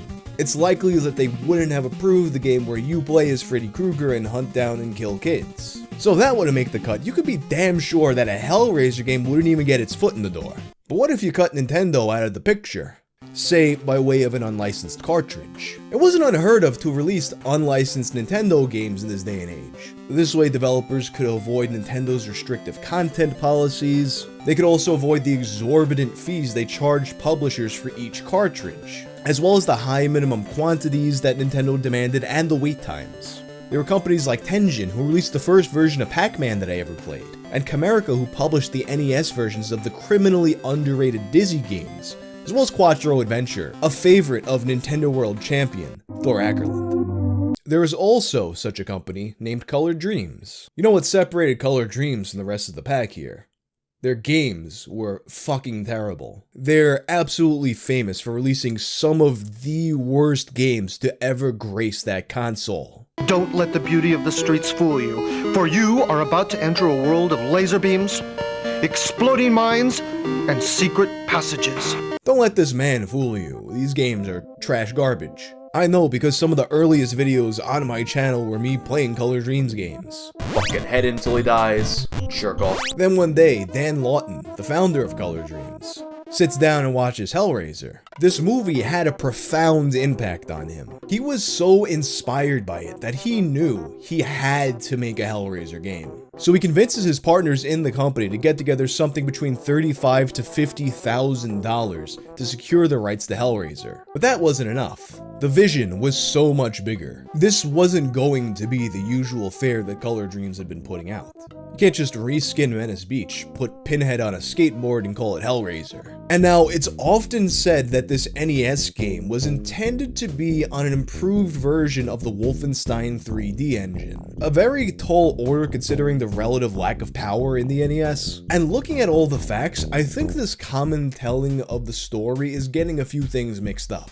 Note that while Wolfenstein 3D was released in 1992, Hellraiser for NES was in development in 1990 and even had ads appearing as early as that winter. Wolfenstein, on the other hand, wouldn't even be in development until 1991. There's simply no way that Hellraiser for NES was going to get the rights to an improved version of an engine that hadn't even begun development. But that's not to say that Wolfenstein wasn't involved, but we'll get to that later. In any case, the vision for this game was absolutely huge, with ads promising things like over 1 million worlds, over 100 demons to escape from, the largest game yet for Nintendo. And now, the promise of over 1 million worlds to me suggests some kind of procedurally generated levels, like Diablo or something. And in any way, you're not cramming all this on a regular NES cart. But without being hamstrung by Nintendo's proprietary cartridges, Dan Lawton goes and hires an engineer, Ron Risley. And he tasks Ron Risley with developing a better NES cartridge, the so-called Super Cartridge. In an interview with NES World, Dan and Ron described the cartridge as using a Z80 processor that intercepted the NES processor's ROM and RAM to manipulate video in real time. To put it in layman terms, in an interview with the Warp Zone, Dan says, "We had a prototype built. It was great. It had at least 3 times the processor power of the Nintendo, with the extra processor sitting in the video memory space. It could change the entire screen every scan. By changing the content of the color registers, we hoped to come up with new colors also, although we didn't get to test that out. It was working, just no software." This Super Cartridge would undoubtedly provide an experience unlike anything ever seen on the NES before. Which is fitting considering how the Hellraiser films are considered by many to be some of the highest achievements of movie special effects. But there's a problem. You see, these things are going to be really, really expensive to manufacture. Thinking about it, I kind of picture a situation where it's like, imagine the Sega 32X, but if it was made just for one game. That's a really tough sell. And further complicating things was that this game was very unlikely to actually be sold in stores. Not just because of Hellraiser being Hellraiser, but because Nintendo was cracking down on the sales of unlicensed games in stores. So if you wanted to actually buy this very expensive, very niche game, you would have to get on the phone after seeing an ad in a magazine, get on the phone with Color Dreams and order it that way. Perhaps they could have built up enough hype to actually pull this off, but it would have been a huge gamble. Thus, Hellraiser for NES gets shelved, and the only thing we ever see of it is this title screen that is quite possibly just a mock-up. As for what was actually completed of the game, Dan explained more in the NES World interview. About the possibility of a Hellraiser prototype existing, or at least the game files, Dan Lawton said, "The hardware was done, and the artwork was 20% done. There was no programming. It was a 45-degree down angle view with a maze of stone and walls and pits." So there you have it. So a 45-degree down angle view once again sounds more like Diablo than Wolfenstein. And then in 1991, Color Dreams discovers a way to solve their distribution problem. See, you're not gonna get an unlicensed game on the store shelf with Nintendo running the show, but you know who doesn't have to worry about that? the Christians. Christians have their own ecosystem for selling their own media. And if you're in it, you don't really have to worry about having that tag at Toys R Us. And at that time, Christians didn't really have their own video games. So, Colored Dreams rebrands as Wisdom Tree and begins making Christian games. They're actually learning Bible stories while they're playing Nintendo. Menace Beach gets reskinned as Sunday Funday. They make Bible adventures, and most famously, the only unlicensed game for the SNES, Super 3D Noah's Ark, a game based on the Wolfenstein 3D engine. It's rumored that id Software allowed Wisdom Tree to use the engine for free as a way to kind of poke fun at Nintendo's censoring Wolfenstein, but I think it's likely that that's just an urban legend and Wisdom Tree did pay for the rights. In any case, now you have Wisdom Tree, formerly Colored Dreams, who has the rights to use the Wolfenstein engine, and the passion for Hellraiser was still there. So at some point in 1994, they take another shot at making the Hellraiser game. This time, it's for the PC, and it's built on the Wolfenstein engine. One last Colored Dreams title. Even less is known about the development of this version, however, but Scarecrow, the owner of a Hellraiser fan site at Cenobite.com, was able to get some info from contacting the developers. Essentially, they were so happy with how Noah 3D turned out that they were like, let's do it. Let's make Hellraiser, but with the Wolfenstein engine. Ultimately though, their Hellraiser license was about to expire soon, so the clock was ticking. And at this point, Doom had already come out, so this game would have felt dated. So this game kind of fell through the cracks pretty early on. That being said, Cenobite.com was provided with screenshots of what little existed of this game, with one sprite sheet even still having remnants left over from Wolfenstein. Since then, there have been several other attempts at making Hellraiser games, but every single one of them has been fruitless. Shortly after Colored Dreams' license expired, Konami made a play for it. As reported by GameSpot's video game Graveyard, according to EGM's West Coast editor Wataru Maruyama, who participated in the project as an artist, the Hellraiser game was loosely based on the movie by the same name and would have revolved around the goal of your character collecting charms. Although the license would suggest fairly gory creatures with chains and piercings, the development teams were told to let their imaginations run amok and create whatever they thought the creature should look like. The only prerequisite was that the characters needed to resemble whatever their assigned names were. The only character that had to be drawn exactly was Pinhead. Ultimately, Konami did not get the rights to Hellraiser, although it's unclear whether that was because the rights holders were simply not interested or if they wanted too much money for Konami. Afterwards, another Hellraiser game would wind up much further along in development, one made by Magnet Studios, entitled Hellraiser Virtual Hell. This one was for some reason going to be another first-person game, now based off the Duke Nukem 3D engine. It's described somewhat in a blurb on Clive Barker's website.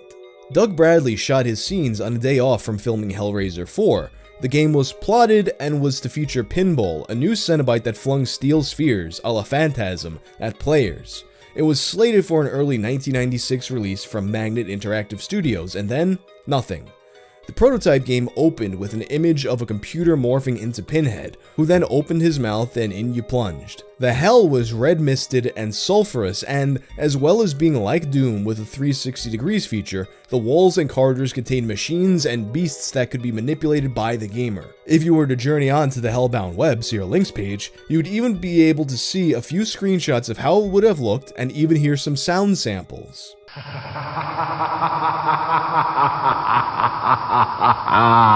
No more delays, no more teasing. Time to play. Time to die. Ultimately, this game never surfaced, mainly because the developers just thought it was bad.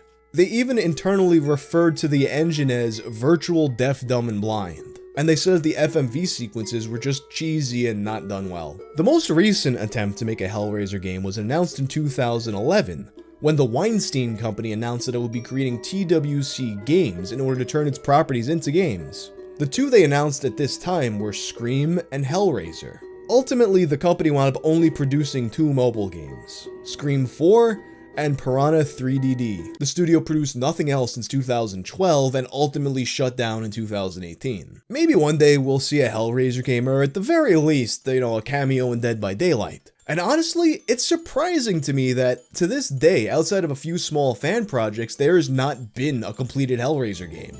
There's just so much you could do with that universe. And really, this goes for horror movies as a whole. You imagine like a modern Dream Warriors game or something like that. A Dawn of the Dead game where you're playing as Ken Faree in a shopping mall. A lot of missed opportunities there. Although the Cannibal Holocaust game is still in development. But anyway, that's the story of the lost Hellraiser games. Help me out here. Tell me what this is. If you know, congratulations, you can skip this video, and on your way out, tell me what this is, because I have no clue. And neither does the person who sent it to me. In fact, this person has been searching for it for 2 years. There's a lot of different things that this thing reminds me of, but I just can't point my finger to anything specific. And it just makes me think about how when we were looking into the Geedis mystery, how people were like, oh, this is a mystery from the 80s. Nothing like this could ever happen again because, you know, we have the internet now.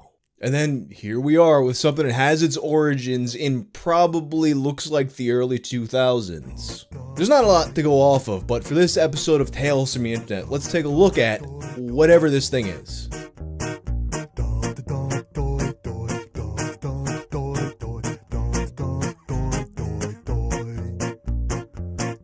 Recently, I received an email from someone named Bink regarding a strange cartoon character. Unknown cartoon character stumps Reddit TOMT.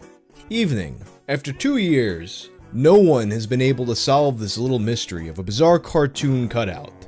Many people mentioned you in the comments, so I'm reaching out. Does this character look familiar to you?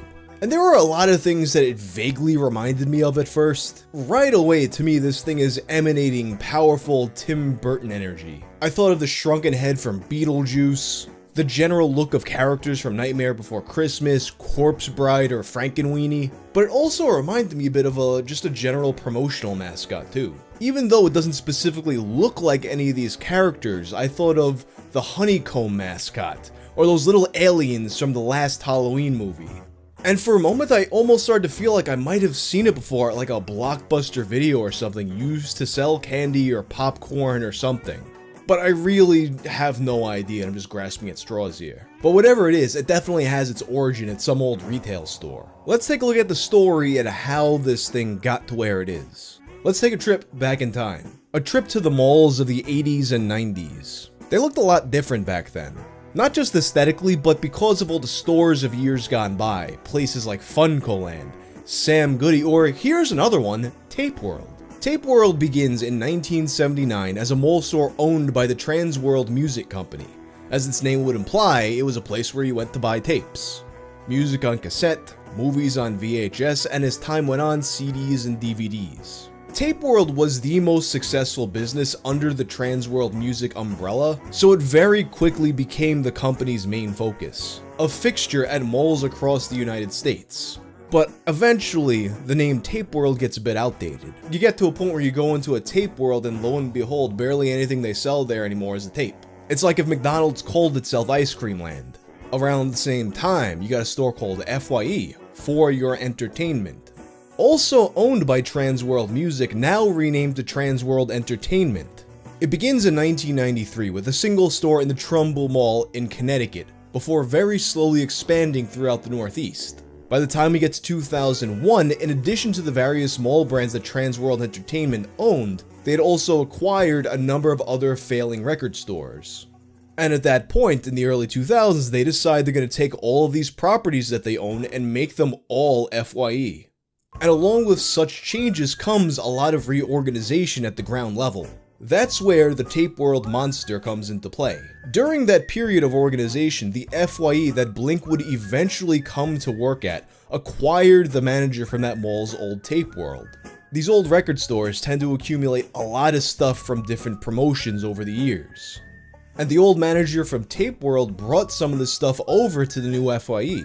Most of it was instantly recognizable stuff like Slimer from Ghostbusters, Men in Black, Harry Potter. This cardboard cutout was the only thing that the employees could not identify.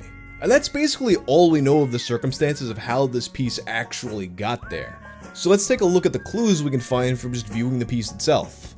One very important thing to note is this character is 13 inches tall, and it was most likely part of a much larger display, possibly containing other characters like this, or maybe even the title of whatever this was from. Bing showed the back of it, and you could see tears where it was ripped off of a larger display.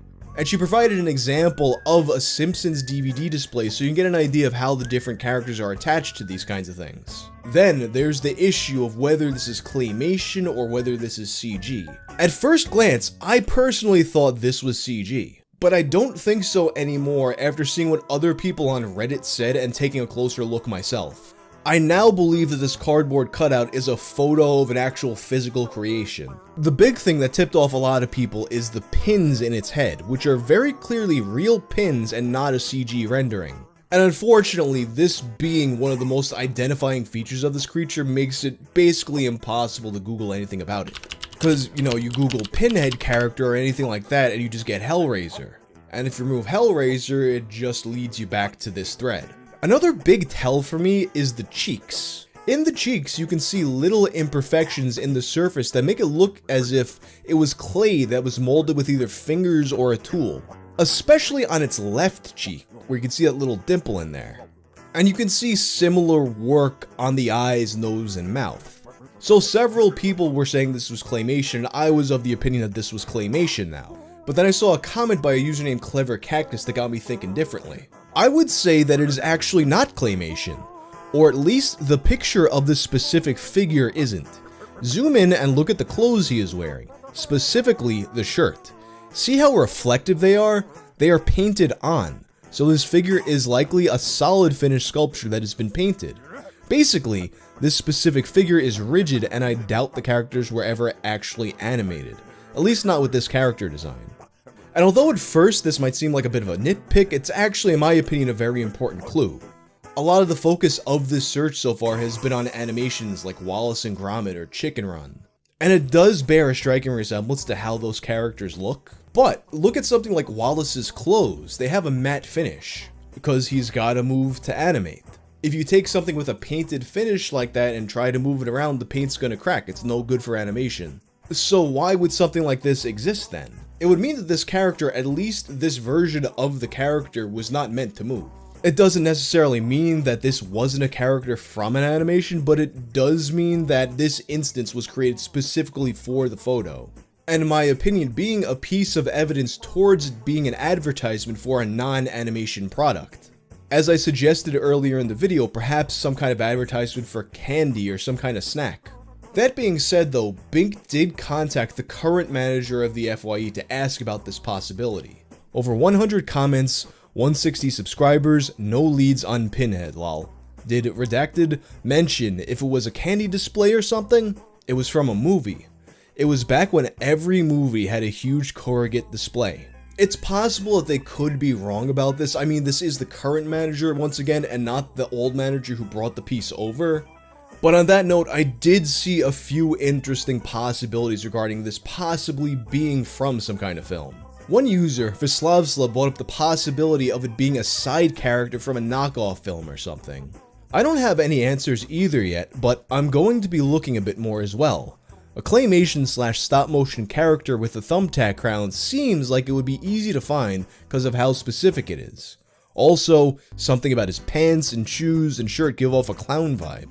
Even the tacks kind of resemble a red, white, and blue crown afro wig visually. So weird.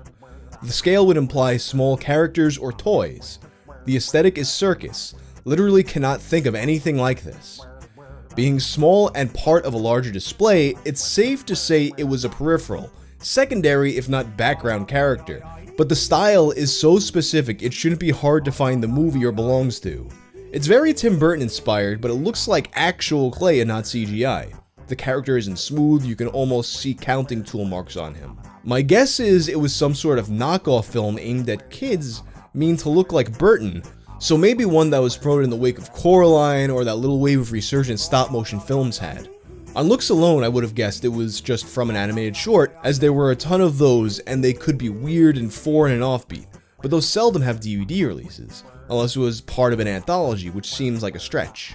Similarly, Pogo still floated the possibility of it being an employee's personal project.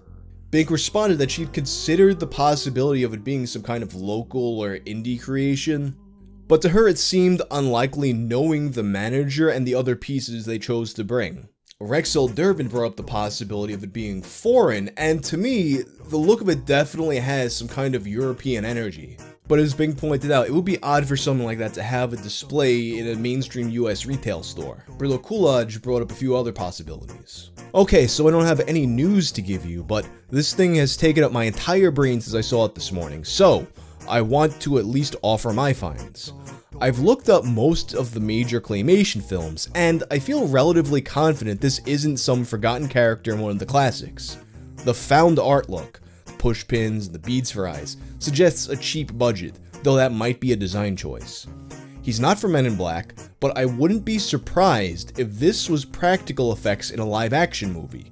Stop motion and non-stop motion movies tended to be cheap looking in this way. This isn't progress, but I skimmed over a DVD display and the title. My bad at first. There were a ton of music videos from this era that used stop motion, so I looked just in case. Reasonably certain that's a dead end. Do you yourself remember it being from a feature-length film, or is that word of mouth? Hoping to eliminate it being from a short film compilation or something even weirder. Also, I sent this to my friend group because I know people who are even bigger animation nerds than me. Nobody recognized them. This thing is so cursed. The potential of it being something that was in a live action movie is an interesting one to me, and one that I feel like hasn't been explored as much. But still, at this point, enough eyes have been on this that if it isn't something like that, it would have to be something more obscure. And that being said, there is a laundry list of specific things that have been ruled out. Confirmed not. Movies: Men in Black, Box Trolls, Coraline, Nightmare Before Christmas, Spy Kids, Wallace and Gromit, Monkey Bone, Mary and Max, Toys in the Attic, Paranorman. Shows: Bump in the Night, Crashbox, Kablam. Video games: Psychonauts, Neverhood, Armicog, Skull Monkeys, Oddworld, Clay Fighter. Music: Primus. Brands: Blue Tack, Staples. So clearly we don't really have that much to work on, so how do we go about finding this thing? Bing has tried a few of the obvious ways, like reverse image searches, various configurations of Google searches. I've tried a few different things, and a few people in the thread have tried a few things, but nothing has really turned up anything. The easiest thing would be if someone watching this just happens to recognize it and remember where it's from. I mean, I'm sure at least some of you worked at these kinds of retail stores at this period in time, so I wouldn't be surprised if someone out there recognizes it. But there are a few other ways to go about it that I saw that might actually work. In particular, something that caught my interest was footage of old stores from this time period. One Redditor, Abe Seder, found a video that was actually taken by someone else who wound up in the thread. Environmental Cover 14, who worked at a Suncoast Video in 2001. One day at work, he just happened to shoot a bunch of video and eventually uploaded it to YouTube. Abe Seder came across the video and was hoping to find the Tape World monster perhaps lurking in the background somewhere. Nothing was found in that video, but I think this might be the best method of having something turn up. Knowing that the Tape World monster was most likely a small piece that was pulled off a larger display, if we could see either a photo or a video containing the full display, it will probably give us the title. And in that case, we don't really need to limit the search to just FYE or Tape World. Because if these stores receive this promotional material, it's very likely that all of the other retail stores in this world received it as well. So that leaves open a lot of other possibilities, stuff like Sam Goody, Tower Records, Suncoast Video, Circuit City. Although granted, there is the possibility that this was for a promotion relegated entirely to Tape World. You know, maybe 1 month Tape World just had a sale and there was a promotion with all these goofy characters in it. But at this point in the search, there's no reason to rule out any of these stores. What do I think personally? I mean, obviously it's too early to rule anything out, so, you know, don't allow my opinion to cause you to not search certain avenues. But even though the manager insists that this is from a movie, my gut is telling me that this is a promotion from some kind of product. I'm just really stuck on the candy thing just because I very quickly went to candy in my brain, and it's not based on any evidence that we have because we really don't have that much evidence. I'm just getting a candy vibe from it. And another possibility to consider is that if this is from a film, there's a chance that it's from something that had promotional materials released but didn't actually come out. As you've seen in some of my past videos, that is a thing that occasionally happens. But honestly though, we're early on in this search, and I have a good feeling that someone watching this video will know something about this character. With all the lost media topics I've covered over the years, it might seem like most of these things are fake, they never get solved, or they're wild goose chases. But sometimes, believe it or not, these things actually do get solved pretty quickly. It's rare, but it happens. Take for instance, the story of the Tape World monster, which I literally covered 2 weeks ago. Not only was it identified within a day, but as the week passed, a lot of details about its production emerged. And strangely, this story wound up tying back into the story I made a few months back about the fake Dorian Gray song. I know that sounds ridiculous, but bear with me in this new episode of Tales from the Internet.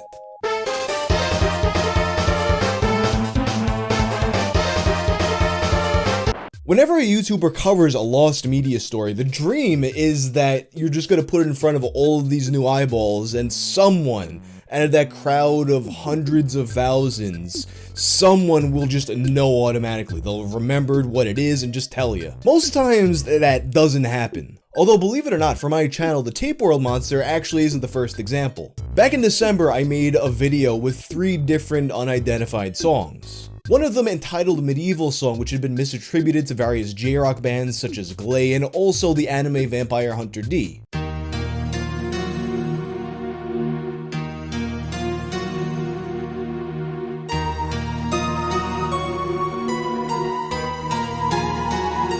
And a lot of people who saw my video just happened to know that song. I got hit up on a bunch of different platforms by various people, so I'm not exactly sure who found it first, but in the comment section of my video, ZolbyAB calling it was voted to the top, and that is Armored Apparition's Time of Death from Vampire Princess Miyu. And as it turns out, looking through the comment section on that upload of the song, which is sitting out there in the open with several thousand views, correctly identified since 2009, others in the past had embarked upon the same journey themselves. It makes you think about how many times in history this has probably happened, where a person has searched for a song for years and then all of a sudden they just stumble on it out of the blue on YouTube. And now we have another case of such a quick solution, the Tape World monster. Before I get into the solution, I have to address the pin controversy. Because I got a lot of people saying to me, oh, you know, why do you keep calling them pins? They're thumbtacks. Listen, this right here, this is a thumbtack. The top is flat, you put your thumb on it. It's a thumbtack. Now this right here, that's a push pin. Have you ever seen Mick Foley get thrown on a pile of thumbtacks and all of a sudden he gets up looking like all the colors of the rainbow? He doesn't turn into Dude Love. These are thumbtacks. But anyway, shortly after I create my video, there's a subreddit created, r/TapeWorldMystery, made by SadTeen837. Early on in the search, a few different potential creators were contacted. First, there was Jamie Shannon, who created Mr. Meaty. User the DGN emailed him and received a response. Hello, I'm afraid that very unique item is not made by me, so your search must go on. Funny, another person wrote me about this whatever it is what it is. Multiple other people also contacted the stop motion animator Lee Hardcastle, and it was Skelecool124 who received the response. Well, I've had 3 emails asking me the same thing. Crazy. Nah, nothing for me. Good luck with your search, LH. The sculptor Cleat Shields had also been contacted by several people. A response to user Goobygon. Hello. Unfortunately, I don't have any information for you about this character, nor do I recall ever having seen it before. Many messages have come my way about this, and though everyone has been very polite and kind, I simply don't have time to respond to all of them. So, would you kindly communicate to your fellow sleuths my lack of knowledge about this? I would be grateful. I'm sorry I couldn't be of help, but I wish you all the best of luck on your quest. May thanks, Cleat. Another potential lead was brought up by Sad Teen, the subreddit's creator. Killer clowns from outer space. Considering the clown-like appearance that some people suggested about the Tape World monster, it kinda makes sense. And also, Killer Clowns from Outer Space was distributed by a company called Transworld Entertainment. If you recall from my first video, this was the name of Tape World's parent company. And perhaps, if not Killer Clowns, maybe it was another movie they distributed. But here's the thing with that, and it's actually something I came across when I was working on my first video. You see, Transworld Entertainment, the parent company of FYE and all those stores, and Transworld Entertainment, the movie distributor, are actually 2 completely different companies. It's an easy mistake to make, and actually something that I thought was a potential lead when I was first looking into this. User the DGN had also brought up an archive of an old blue tack contest for people making art using blue tack. Unfortunately, most of it hasn't been saved in the archive, and you might remember that blue tack was actually one of the things ruled out in the initial post. And you know what else was ruled out? Spy Kids. Well, as it turns out, a Redditor named Super Mario Sunshine 2 had watched Spy Kids a few years ago, and a little detail stood out to them. Something one of the Spy Kids was holding after getting dropped off to school. So in Spy Kids, there's a TV show that one of the main characters, Junie, is obsessed with. Floop's Fooglies. He watches it all the time, he draws his own ideas for Fooglies, and he collects the toys. It turns out there's a lot more to these Fooglies than initially meets the eye, but there's no need for me to spoil the movie for you right here. So after getting dropped off at school, Junie walks in carrying 2 action figures. One of these action figures is Floop. The other action figure is, there he is, the Tape World Monster. Now this would imply that the Tape World Monster is one of Floop's Fooglies. But here's the thing, and this is part of why it caught Super Mario Sunshine's 2 attention at first. Although you see the action figure of this Foogly, you never see the actual character in the movie. When he was looking for it, he thought that perhaps this was a scrapped character or something like that.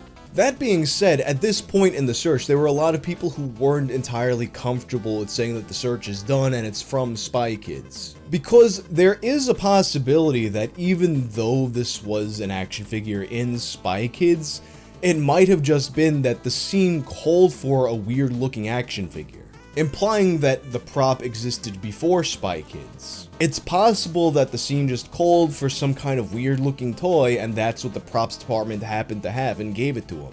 That is a thing that does happen on set. And it is kind of odd that such a relatively insignificant piece of the movie would be a part of a cardboard standee promoting the movie. If this had been something that existed before Spy Kids, perhaps it might have been a cardboard standee from something entirely different. Despite that possibility though, I found it really unlikely, especially considering how central Fooglies are to the plot of this movie, that they wouldn't have had a specific prop prepared for this exact purpose. And sure enough, this eventually was confirmed to definitely be something that was made for Spy Kids. A user named Shadow Alchemy posted a WorthPoint listing that documented a sale that had been made by E-Movie Poster. It contained 2 pieces of concept art from Spy Kids signed by their creator, Deborah Everton. One of these pieces being concept art of the Tape World Monster. And here's another interesting thing about this. Deborah Everton, the artist who drew this concept art, was not a part of the props department. She was credited in Spy Kids as the costume designer.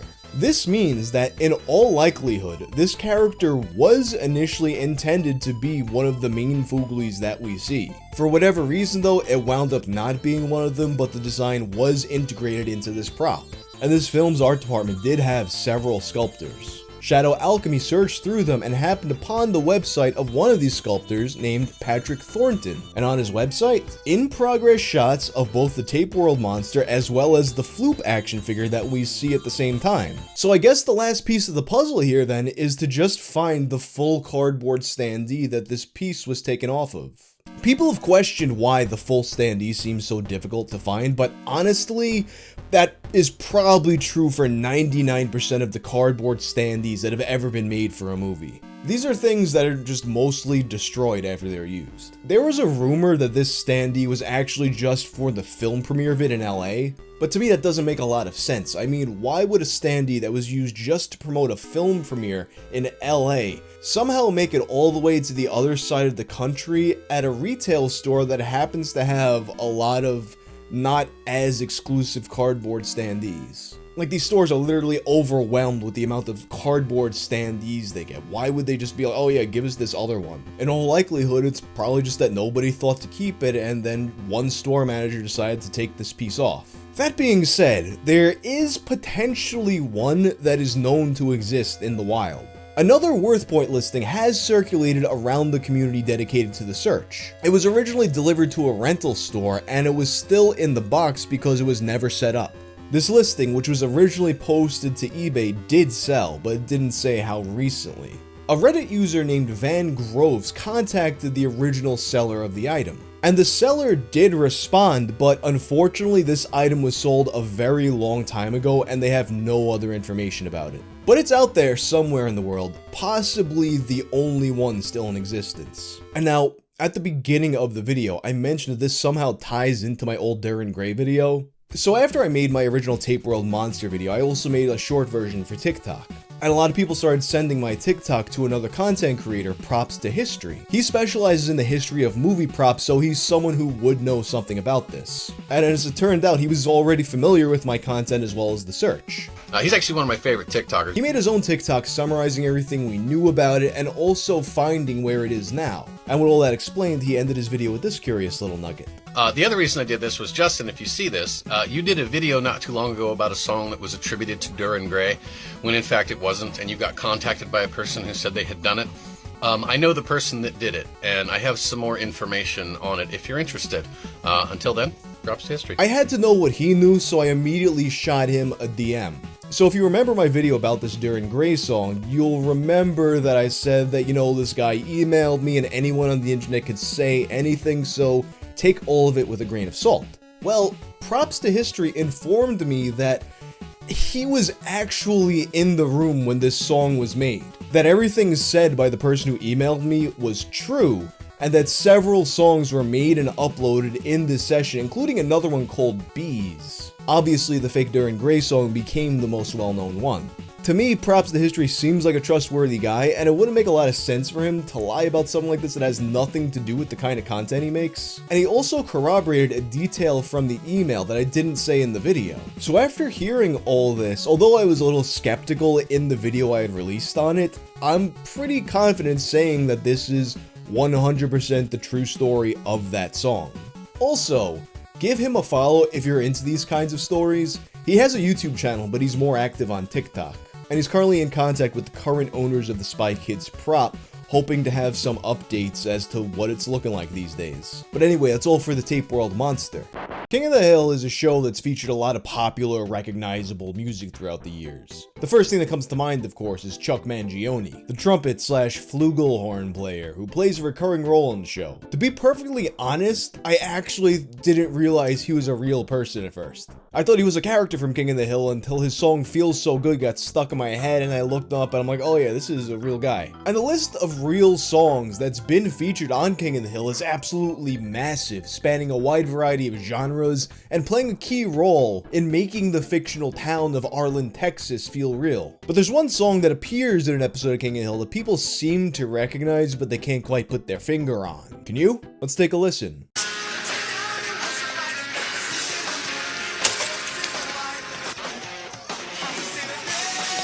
Not much to work with, I know. But for this episode of Tales from the Internet, let's take a closer look.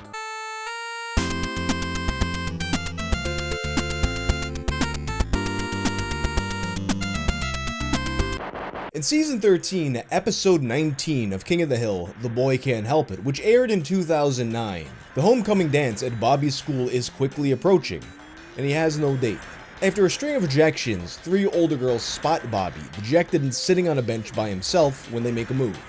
All 3 of them wind up agreeing to be his homecoming date, but it quickly becomes increasingly clear that they're just using him for their amusement.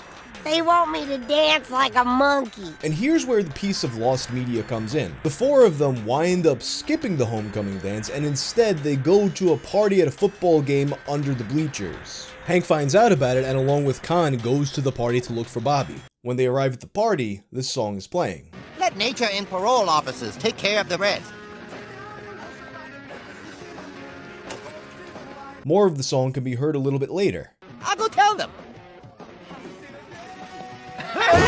Not a lot of context to go off of, but it does have a familiar 2000s pop punk kind of feel. It makes me think of bands like Simple Plan or Good Charlotte. One fandom user in 2014 said Linkin Park, but I mean, come on, you serious?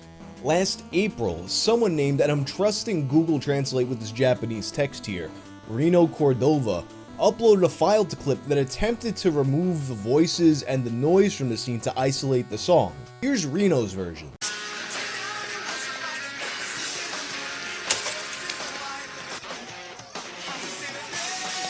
Listening to this version, to me, it sounds like this might actually be 2 different songs. I suppose a song could have a tempo change like that with a very different tone like that, but it doesn't seem that likely to me. I'm not necessarily hearing how these pieces gel together. To me, it seems more like this first piece is one song,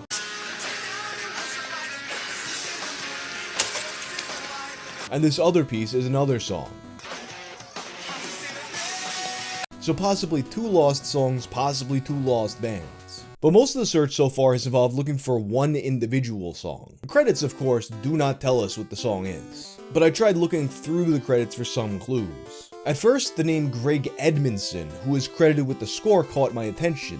He's worked on 59 episodes of the show and has an extensive resume including music from TV, film, and video games. But judging by the stuff that we know for sure he made,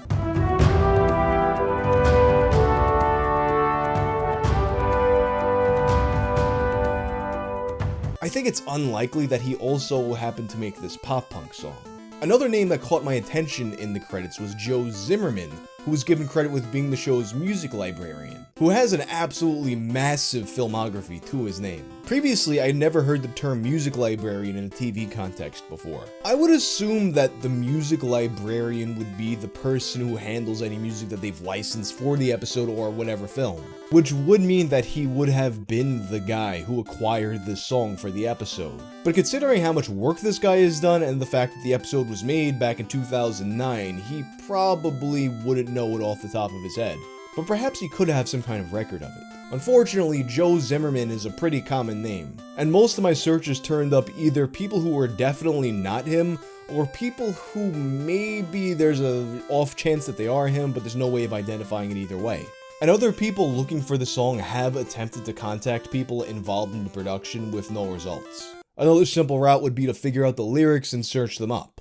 There's not a lot to work with, but they are there. In a thread on the King of the Hill subreddit made in 2017, a redditor named Highly Fictional suggested lyrics sounding like, "Tonight I wish you'll find it, if she can hear me, hope she's alright." Searching those lyrics don't turn up any results, however. In a thread made more recently by a redditor named MBC106, suggestions were raised like, "Tonight it was reminded that this isn't a movie," and variations like "Tonight I was," "Tonight he was," etc., and maybe even "Moonbeam" instead of "movie." A user named Psychaotic73 even tried to slow down the clip to make the words clearer.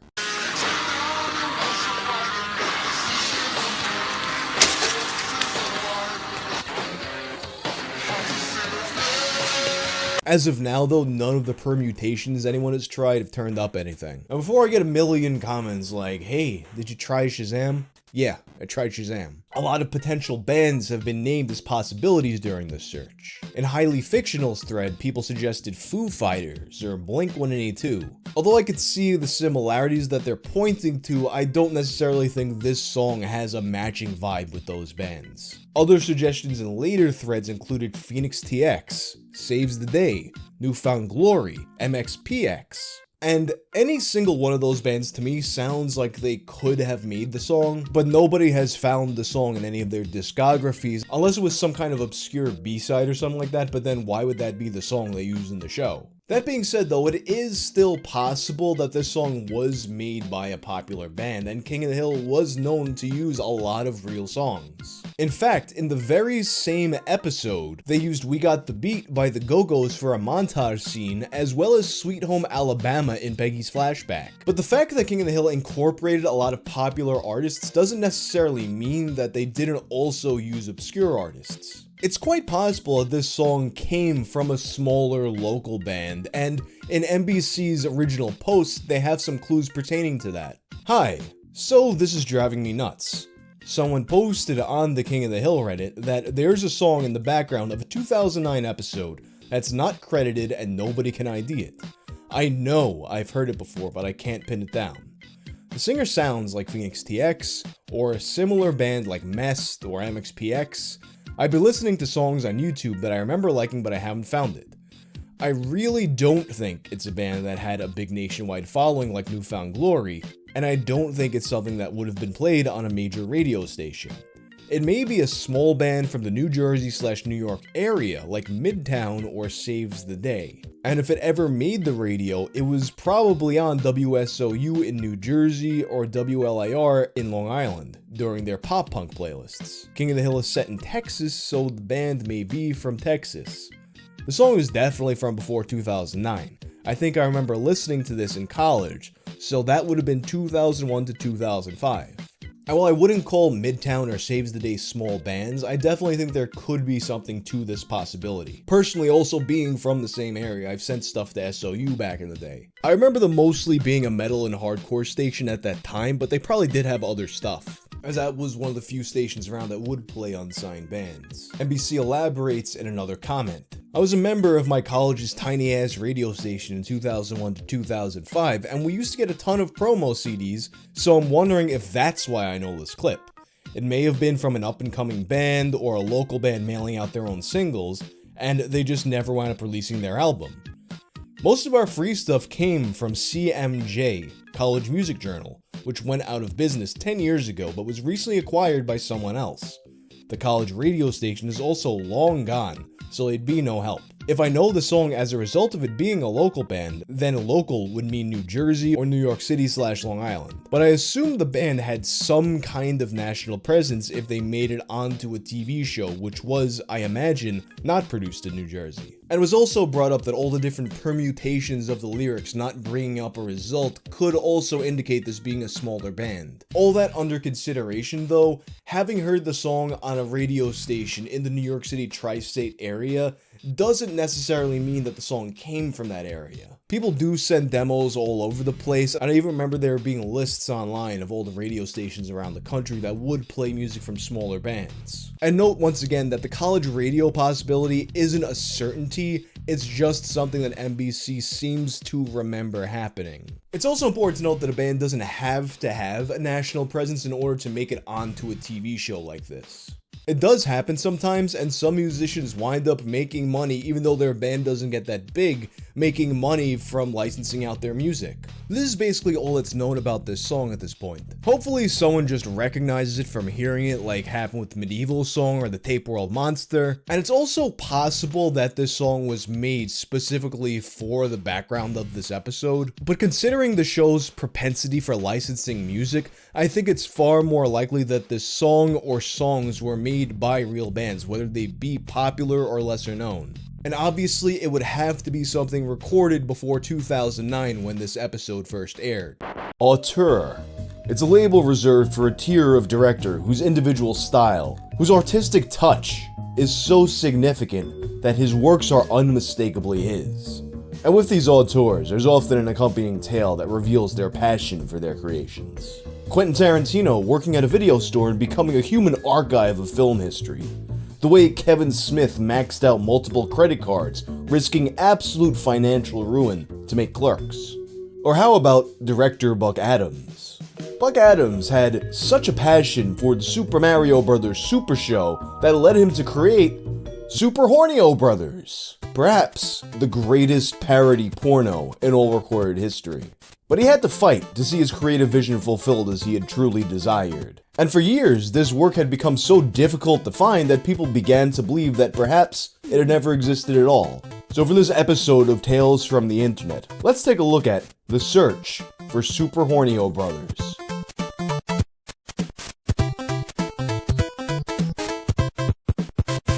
Like jazz music, the parody porno is one of the greatest truly American forms of art in the world.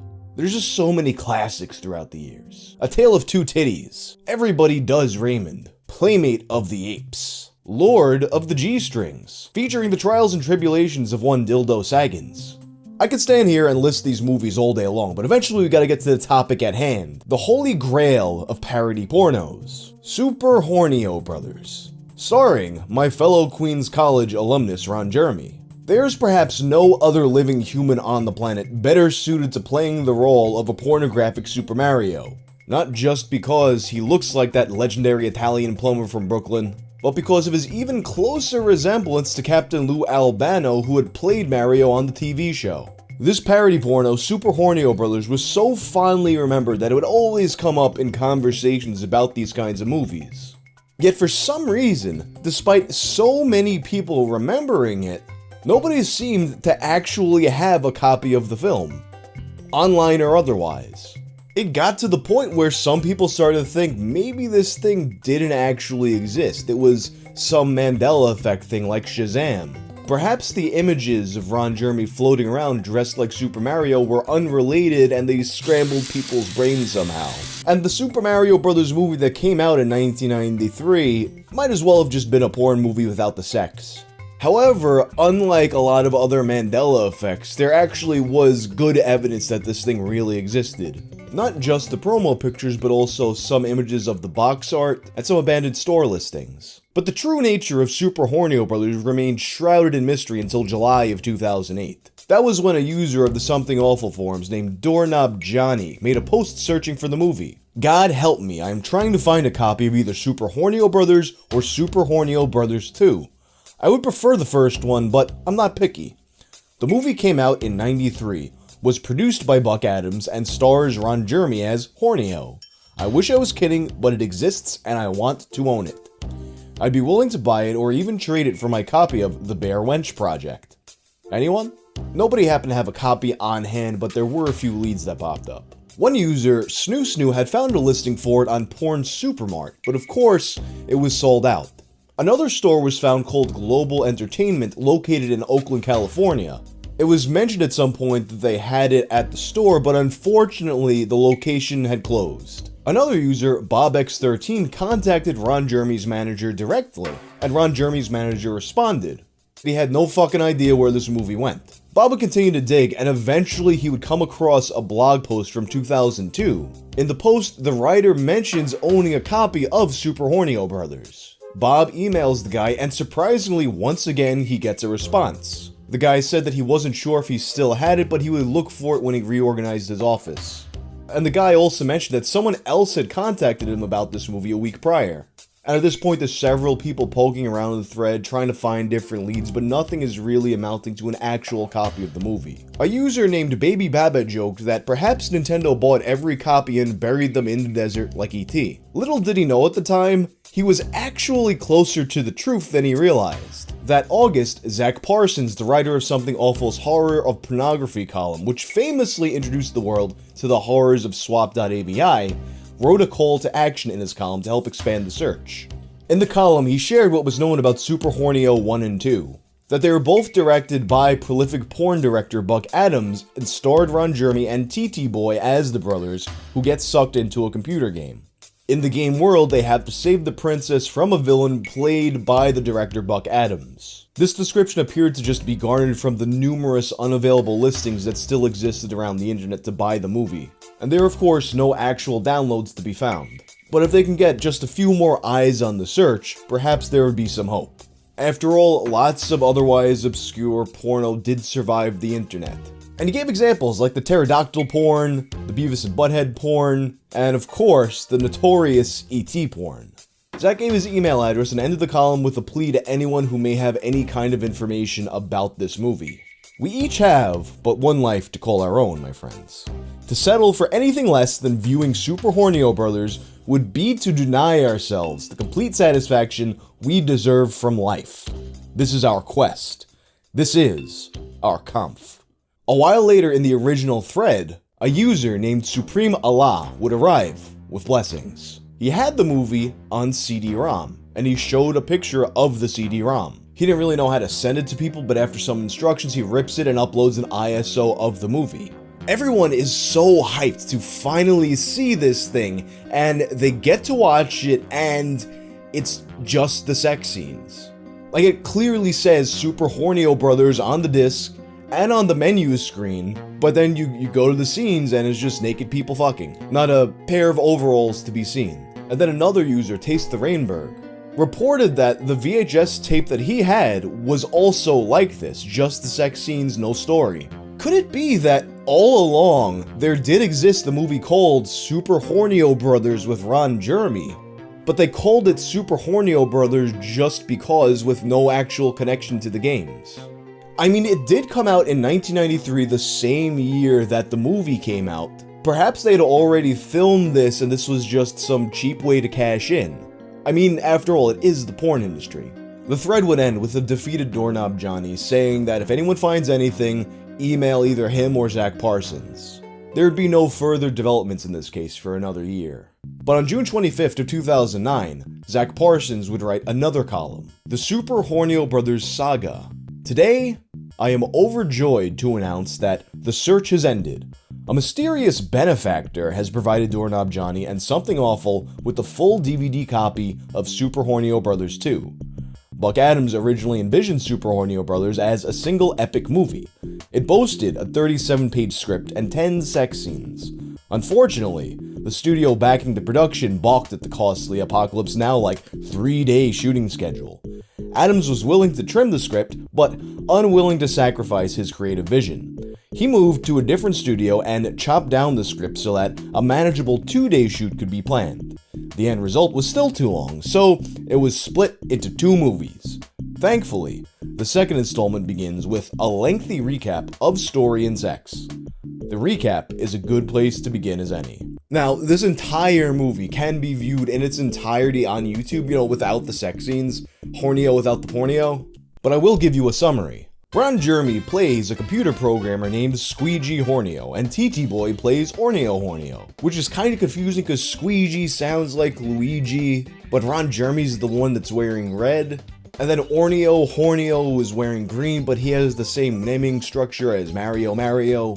The computer overloads, sucking them into what looks like a math textbook before launching them into a world Squeegee quickly figures out is his game world. The evil King Pooper, who honestly can kind of pass for Dennis Hopper's Bowser in certain lighting, and has one of the most bizarre squeaky voices this side of Alfred Ashford. You haven't beat me yet, Hornio Brothers! Nobody beats King Pooper! I promise you, this fantasy will make me stronger! Seriously, where did he get this voice from? What did he listen to that made him think, this is what King Koopa should sound like? King Pooper has kidnapped Princess Perlina, who should be Peach but has a name resembling Pauline. Pooper wants her to help him travel to the real world with a massive tub filled with semen, but ultimately, the Hornio brothers save the day. And Luigi gets the girl. That's how you know Buck Adams was a real fan, because he wanted Luigi to win. They return to the real world, but King Pooper manages to grab onto Ron Jeremy and comes back with him, where he plans to populate the Earth by impregnating human women with Koopalings, starting with a prostitute that he hires. So Squeegee hatches a plan. They go back into the computer, and with the help of a living computer virus, destroy King Pooper's machine, getting him stuck in limbo forever. Note that we don't actually get to see the computer get destroyed or King Pooper get stuck in limbo.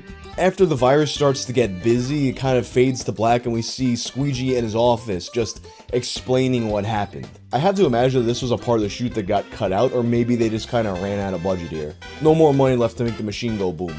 So anyway, Luigi gets the girl once again, and Ron Jeremy breaks the fourth wall, looks into the camera and tells us.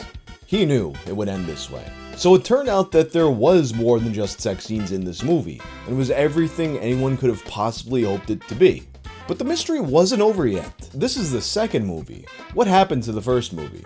5 years later, October of 2014, there's a thread created by Bold Frankenstein Mir. Frankenstein and his friend walk into a video store in Aurora, Colorado. Sitting on the shelf was a copy of the VHS Super Hornio Brothers 1. Realizing what an important piece of film history this was, they bought it immediately, tested it out, and it worked perfectly. Just a couple dudes watching Mario porn together.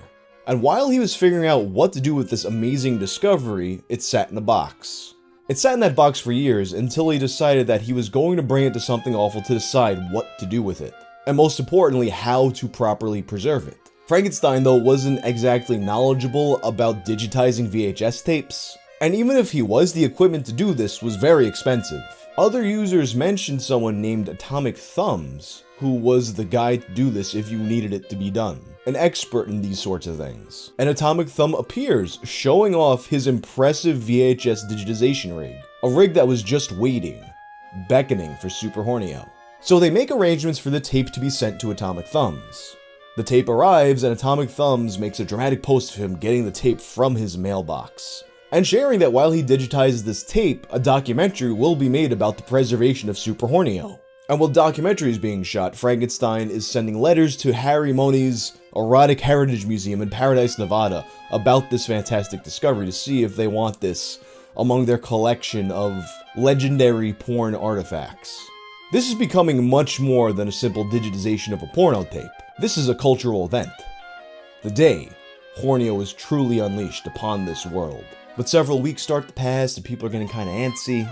Atomic Thumbs reassures people that the documentary is underway, to which some people respond, what could you possibly do in a documentary about this?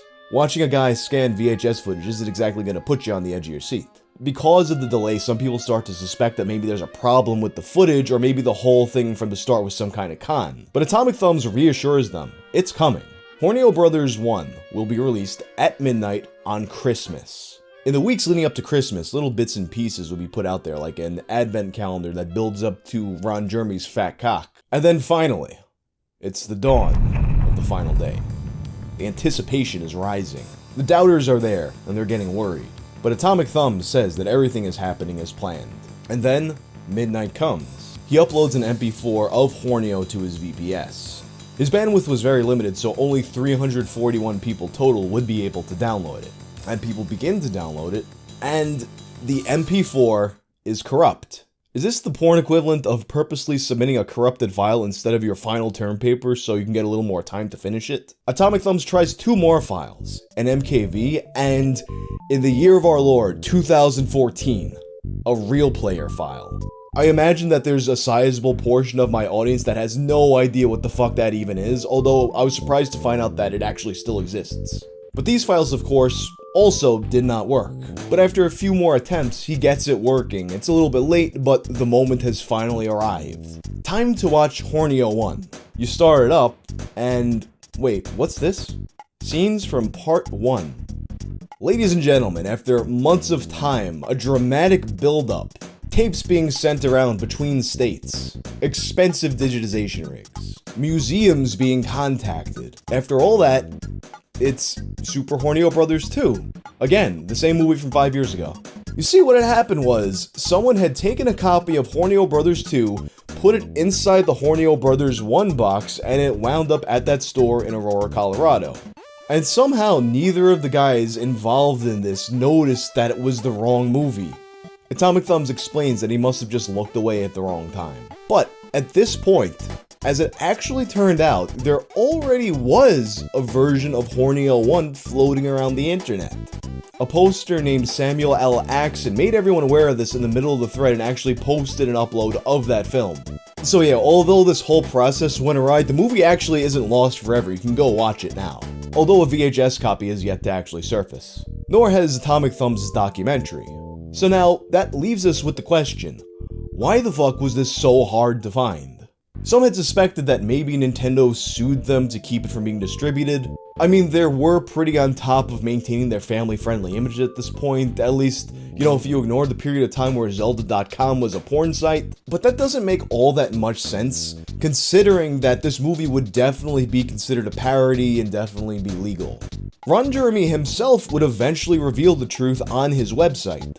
On his site, you could typically buy all of his movies. Except for Hornio, that is. And around the time of the Something Awful search, a lot of people started to email him about it.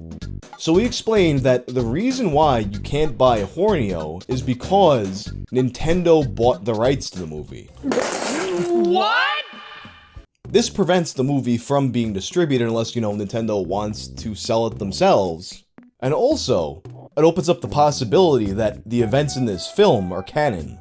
Vice would later catch up with Ron Jeremy to speak a bit about the film.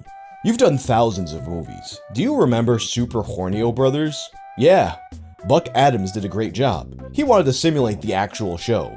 I'd never seen the video game. I don't play them at all, except when I go to Hugh Hefner's mansion.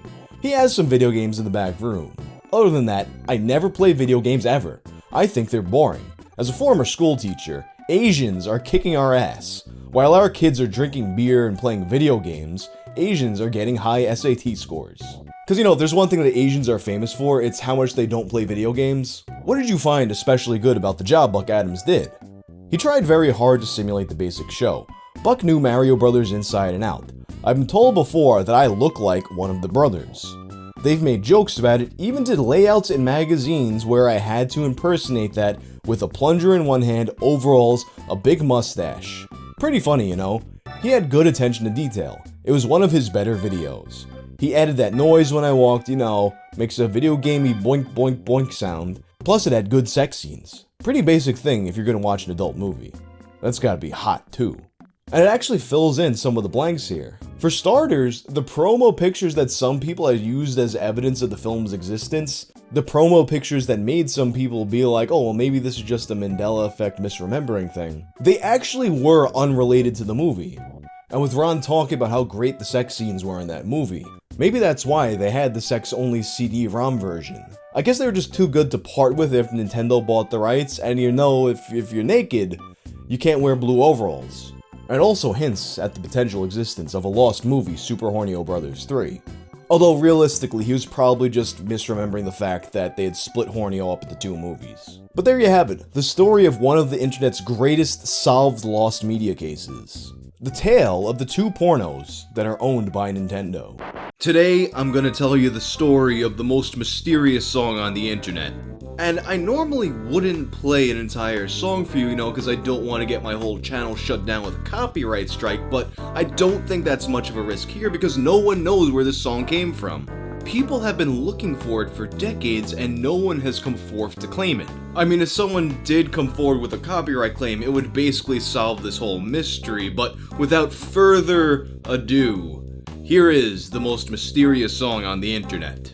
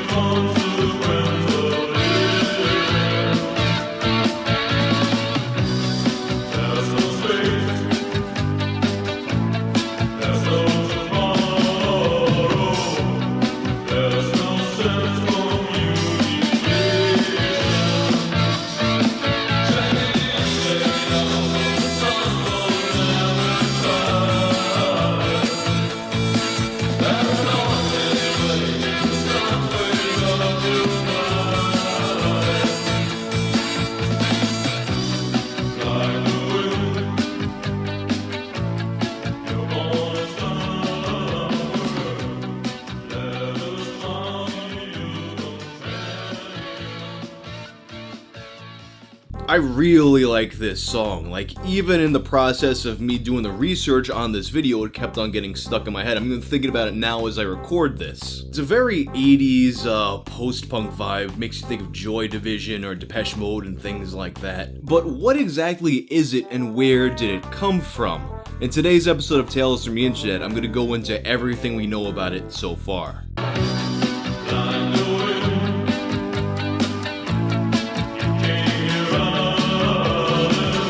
The mysterious song was first uploaded on March 18th of 2007 to a website called spiritofradio.ca, the fan site of a Canadian radio station. It was first posted by a user named Blue who said, recorded at 8284 from a German radio station. Looking for a singer since then. At that point, it received very little attention except for a response from one user who said it sounded like a Greek band called Metro Decay, but it definitely wasn't them. It would seem as though the search came to an abrupt, unceremonious end over a decade ago, but a few days before me recording this video, I was contacted by an Instagram user named Bruno Kunda who brought this to my attention. Hey Justin, you probably don't check Instagram DMs on here, but I don't have/use Twitter and figured you won't respond to a formal email, so I'll stick to this. Recently, I found a Reddit post that caught my attention here. It talks about a song that the OP and his/her friend found about that nobody knows anything about and doesn't show up in Shazam or anything like that, and nobody really knows who made it or anything about it. I thought it would be perfect for your Tales from the Internet series, similar to Geedis and the Land of Taz story. All the best. And there was a post link by a Redditor named Gab Gaskins. The most mysterious song on the internet. I've posted about this many times here on Reddit, but I've never received any real information about it, and no one has been able to identify what song is that. It's been 13 years of searching, and so far, no information has been discovered. Do you recommend something for me to do? It would be great if some YouTuber did some video investigating this mystery. After all, many people are looking for this song. If you are interested in this mystery, please read the description of the video to learn more. Thank you. And if you look at Gab Gaskin's post history, you see that he's been searching for this song constantly on Reddit for the past 2 months. And in an interview with Tone Deaf magazine, Gab Gaskins, identified as Gabriel Vieira, notes that he's been searching for the song for years. Redditor Gabriel Vieira has been conducting his search for the track for a number of years now, explaining that their search dates back to 2006, when several people descended upon an internet forum to look for help identifying a mysterious song. At that time, it was common for many people to ask in forums about unknown songs, even because it was a time when many still used cassette tapes, especially tapes from decades ago, they explained. Many of these songs were discovered after a while, but only this has never been discovered, not even an information. No one knows the band that sings this song. No one knows what country the band is, no one knows what year it is, certainly the 80s, and unfortunately the full song has never been released. And in Gabriel's YouTube upload of the song, he shares what little information he's come across in his years of looking into it. A friend of mine, Nico from Dead Wax Records, was looking for this song a while ago, and I became interested too. Unfortunately, I do not have the full song. I do not know the nationality of the band, and I do not know if they are singing in English, although it seems that the song is sung in English. I'm not sure if the band is British, American, Russian, German, French, etc.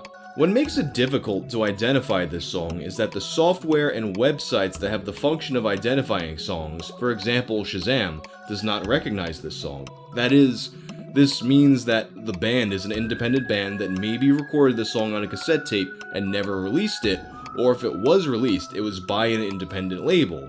Listening to the song, we can notice that the band is formed by singer, drummer, guitar player 1, guitar player 2, bass player, and a keyboard player, but that's something that we can't confirm 100%. Probably the title of this song is Like the Wind, but that's another thing we cannot confirm it because the origin of this song is unknown. I do not know where it came from, but for it to be online, surely someone put it on the internet. The most acceptable hypothesis is that the song was broadcast by some radio station and someone recorded it in the 1980s. Apparently this song is mono. It means that maybe this song was captured from a radio station or some TV in the 1980s. I discovered that when I removed the central channel of this, and the track was completely empty. This happens only with mono recordings. Although we have no concrete proof that this is true, it is most likely. That is, we have two possibilities. Someone recorded this from some radio broadcast, or this song may have been taken from some demo tape recorded by the band, which is perhaps a local band that never got famous or never released anything officially. There is another possibility. I posted about it in several communities on Reddit, and several people told me that they would have heard this song before in some horror movie, probably some B-movie, but I have no idea if this is true. But we would have to add it to our investigation. I downloaded the audio from the 2011 video posted by Rito Alpho, and I realized that the audio waves are practically at low volume. This suggests that this may actually have come from some television or some radio broadcast. Because if it was taken from some demo tape, surely the audio would be very loud. I already used the advanced search method in Discogs, the largest database of rare/independent music on the internet, searching for the title Like the Wind, but unfortunately I did not find anything about this song. That is, it means that maybe the title of the song is not Like the Wind, as some people commented in this video. There is a possibility the singer is talking fly away, found away. There are several possibilities, but we will not know which one will be right. There is also the possibility of the singer actually speaking like the wind, but the true title may be something totally out of context with the lyrics of the song. There is also another possibility. The title may be Like the Wind, but I have not found anything on Discogs because this song is so rare that it was not even released by anyone independently. I really do not know which way to go. I really want to find this song, but there are many possibilities to be examined, which makes the search much more harder. The description in the video also contains Gabriel's guess as to what the lyrics actually are, as well as a list of bands that have been ruled out. And at first it seemed like the recent couple months of Gabriel going extra hard trying to find this song were turning up fruitless, but in July, After he made the subreddit The Mysterious Song, perhaps some of the best leads in all of the years spent searching this song have emerged. It was this post by Gabriel that triggered a lot of the new information that emerged. Here, I will be documenting the information obtained about this song. The song was probably uploaded for the first time on March 18th, 2007 in spiritofradio.ca. The user is called Blue, and he says it was recorded from some German radio station between 1982 and 1984. The metadata of the archive says that the title of the song is Check It In, Check It Out, but how the uploader said it was recorded from a radio station, so it can't be confirmed. The metadata dates the audio in 1984. It's possible that the band is German, but we can't confirm it. The solved case of an unknown song in 2003-2013, the song On the Roof by Johann Lindell, was taken from a German radio station too, and the artist is Swedish, so that's another thing we'll need to consider, but 99% sure the artist is European. Unfortunately, there are no ways to find out the real name of the user Blue. Otherwise, we could get more information from that person, such as the full song and more information about what else was recorded on the tape, and also the name of the station from where the song was recorded. If you know how to help us, please comment here or contact me. Thank you. Well, you know how Gabriel said that it would be impossible to dig up information about the user Blue? Well, another user called New Accounts proved him wrong. Hey, I tried to find out more about Blue, and here's a German forum where he was also searching this song in 2007. He says he most probably recorded it from the NDR2 radio station. Seems his name is Anton, and he is probably from Bremen. Here, in some other thread, he says his home radio station is Bremen 4. In another thread, he says that he used to listen to NDR1/NDR2 radio station when there was a show, Music for Young People. Music for around 1330. Many new bands were introduced there. That's all I managed to find. Good luck with your search. But I guess that wasn't enough for New Accounts, because shortly after he returned with more information. This time, he had found the identity of the DJ who hosted Music for Young People. Here's some other guy.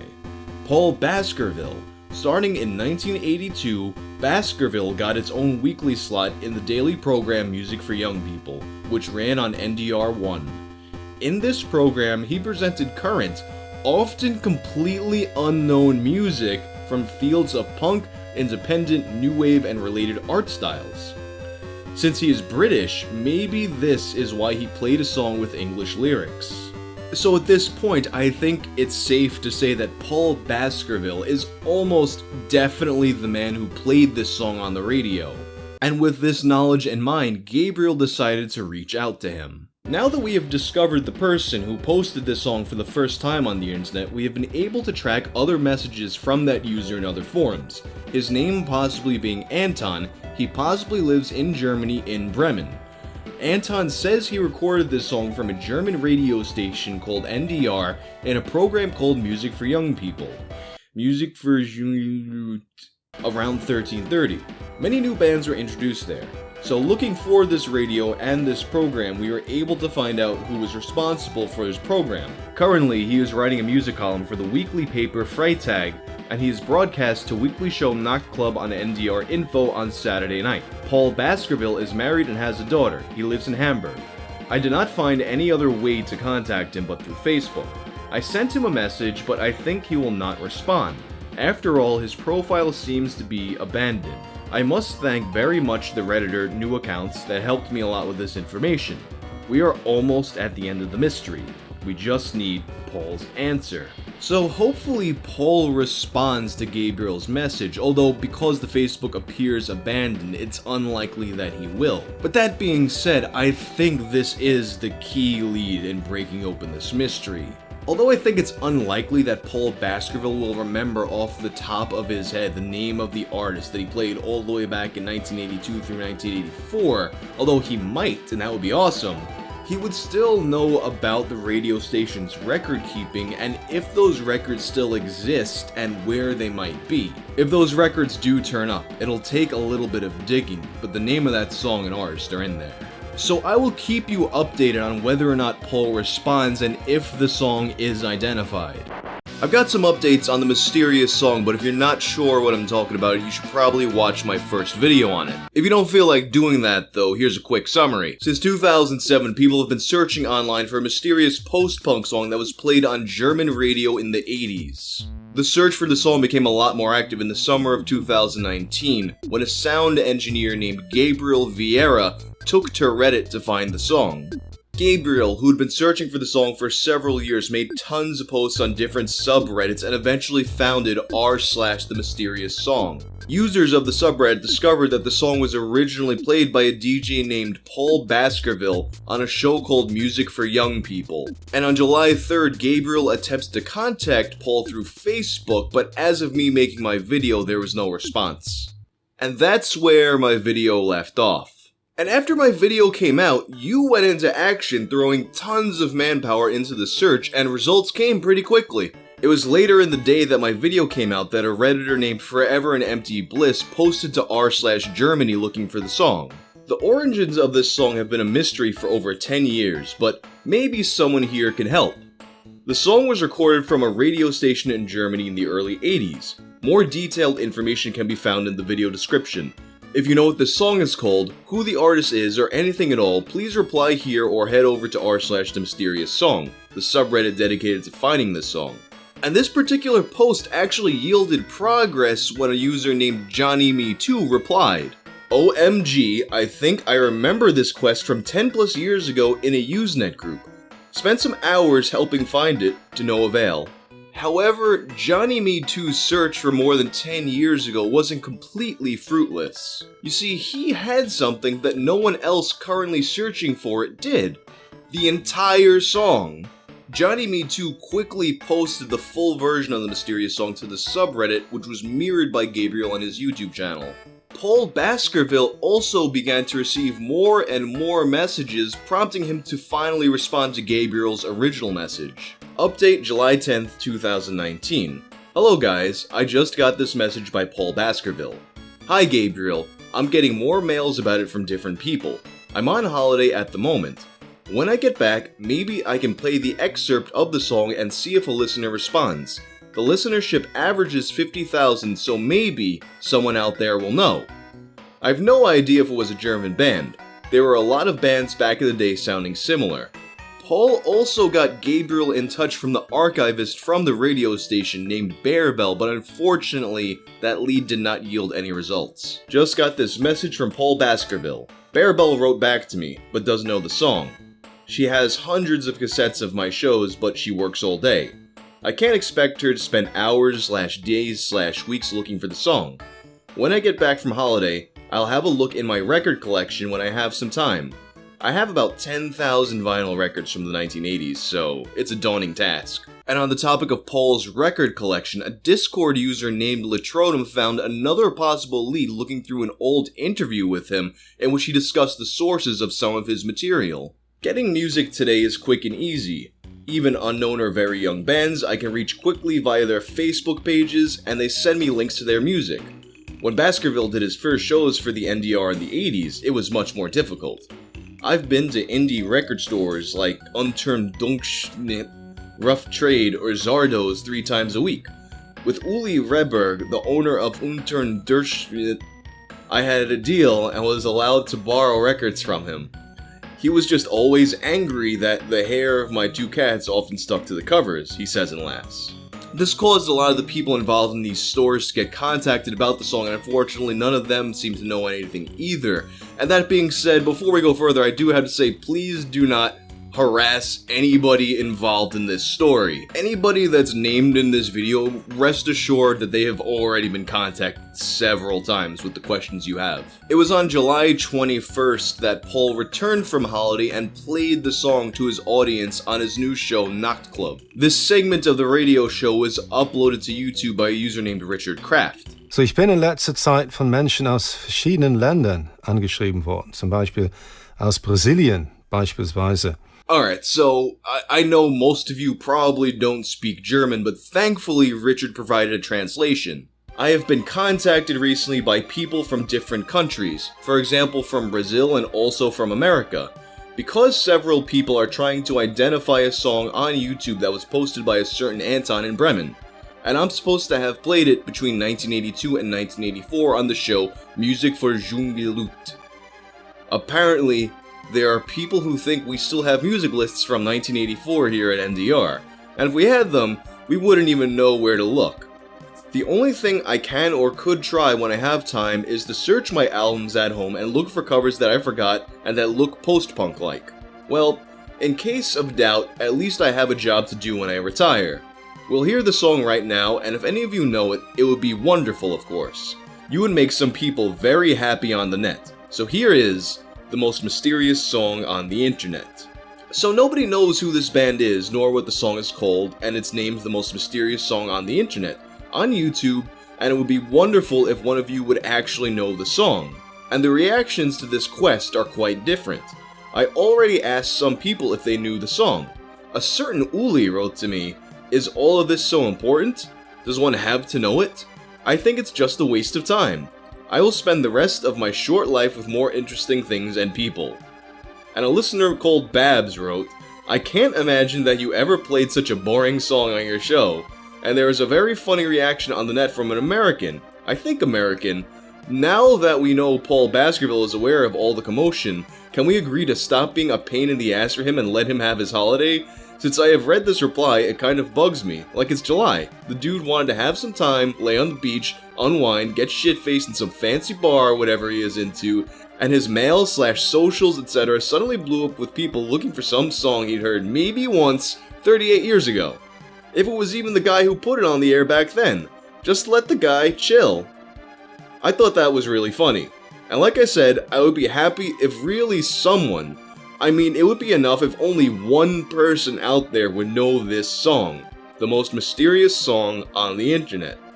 And unfortunately, nobody has contacted Paul with the answer to this question yet, but there are 2 more leads that emerged on the Reddit. One of these leads came about on July 24th when a user named Sakone posted about another similar song. I stumbled upon this song today as well as this subreddit, and I was wondering if anyone has heard a specific portion of a recent 2-hour mix done by Boards of Canada. Info and links to it available here. Specifically, at 1 hour, 22 minutes, 43 seconds, a song begins that, as of yet, no one has been able to identify or find information about, despite the majority of the mix being able to have the songs identified. I may be imagining it, but if you listen at the time, the vocal style bears significant similarities. Any chance there's a possible link? Gabriel has uploaded the song in question to his YouTube, and here it is. Now, a lot of people think this might be the same band. Personally, I don't think so. I think the guitar tones are so different, the drumming is a lot less involved, the vocals sound different to me. I think it's just a case of 2 mysterious bands who happen to be playing the same genre of music. But I'll put a poll up and see what you think. The other possible lead comes from a German organization known as GEMA. Well, I was watching the video from Wang, and I read in the comments that someone said that in Germany, there is a collective society and performance right organization named GEMA that requires every song played in all German radio stations to be reported. Since the organization was founded in 1933, it's possible they can bring us some information about the song.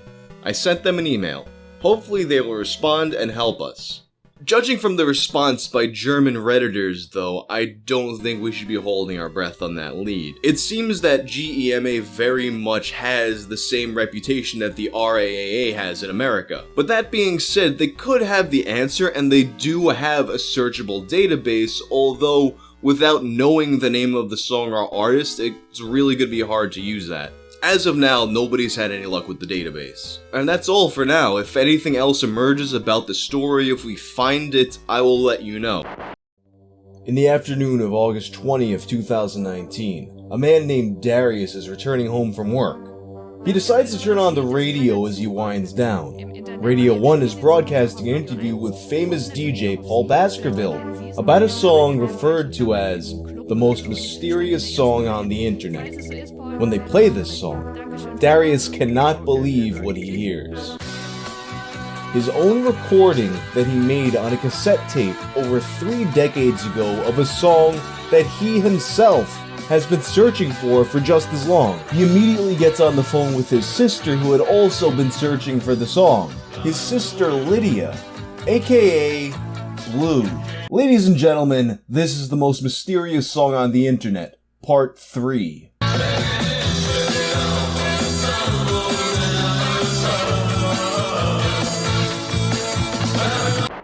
Today's sophisticated audio equipment doesn't often break down. It's been a while since I spoke about the most mysterious song on the internet, and a lot has actually transpired since then.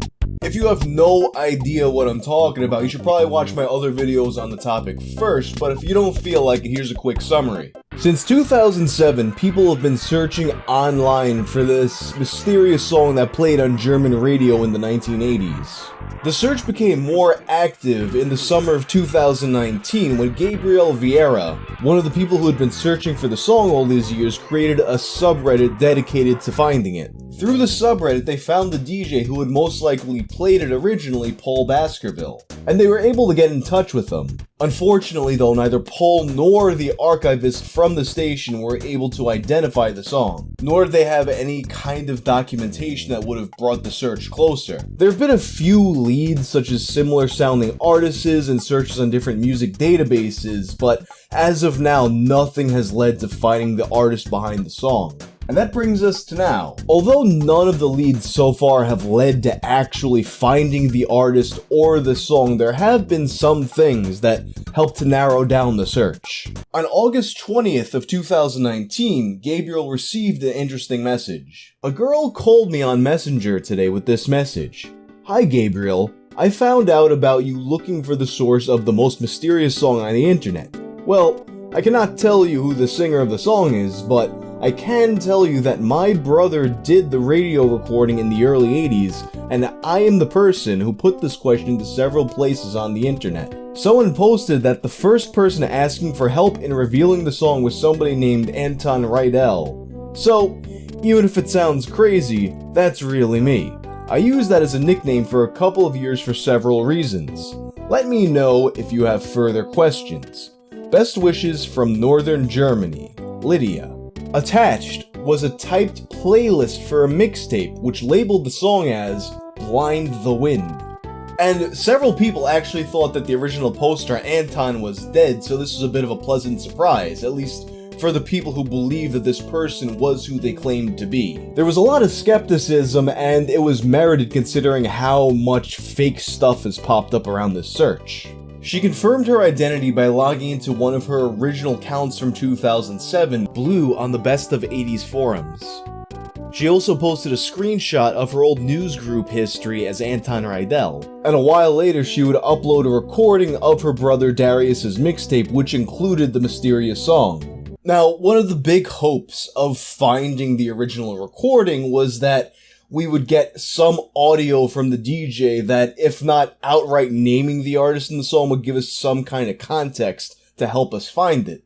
Unfortunately, this would not be the case, because you see, this was a mixtape and not the actual entire radio broadcast. In an article on the German website Spontis, Darius goes into detail about his recording. In the afternoons after returning home from school, Darius often recorded songs from the radio, in particular Paul Baskerville's show. However, he would often use a second tape deck to rearrange these recordings to eliminate the songs he didn't like and to eliminate the DJ chatter.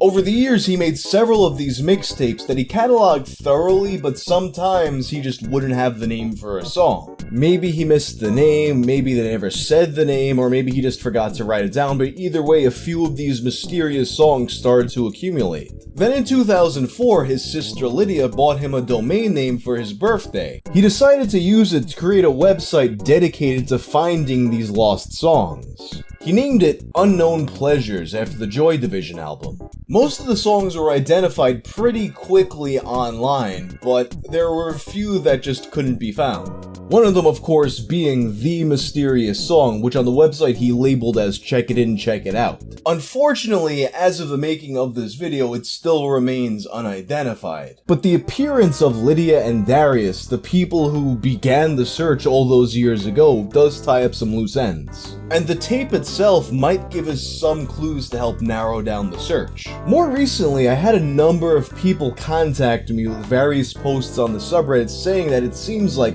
we're very close to actually finding this song. On May 29th of 2020, a user named MapRef41North93West created a post entitled, "A Couple Thoughts." In the post, he explores the theory that this was probably a small band just trying to get their music out. He brings up the fact that several people have said it sounds like it might be Eastern European, maybe Russian or Yugoslavian, Polish.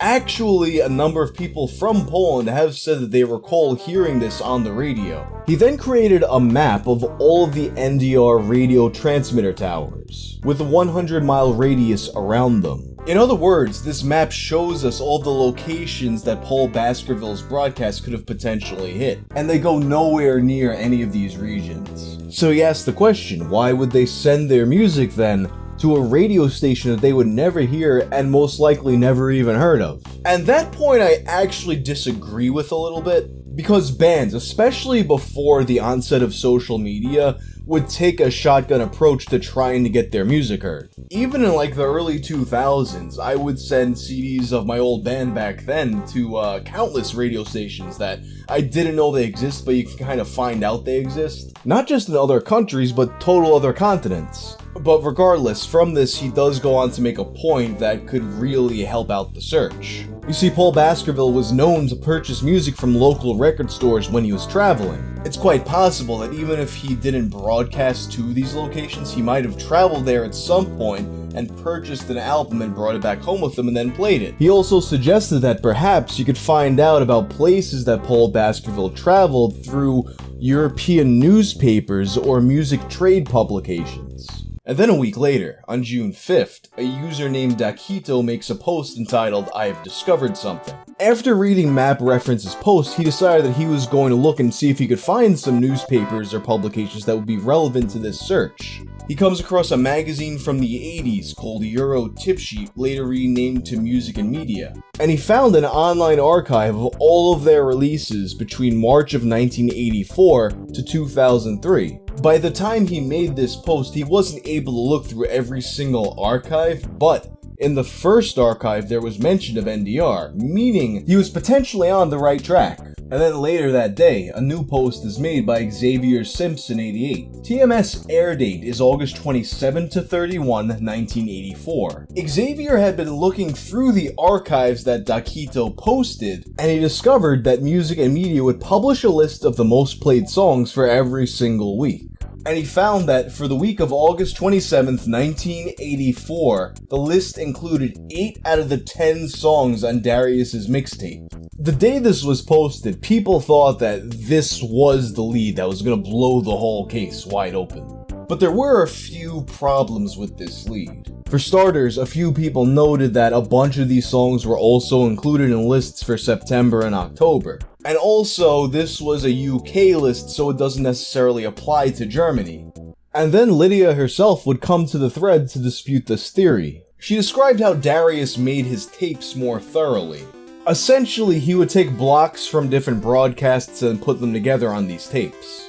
So it's quite possible that a segment of this mixtape was taken from that week, but that doesn't mean the whole tape is from there. And as was pointed out by user Seth010, on this mixtape, the mysterious song is both preceded and followed by songs from 1982, which could be evidence that this entire piece was a radio segment from 1982, and in fact, Darius does believe that he recorded it in 1982. And additionally, there are a few other points that might help in this search. In the interview that Paul Baskerville did with Radio 1, the very interview that made Darius aware of this search, he mentions that basically everything he played on the radio was played off of a vinyl. Unlike with a cassette or a CD, it's way less likely that someone would have made just a single copy of a vinyl album.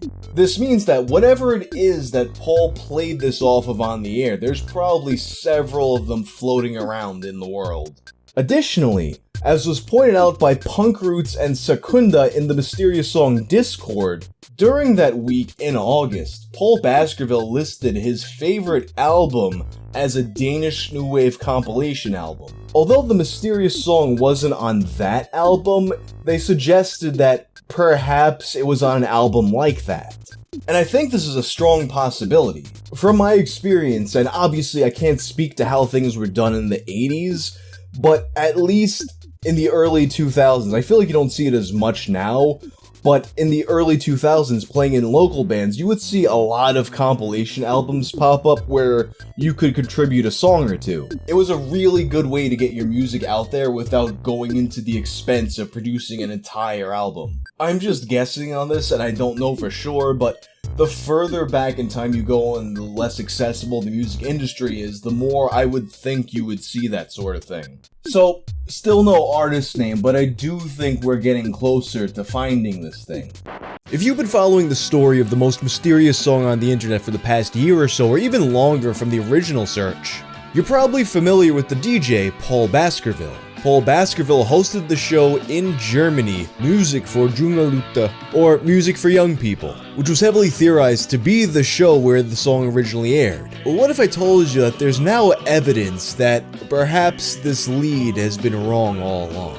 Well, for this episode of Tales from the Internet, let's take another look at the most mysterious song on the internet and NDR Radio's music playlists. And of course, if you're new to this investigation and if you have no idea what I'm talking about, take a look at my other videos on the topic. There'll be a clickable card up in the corner. On July 9th of 2020, the biggest revelation regarding the most mysterious song on the internet in quite some time was made. This was when a post was made on Reddit by a user, FlexOnMobile. In the post, entitled, "World Exclusive, I have obtained the 1984 song list from Paul Baskerville's radio show, Music for Junge Leute, plus the backstory on how I got it, not clickbait." This right here was a list that several people had tried to get a hold of, to the point where people were like, please stop bothering NDR about this. But FlexOnMobile went ahead and did it anyway, and wouldn't you guess it, this time it actually worked. In the post, he talks about what led him to that point. He said that he read the Rolling Stone article about the song that was made a year ago. The article mentioned that NDR archivists had found 21 recordings of Paul's old shows. The archivists were listening back to the shows and looking for the playlists from them. Now that nearly a year had passed and he wasn't sure if anybody followed up on this, he decided to send them an email. "Hello, my name is Redacted, and I am an independent researcher working collaboratively with other researchers to find a particular song that was played on one of the NDR radio stations between 1982 and 1984. You may have been contacted previously or be familiar with the search. The song has been dubbed the most mysterious song on the internet, and has been featured in several mainstream American, German, and Australian publications. To provide some small background on the song, a teenage Wilhelmshaven boy enjoyed creating mixtapes of songs he recorded from the radio onto cassette tapes. He typically would record the artist and the song name, but there were several songs for which no information was recorded. In 2004, he digitized his mixtapes and begins trying to locate information on the songs that he has not identified. His sister decided to assist in this search and began posting in online forums in 2007. The search for the song has been ongoing ever since. The man who originally recorded the tape is very certain that he recorded it from an afternoon radio program named Music for Junge Leute on one of the NDR radio stations. I was curious if you all have tapes of this show that aired between 1982 and 1994, and if so, what is the process for obtaining copies of the tapes? Thank you in advance for your assistance. Respectfully, Redacted." NDR had undoubtedly received countless versions of this email throughout the past year or so, and I doubt Flexon expected them to ever respond, but wouldn't you know it, they actually did respond, and within 2 hours. In their response, they said that although they did not have the recordings from these shows, what they did have was all of the logs for the shows Paul did between 1982 and 1984. And in those logs, the full list of every single song played. The person responding said they had actually personally looked through these logs but couldn't find any clues. However, they were willing to share the list if Flex on Mobile wanted it, and of course he wanted it. So he receives the list, shares it, and people immediately go to work. Hey guys, Echo Bandit narrowed things down a bit by compiling a list of all of the songs that were in the correct time range for the mysterious song. Meatball132 manually checked to see if any of these songs were the song, but of the ones they found, none of them were it. And many more people repeated this effort, some of them managing to dig up songs that other people couldn't find. Eventually, an entire spreadsheet was put together by people researching with every single song on the list, the length of the song, if it appeared on one of Darius's tapes, and if found, the YouTube link for the song. And in the few cases where the song couldn't be found, a similar song from the band was put up for comparison. And as of the time of me recording this video, basically every single one of these songs has a YouTube link with a few exceptions that definitely aren't it. There's Sphinxter, Edwin's Sweet Lament. Meatball132 eventually found this song on a compilation of saxophone music. It's not the song. Kitsyke Will, Crown Spindle Mill. Although this specific song couldn't be found, the band was identified as a country/folk band from the UK in the 70s. Not a likely candidate. Ambrose Kelly Reynolds, White America. While there's no link on the spreadsheet, others managed to find it on SoulSeek, and I actually did manage to find a YouTube upload of the entire album it appears on. It's not the song. There's 30-second Piano Concerto in A minor by Matthew Best, which is a classical piece by a solo artist and definitely not it. Finally, there's a listing for John Ridge, Demo Band. From what I've seen, the only John Ridge who turns up is a vocalist who was active in the band EF Band from 1982 to 1903, and maybe he had another project at this time, but he was more of a metal vocalist. So having gone through this list now, most people have concluded that the song was most likely not played by Paul Baskerville, and if it was, it wasn't on this show. And indeed, Lydia herself had gone through the list to rule the songs out. In doing so, she made a few important observations. For starters, a number of people, reasonably so, were skeptical that this list was real. What Lydia did was check for the one song that Darius 100% knows that Paul played, and he knows this because he accidentally recorded a bit of Paul speaking over it. Sure enough, this song was there. She didn't say which song it was, but considering that it was enough to convince her that the list was real, it was likely one of the more obscure songs, possibly one of the other mysterious songs that Darius used his website to find. She also noted that looking through this list, she came to realize how many bands she learned about through Paul's show. And I'll link the spreadsheet in the description if you're curious, there is a lot of good music in there. Another important observation that she made was that almost every song was available on YouTube, no matter how obscure. She noted that many had less than 300 views. To me, this is a good sign that maybe this song is just sitting there on YouTube and has been for years. Kinda how like that mysterious game over screen from Hong97 was sitting on there and it just took a really long time for people to put the pieces together. And perhaps most importantly, she mentioned that Paul wasn't the only DJ for this show. In fact, when she spoke to Paul, he had mentioned another one of the DJs as a possibility, Stefan Kuna. Stefan Kuna was another host of the show who is also known to occasionally play obscure music. In fact, Paul had suggested to Lydia that this song lined up with Stefan's music tastes. This song is something that he would have played. But unfortunately, Stefan passed away a few years ago. In his correspondence with NDR, Flexon mentioned Stefan and another DJ that was known to be on the show, Gerd Timmerman. The NDR archivist responded that not only were these guys on the show, but there were actually several other DJs for it. But that being said, the process of extracting these files from the database is extremely laborious and they just didn't have the capacity to do it all. Essentially, Flexon had just gotten lucky that they happened to have the playlist sitting around from Paul because they personally looked into it a few months ago. But they did say they'd be willing to look into this if nothing came from the Baskerville playlists. And since nothing did, Flexon followed up. Several days later, the archivist responded with new playlists. These playlists were from 11 different DJs who worked on the show, including Stefan.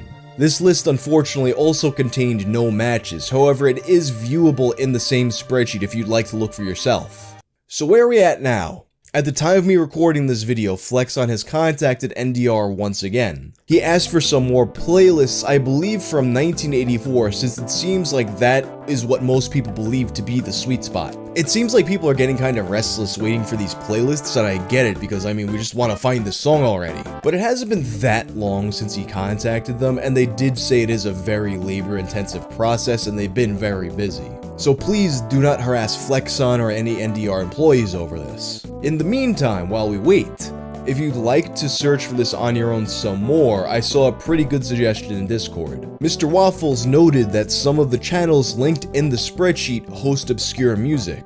Some of these channels, especially the ones that have videos with less than 1,000 views, might have other obscure music.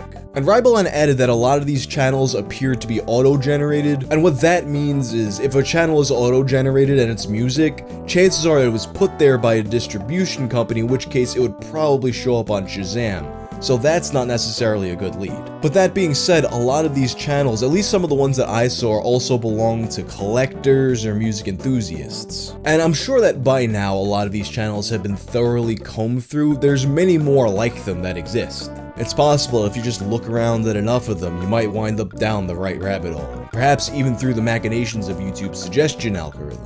And what I'm suggesting here is kind of like looking for a needle in a haystack, not necessarily the best use of your time, but if you've got enough interest in different kinds of obscure music, it might honestly be hiding in plain sight like this. But in any case, let's hope that NDR gets back with the rest of the playlist soon. To me, it really does feel like we keep on getting closer and closer to finally finding this thing. The band who made the most mysterious song on the internet has been found, is the subject line to a lot of emails that I've received in the past couple months. Personally, I'm not convinced, but a lot of people are, so I'm gonna lay out the case for it and see what you think. Additionally, there have been a lot of developments regarding the search through the NDR radio archives, including one clue from the original recording that's been hiding in plain sight this whole time. Of course, if you have no idea what I'm talking about, or you just want to freshen up on the topic, I suggest watching my other videos about the song first. And all that being said, for this episode of Tales from the Internet, let's take 2021's first look at the most mysterious song on the internet.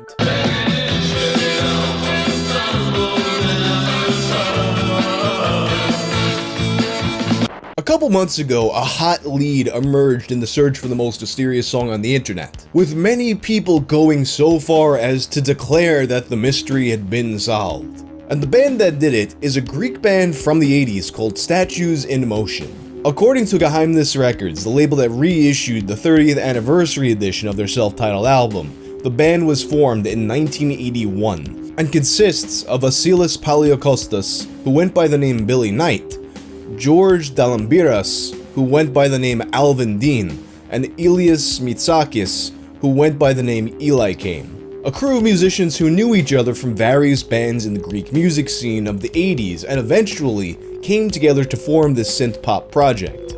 They were signed to Minos EMI Records after a producer was impressed by their music, but ultimately, financially disputes with the label caused their album to sit on the shelf for more than a year and a half, being released Christmas of 1983 despite having been finished in mid-1982. And it's a shame because it's a really good album with a very unique sound. But the stagnation and frustration that comes from a situation like that caused them to dissolve the band and go their own separate ways by the time the album actually came out. And Geheimnis's 2013 reissue of this album includes a re-recorded song that was lost from the original recording.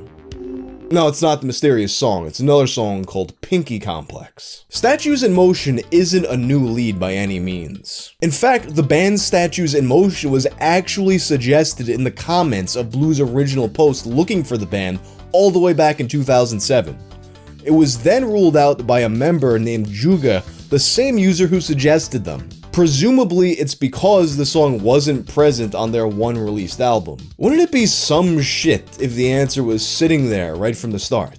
Well, much more recently, in the process of going back and double checking every old lead, Gabriel Vieira, who you might remember kind of restarted the search a couple years ago, contacted several of the members from these bands, one of these members being Billy Knight from Statues in Motion. When asked about the song in July of 2019, Billy had this to say: "No, it's not, but I formed Statues in Motion. Oh, the vocals are so identical, we are searching for the song about 13 years. Sorry, wish I could help." No problem.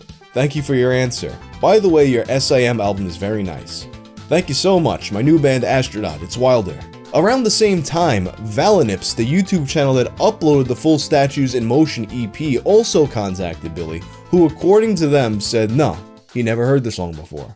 Thus, Statues in Motion was scratched off the list. But as is the nature of this search, over time more and more new people get attracted to it and start to go along these old threads again. I'm sure it'll happen again after this video. In this case, an investigator named Campspiracy began to once again look into the abandoned Statues in Motion lead. He too reached out to Billy, but this time he got a different answer. In Facebook messages, Billy now said that this song was one of 2 songs from the Statues in Motion album that didn't get published, the other being the aforementioned Pinky Complex. He claimed that the mysterious song had no name since it was never published, despite Pinky Complex, which also wasn't published, having a name. He also noted that the song was recorded in 1982, and here is one of the major points of contention. You see, it's been widely believed that the synthesizer used in this song is a Yamaha DX7. Here's how the synth sounds in the song.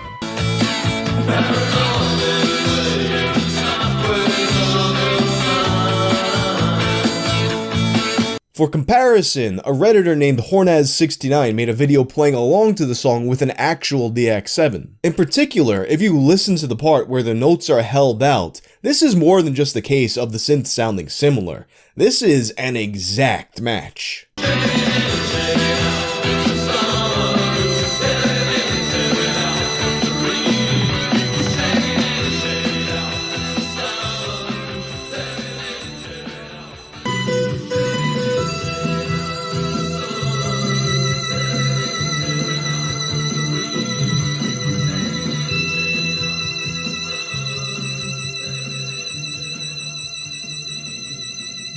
This is a preset sound on the DX7, a synthesizer that was not released until 1983, a year after the song was supposedly recorded. That might not seem like much, but it's important to understand with the synthesizers of this time, it's not as simple as just downloading some patches for Ableton and boom, you got the sound. These are all instruments that have their distinct characteristics that are really difficult to replicate.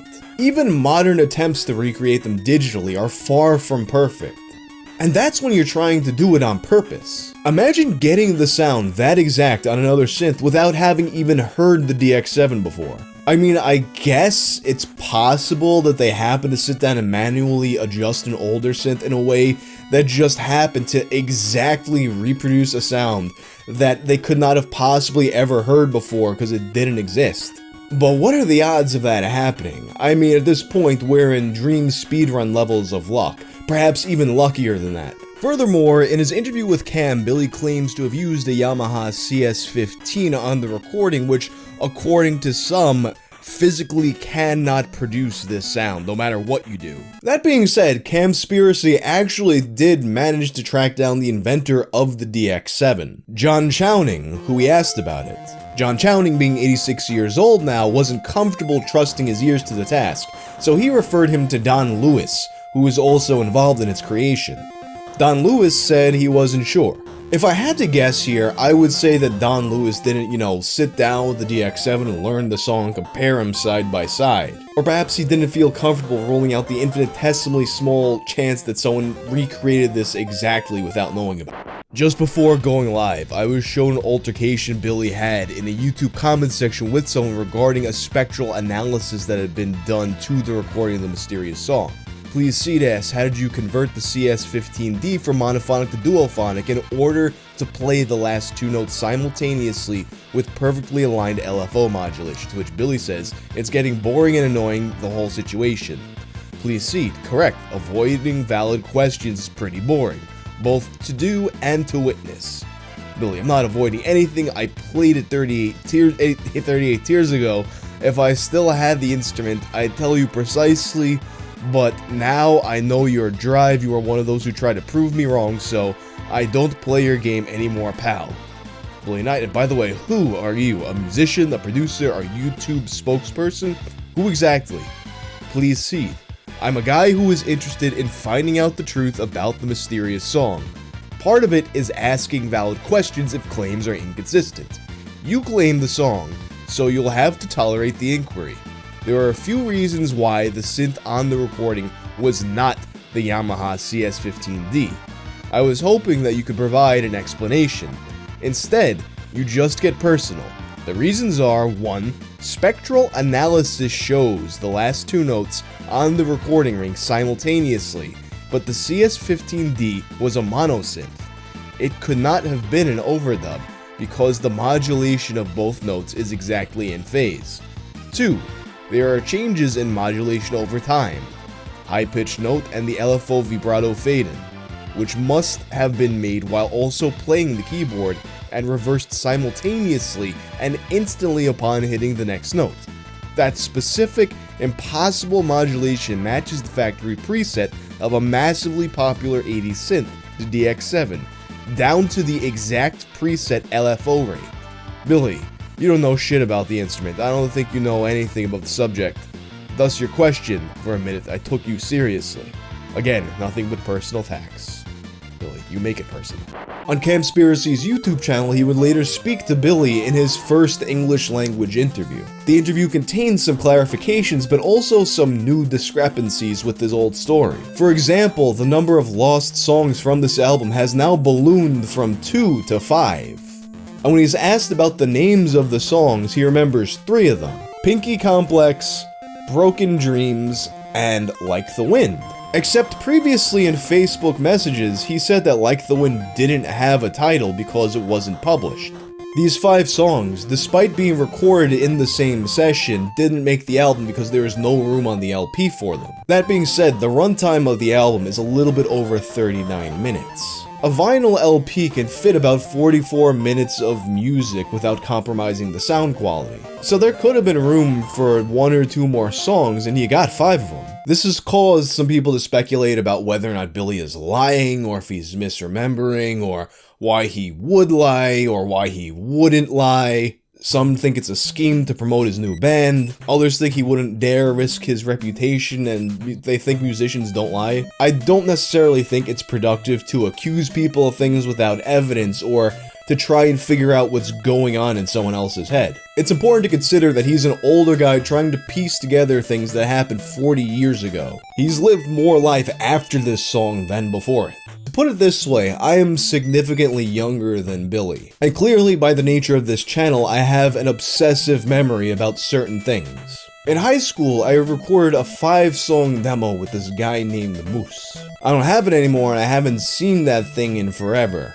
Although I clearly remember Moose carting out this vintage Marshall amp, and I'm trying to get a modern metal sound out of it, and he's like, "What are you talking about? There's not no gain on here, it's plenty." I could remember some of the songs that were on this recording, but I probably couldn't tell you exactly which 5 they were. And that's a much shorter period of time that Billy's trying to think of. So he may not be being intentionally deceptive. These are just probably things he hasn't really thought about in a very long time. But either way, this has demonstrated that we can't take his words at face value. I think perhaps the most telling piece of evidence we can look at is simply the songs themselves. The vocalists do sound remarkably similar.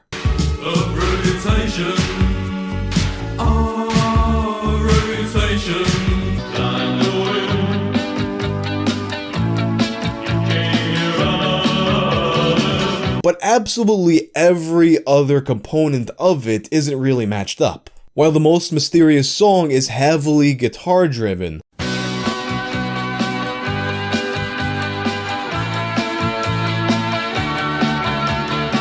most of the Statues in Motion songs are synth-based.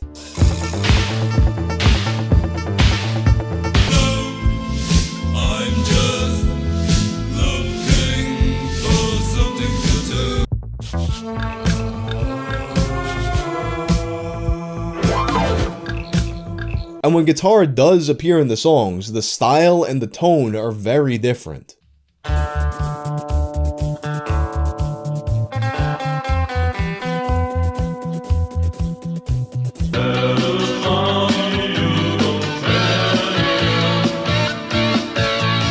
The album also uses a drum machine throughout, whereas the most mysterious song uses real drums.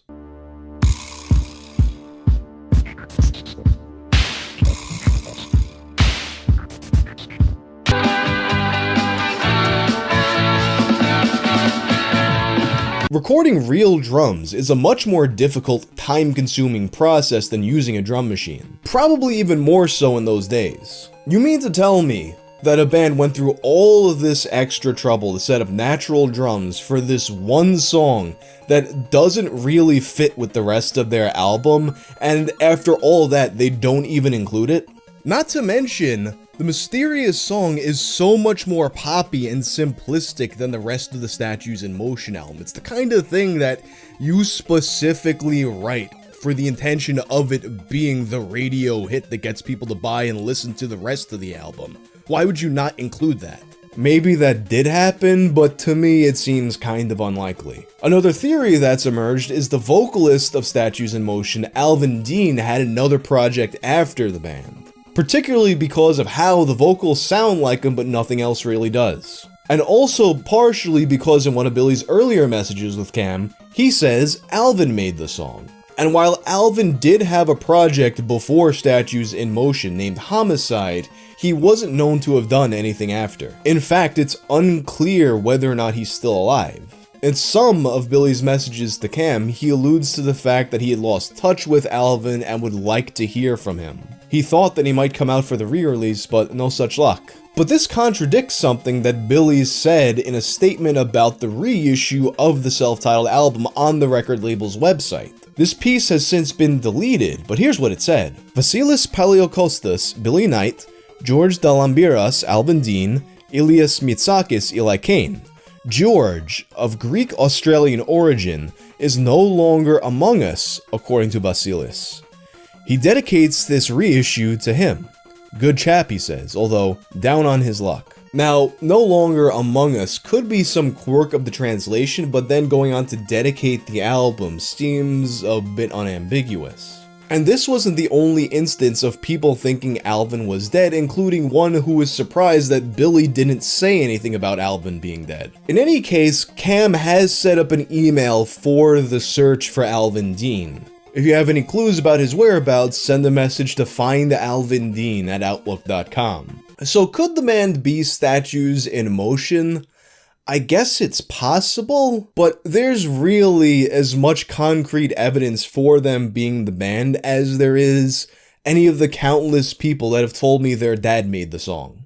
Ultimately, to prove this once and for all, we'd either need to have some kind of physical evidence, perhaps in the form of a recording or something like that, or something to tie it to that original radio broadcast that Darius recorded all those years ago. And on that front, some progress has been made. The NDR archivists have come back with the logs from Music for Junge Leute for both 1983 and 1984, with only the last 2 weeks of 1983 missing. The logs didn't end up revealing the song, meaning that either it wasn't written down for some reason, it appeared in the last 2 weeks of 1983, or it aired on a different show. That being said, a Discord user named Fleer came up with a discovery that will greatly narrow down this search. He realized that in the spectrogram for every single recording attributed to NDR2 broadcasts, there is a line at 10 kilohertz. This line has not been found in recordings from any other radio station that they checked, including the other stations that Darius was known to have listened to. This line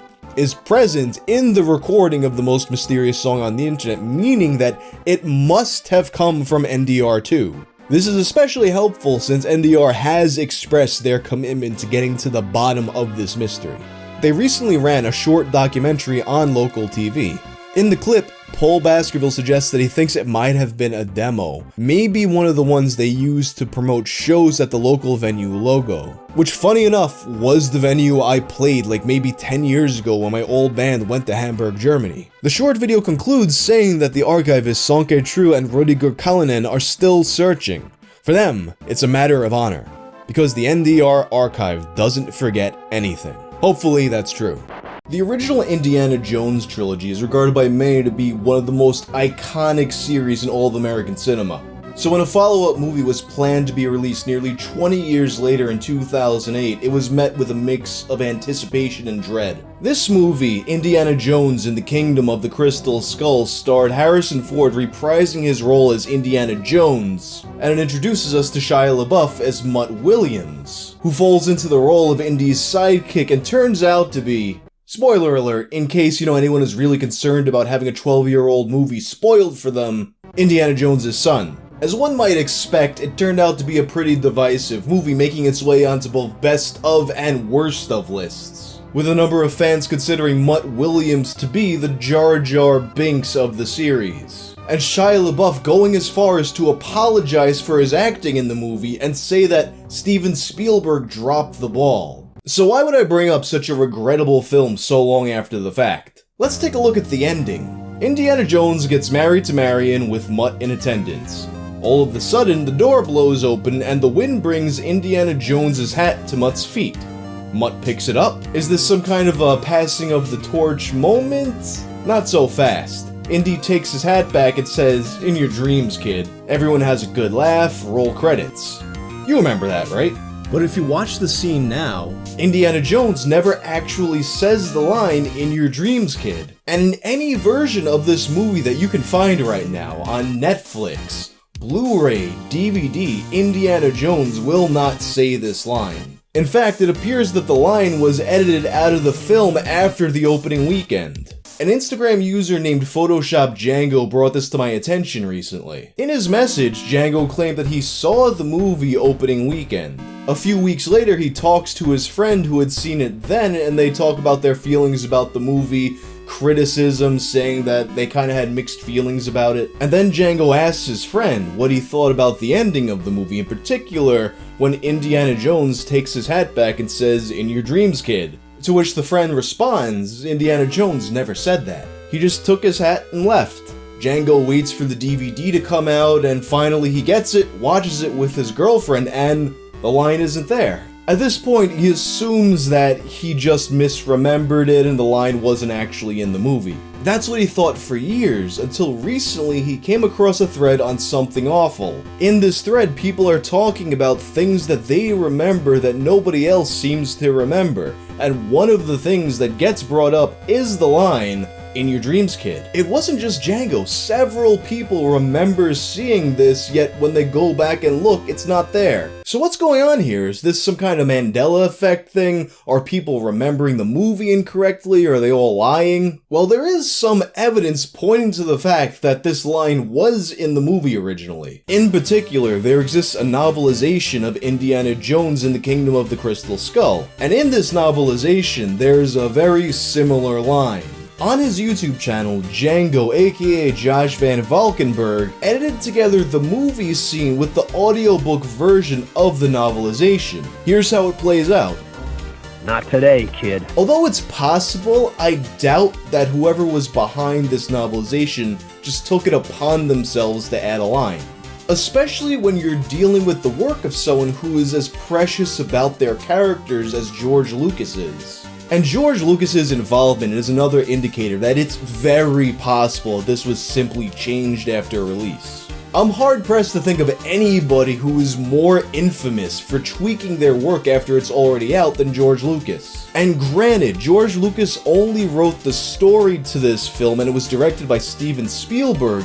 In interviews about Indiana Jones and the Kingdom of the Crystal Skull, Steven Spielberg said that he would always defer to George Lucas when it comes to things to do with the story. And I can absolutely see why George Lucas would want to change something like this. Although it's just a joke and it's 100% in character for Indiana Jones, it can be perceived as kinda burying Mutt Triple H style. And that's no good if you want to potentially build this character up and eventually pass the torch to them to continue the series. Although by now, with the power of hindsight, it's been confirmed that Mutt, the Jar Jar Binks of the Indiana Jones series, will not be returning for the planned sequel. But anyway, all we really have to go with by now is guesswork and people going off their memories, which can be faulty. We need some solid proof that this line actually happened. And there's a few ways that we could potentially get it. For starters, the easiest but also most difficult way to go about confirming this would be to simply get somebody like Steven Spielberg or George Lucas or Harrison Ford to confirm it. And thinking about that, I can only think of Harrison Ford's disdain for this type of fanboy question just welling up inside of him. But there's also a possibility that there may have been stand-ins or crew members working that day who might have held on to their sides, in which case that line would be on the sides if it were real. But if nobody on the inside would confirm it, perhaps what we can do is find an old version of the film. What Photoshop Django has been doing is trying to find old cam rips from the opening weekend. Although he did manage to find a few torrents of cam rips, there were no seeders because who in their right mind would be watching a cam rip of a movie that's been out for 12 years? But I do think there is another way to dig up an old version of the film. You see, in 2008, when this movie came out, bootleg DVDs were still really common.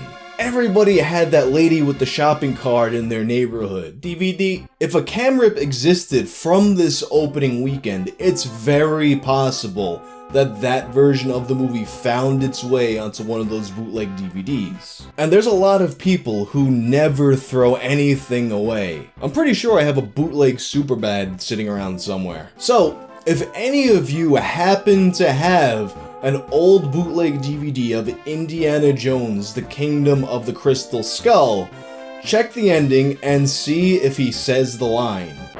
When A Nightmare on Elm Street 3: The Dream Warriors hit theaters in February of 1987, it marked a turning point for the series as well as for Freddy Krueger himself.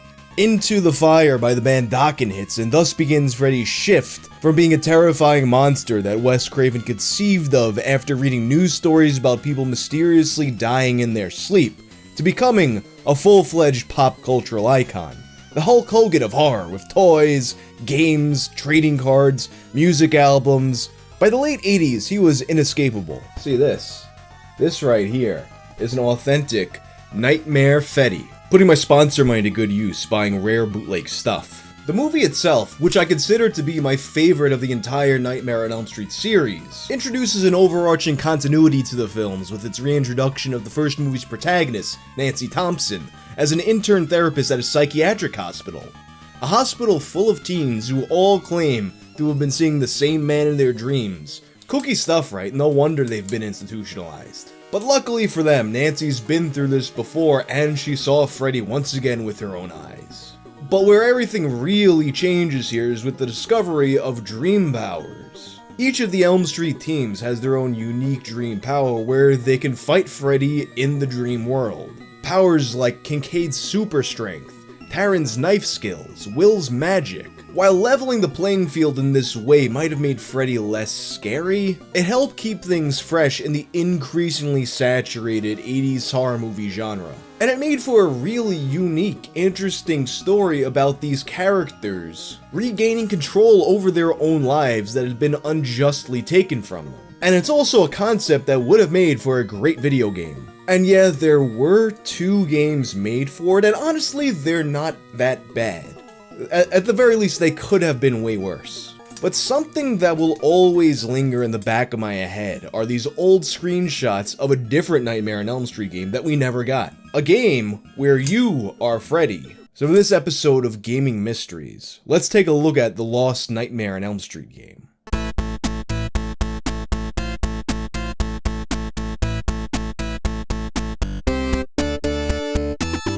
If you've watched any of my retro game streams, you've probably noticed I have a little bit of a tendency of being somewhat of a LJN apologist. Like, alright, I can see how a lot of their games are just objectively not good, but I like them. There's just something about grinding zombies in Friday the 13th, and yeah, I know there should be zombies in Friday the 13th, but, you know, you kill, like, what is it, like 100 of them and you get a machete? There's just something about sitting there and doing that scratches some weird itch for me. Zombies and bird attacks? It's an NES game, don't think too hard about it. And a lot of people seem to remember the Nightmare on Elm Street game for NES as one of the least worst LJN games. In A Nightmare on Elm Street for NES, developed by Rare and published by LJN, up to 4 players take on the role of the Elm Street teens, who are on a mission to collect Freddy's bones, so that they can incinerate them and put him to sleep once and for all. Standing in their way, though, are not just Freddy Krueger, but all of the classic Nightmare on Elm Street monsters that you know and love. And all the stars! You really keep up with all that are stuff. here tonight, oh yes. But the longer you take to get those bones, the later it gets, and the more tired the teens get. Eventually, they fall asleep and wind up in the dream world with harder monsters, but also, they can become the Dream Warriors. Shadow Warrior, Acrobat, and Necromancer. Clearly, this all does tie into the third movie, but at the same time, they avoid using any of the specific characters. Perhaps they wanted it to be more like you're playing yourself, which is plausible considering how much your blank slate character looks like the yourself character from another LJN game developed around the same time, WWF WrestleMania Challenge. But something else to consider is just how long it had actually been since Dream Warriors came out. In the more than 3 years before February of 1987 when the movie came out, and October of 1990 when the NES game came out, there had already been another 2 Nightmare on Elm Street movies released. And this is totally unrelated to the topic of the video, but this piece right here, created by Graham Humphreys, this isn't from DeviantArt. This is legitimate promotional material from Nightmare on Elm Street 5. I just feel like you needed to see Pregnant Freddy.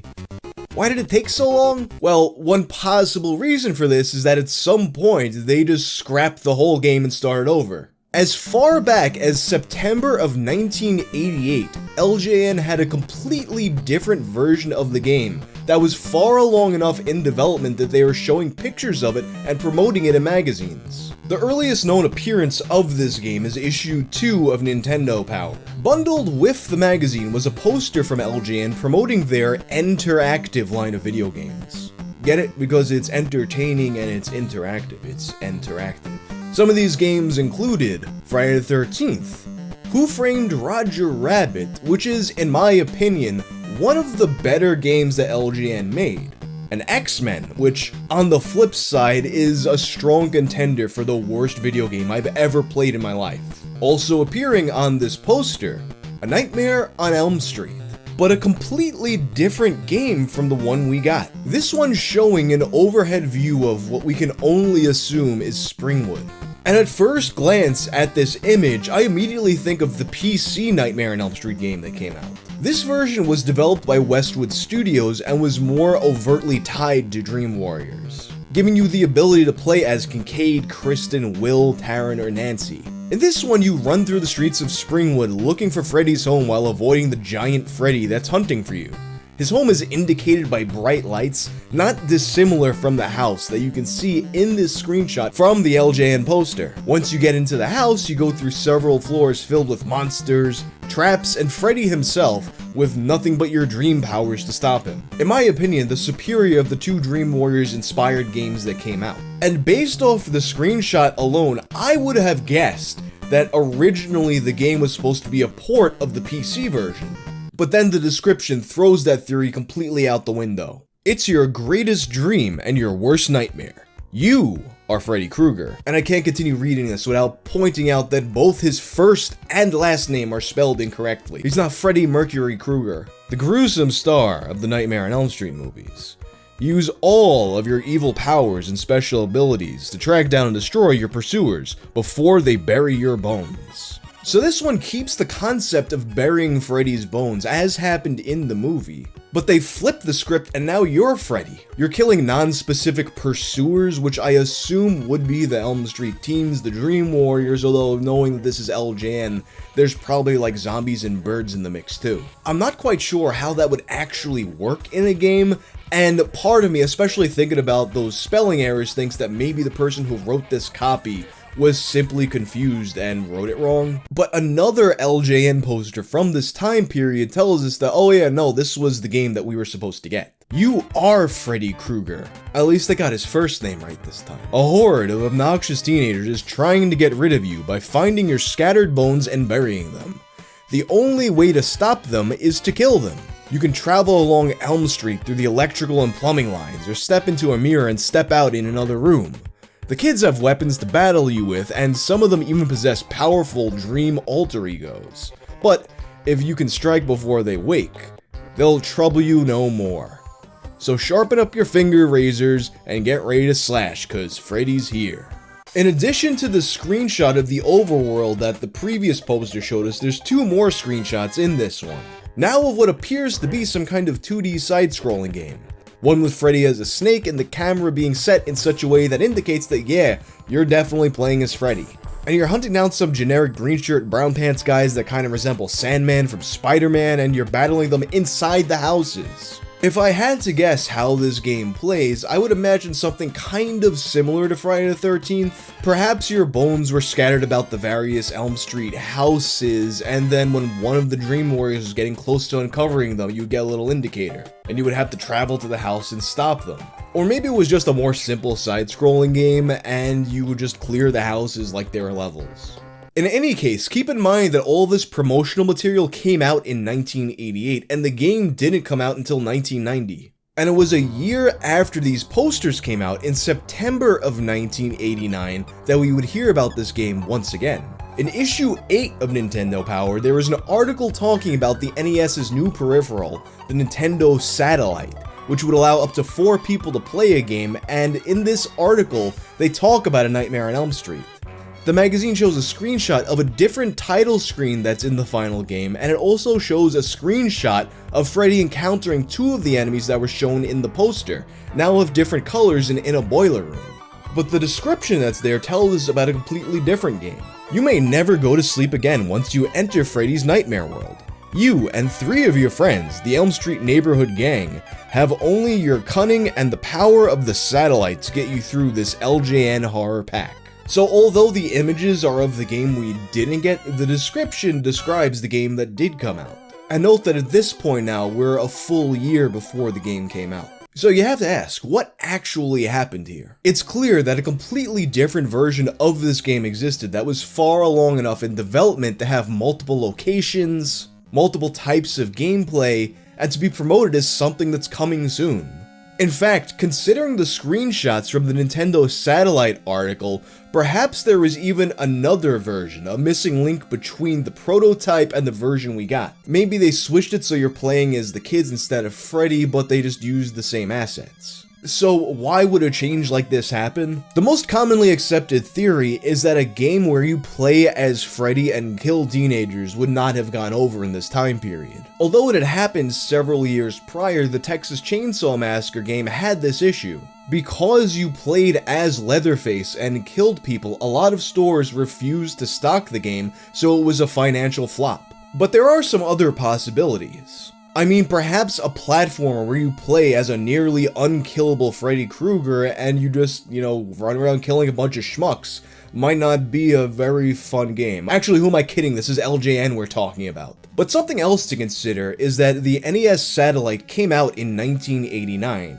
the halfway point between when we started to see images of this game and it actually coming out. Perhaps at some point in its development, Nintendo came along to LJN or Rare and was like, hey, we want a game for the NES Satellite, we gotta sell this peripheral. So the old game goes in the garbage, and then it's like, hey, we got 4-player Nightmare on Elm Street. In any case, the prototype, which almost certainly does exist, has never been found. Hopefully it's just sitting around in the storage of an old LJN or Rare employee, or maybe even a Nintendo Power employee. If it does turn up someday, I imagine it will be playable, and I think we'll be surprised by the type of gameplay we see. The more I think about this game, the more I almost put it up there with Earthbound 64 as a game I need to get my hands on. I need to see it for myself. In my recent video about the Lost Nightmare on Elm Street game for NES, there was one possibility that I neglected to mention. And when I received an email from a viewer who had personally investigated this story for years, it seems like it might be the most likely explanation. The explanation being that perhaps the prototype didn't actually exist, and the screenshots we saw were simply mock-up images. So for this video, let's take another look at these screenshots. But if you have no idea what I'm talking about, I suggest you watch my other video on this topic first. If you don't feel like it, here's a super fast summary of it. So for a period of time in the late 80s, LJN was promoting a Nightmare on Elm Street game in posters alongside its other games, and it also had articles written about it in Nintendo Power. This was a game where you played as Freddy Krueger and you had to kill the Elm Street kids. This wound up being completely different from the Nightmare on Elm Street game that actually came out in 1990, implying the existence of a prototype that we've yet to actually get our hands on. And that brings us to now. So on January 21st, I received an email from a person who had just watched my video about the lost Nightmare on Elm Street game. His name was Armageddon Potato. And what Armageddon Potato does is he helps document NES prototypes for the cutting room floor. If you don't know the cutting room floor, it's basically the website to look at old prototypes of video games as well as stuff that's buried in the code of retail releases. In his first email, he tells me that it's a popular school of thought that the images seen in magazines and the posters were actually just mock-up images. And he thinks that the only screenshot from this prototype that has a chance of being real is the title screen. He mentioned that LJN throughout its history had a lot of issues with games that were butchered between the early versions and the release. A lot of this came from issues with higher-ups in the company and sometimes even Nintendo themselves. The example he used to illustrate this was Beetlejuice.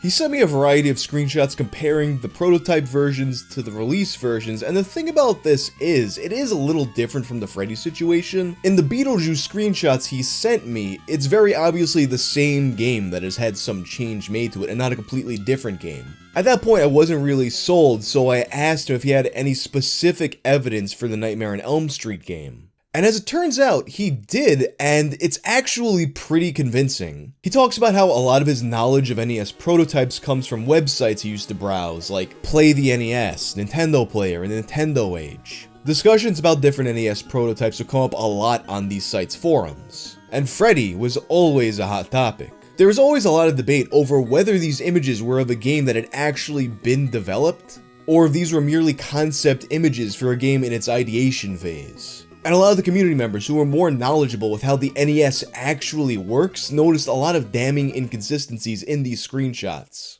First, let's take a look at what's the least strong piece of evidence here, the prototype title screen. Although there doesn't really seem to be anything amiss with the artwork, there's an issue with a white speck that appears in this image. This isn't an artifact from scanning the magazine, as it appears in multiple different scans of it. Still, there exists the possibility that this is some kind of error with how the magazine was printed or something like that, but a lot of people think that this is the cursor from an art program.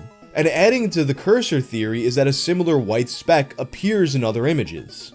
Next, let's take a look at the 3 screenshots from the standalone Freddy Krueger poster. What's interesting here is that you have 2 kids. One facing one way, one facing the other. And this guy's saying, what do you want from me?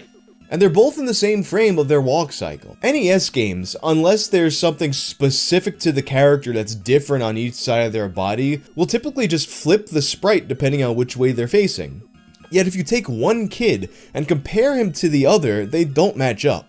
One kid is ever so slightly fatter, and also one kid is also centered on the floor a little bit higher. It could be some kind of weird distortion in the image, but that seems doubtful to me, especially since the top of Freddy's body in both images matches up. And there's no way in hell they would have went to draw 2 different versions of the kids for facing right and facing left. And something else he pointed out that's not really connected to the debunking, it's just an interesting thing. If you look closely, the Freddy's snake is coming out of a sink faucet, implying that the pipes you see in the overworld map are the sewer system, and that's how you got around the map and into these houses. Finally, let's take a look at what's to me the most damning piece of evidence here, the overworld map. Now, NES games have a very limited amount of space for art. This causes them to do everything they possibly can to save room by reusing sprites. Sometimes even in unexpected ways, like probably the most classic example of this, the clouds in Super Mario or just the bushes recolored. Not only does this prototype image not take steps to make the graphics more economical,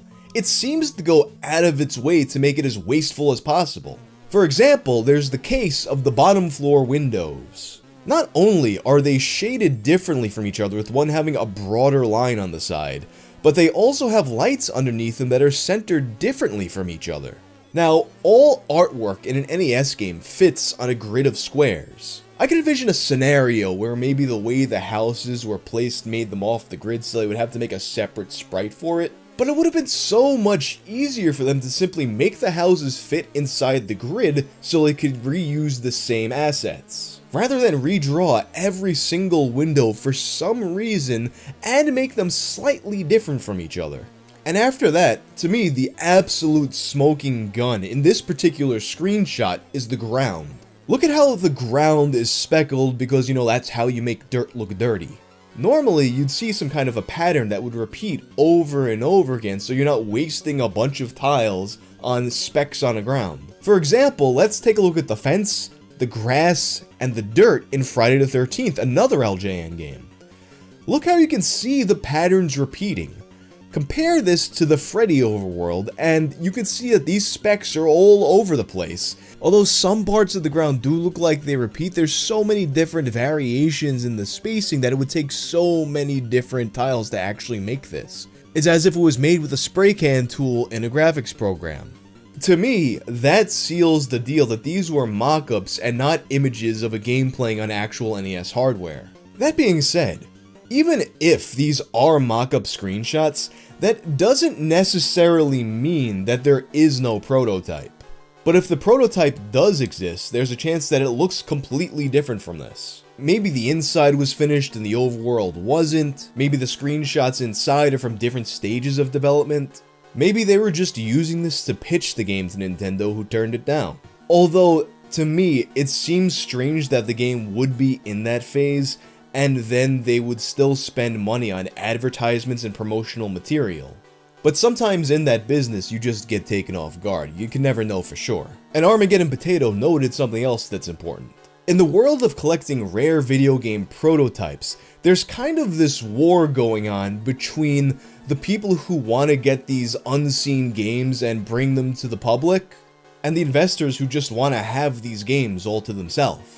There's been cases where a community would pool its money together to retrieve one of these unseen prototypes just to be outbid by a single wealthy investor. If this prototype were to exist, and were ever to get to an auction, there's a chance that someone like that has it sitting all to themselves in their collection. But there you go, some evidence that this thing might not actually exist after all. Let me know what you think. Once again, thank you to Armageddon Potato for helping me with this information, and if you like this video, check out my video about the cancelled 3D Chrono Trigger fan remake. I'm out.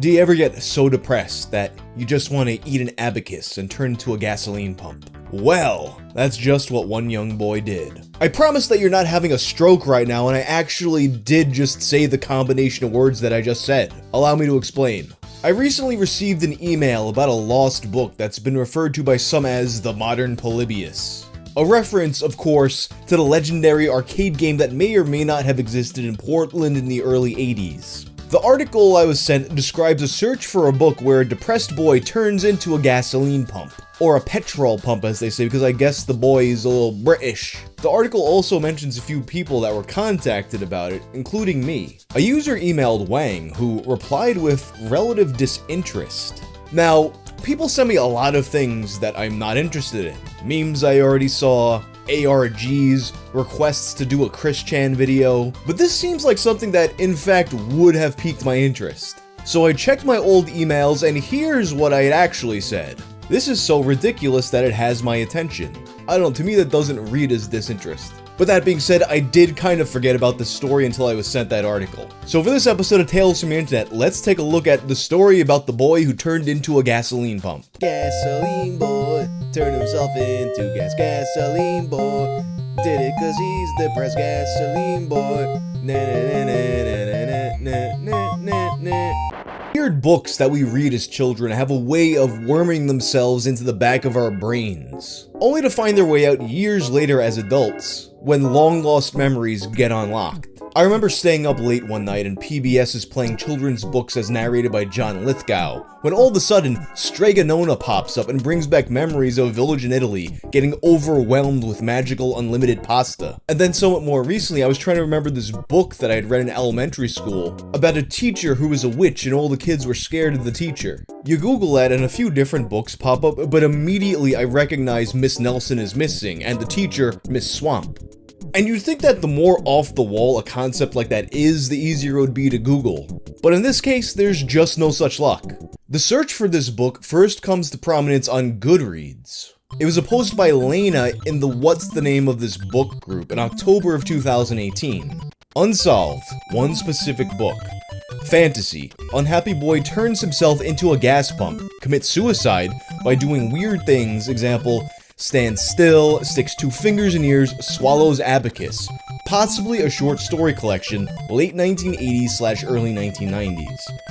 Okay, a weird one. I think this was one of my younger siblings' books from the late 80s, early 90s. A boy decides to turn into a petrol pump as he is unhappy with his life. This slowly happens when he stands still, sticks 2 fingers in his ear, is made to swallow an abacus, and more weird stuff. At the end, his parents come along and pump gas from him without knowing it is their son. Does anyone remember this book so that I can convince myself that I did not make this up? The first response made by Rainbow Heart echoed my thoughts when I first heard this story. Calling it a petrol pump as opposed to a gas pump makes me think that it is British in origin. And in fact, in a Reddit thread about this same book, another poster recalls that this was factored into the story. I also remember this story. Definitely was a picture book. He was teased because he called it petrol and not gasoline. I think he was from GB and was bullied by his American classmates. Wish I could remember the title. The British origin of this story is corroborated by a Something Awful poster, Del Zinked, who would post searching for this same book on May 31st of 2020 along with some other details. I think I posted my request in this thread ages ago, but I can't find it. I've been looking for this for over a decade now. Everyone I've spoken to about it thinks I made it up, and I was convinced I was until I found someone on Goodreads asking about the exact same book. It was a children's book, possibly a short story in an anthology. Read it in the UK when I was in primary school, so no later than 1995. My memories are that it was by a British author because of the terminology used, but I could be wrong there too. It's about a boy who is fed up with life and wants to become a petrol pump or gas pump. He leaves school one day and walks for miles until he ends up by the side of a road somewhere. He sticks his finger in his ear like a pump, and a man comes along and tries to pump petrol from him. The boy is nervous and can't, so the man kicks him in the shins, and then either he or someone else forces him to swallow an abacus. Eventually, the boy becomes a working petrol pump, and one day, his parents pump gas from him. He recognizes them but can't tell them it's him because he's a petrol pump. One of his parents remarks that their son loved petrol pumps as they drive away. And something that stands out about this to me is that you have a lot of small details matching up with the Goodreads post. Sticking the fingers in his ear, being forced to eat an abacus. If this was indeed a picture book, it's very likely that there's a very striking image of the boy just sticking his fingers in his ears and like blowing up like a pump or something like that. Additionally, the joke about the son having loved petrol pumps to me seems like a very British type of humor. Interestingly though, in the original Goodreads post, Lena insists that the book is from the US. Del noted that he had messaged her about this but never received a response. Although, as one reply noted, it's likely that a US version would have had the spelling and grammar localized, so anyone reading this in the US would assume it's an American book. About half a year later, another poster on the Something Awful forum, Sobacha Morta, has a different idea about the origin of the book. Their post is about 2 different books, with the second one probably being the same story. The second book was Dutch or Flemish, posted somewhere in the early 90s or late 80s, and featured a boy who was obsessed with gas stations. A gas station at the edge of his village has just installed a new automatic pump, and the boy is so impressed by the independence and autonomy of this new mechanism that he goes there every day to watch the gas pump. One day, he runs away from home, decides to follow his dream, and goes to the gas station to become a pump himself. What follows is some weird chapters where, as the boy's conviction grows, his body slowly starts transforming into a gas pump. He's human-shaped, but shiny and chrome with a pump handle for a right arm. He takes great pride in this transformation, and so does the book, which lovingly describes the changing seasons that bring rain and darkness but cannot lay a finger on his metal perfection. I want to say I just imagined this, but I distinctly remember it being one of the first books that 7-year-old Sanobashi didn't want to finish and trying to return it to the school library. But the teacher didn't let you return books until you finished them, so it was back to the old gas pump for me. This post in particular was really interesting to me because previously I didn't really remember this book, but the way they described it all of a sudden seemed to make something click for me. Particularly the description of the boy as being a human-shaped pump. Shiny and chrome with a pump handle for an arm. All of a sudden, thinking about that description, I have a very vivid memory of the art style. I picture the boy like being all like stiff like this, and I picture him, even though it wasn't mentioned in the details, I picture him being red as the gas pump. I don't recall any of the other details of the story that people mentioned, but that image is so vivid to me. And of course, memory is highly suggestible, but that seems to have unlocked something in my brain. In any case, now we have people suggesting that it's American, British, Dutch, or Flemish in origin. So chances are that if this is real, it's something that was distributed internationally. Wizard staff would reply to Sanobashi Morta linking Dell's original post, blowing their mind that somebody else was looking for, and that seems to be a common thread too. Everybody thinks they might have just imagined this until they see that someone else was looking for the exact same thing. And in fact, there was someone looking for it even before the Goodreads post. A Twitter user from Copenhagen named Toon. As a child, I read a book about a boy who stood still on the street so long that he transformed into a petrol pump. Proper nightmare material, we'll never forget it. Anyway, good morning. A couple years later, people who are now newly searching for this book that he had tweeted about so many years ago start finding this tweet. They asked if he had found it, of course he had said no, but he added another detail that nobody else had mentioned. I do remember that towards the end of the story, he makes friends with a lamppost beside him, who turned out to be another boy who did the same thing as him. Later on, a few more previously unknown details would be added by Gavin, who I believe is Delzing from Something Awful, in the Goodreads thread. Still no idea what this book is called, but I have a bit more information. Namely, during the book, he befriends a streetlight who also used to be human, and at the end he gives his parents free gas, and also spits out free money. Apparently it's also a fairly short picture book and not a part of a collection. I'm not exactly sure where he found out that it was not a part of a collection, but that seems to be more in line with the thing that I'm remembering if I'm remembering this same thing. In addition, that extra detail of the ending, the kids spitting out the money, is also something that seems to jog a memory for me. But through all these various people's recollections of the story, these are basically all the details of it that we have. The time frame seems pretty consistent between everyone who's mentioned it. Early to mid 90s, maybe late 80s. Toon on Twitter recalled it being 1997, and Gavin reiterated that it couldn't have been published later than 1995. And note that if I'm remembering the same book, it's probably even a little earlier than that. So then we get to the point where people are trying to figure out what exactly this is. One user on Reddit, SnoopPuppers371, noted that the story seems like a movie trailer they saw, but couldn't remember what it was. Another person on Goodreads suggested the book On Meeting Witches at Wells by Judith Gorog. Released in 1991, the time frame matches up, but unfortunately this book does not seem to be it.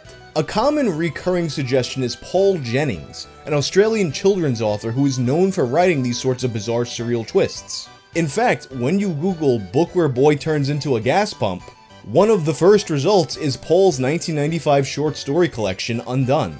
Most likely because the story in it that's called You Be the Judge, which is about a boy and his father who run a gas station / motel in the desert. But that's not the story, and nobody can seem to find the story amidst his bibliography. Considering that he's a renowned, award-winning children's author, it's unlikely that something like this would receive international distribution, then just disappear. And a few people had some suggestions that the story reminded them of.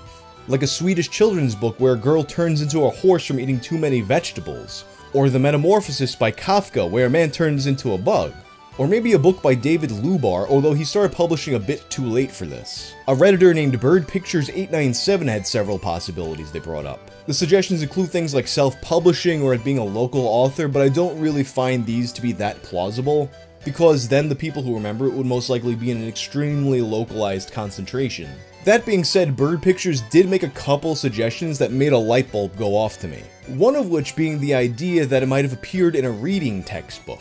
I remember having reading textbooks in school that included full-color illustrations of stories that appeared in other media. For example, I vividly recall a full-color illustrated version of The Monsters Are Due on Maple Street from The Twilight Zone in a textbook that I had at some point. Similarly, it could have also appeared in a magazine of some sort. Both of these suggestions to me are very plausible. And of course, it could just all be made up. As the article I mentioned at the very beginning of this video points out, despite this being a book from the 90s, it seems like it only ever appears online in the last 4 years. Perhaps the first mention of it was made up, and then it jogged a bunch of other people's memories, or other people decided to riff on it as a joke. But considering that the earliest instance of it, as far as I can tell, is that tweet, it seems odd that someone with that inclination would just happen to have stumbled across a tweet that barely anybody saw at the time, and then decided to expand upon it for no real reason. Currently, I am of the mind that this is probably a real thing. But anyway, that's about all we know about it at the time. Do you remember this story? Let me know. It's happened again. Another lost media story that I covered on this channel gets solved really quickly. This time in the comments section of the video itself, with some more information coming out on Reddit and Discord in the following days. Of course, I'm talking about the book where a boy turns into a gasoline pump.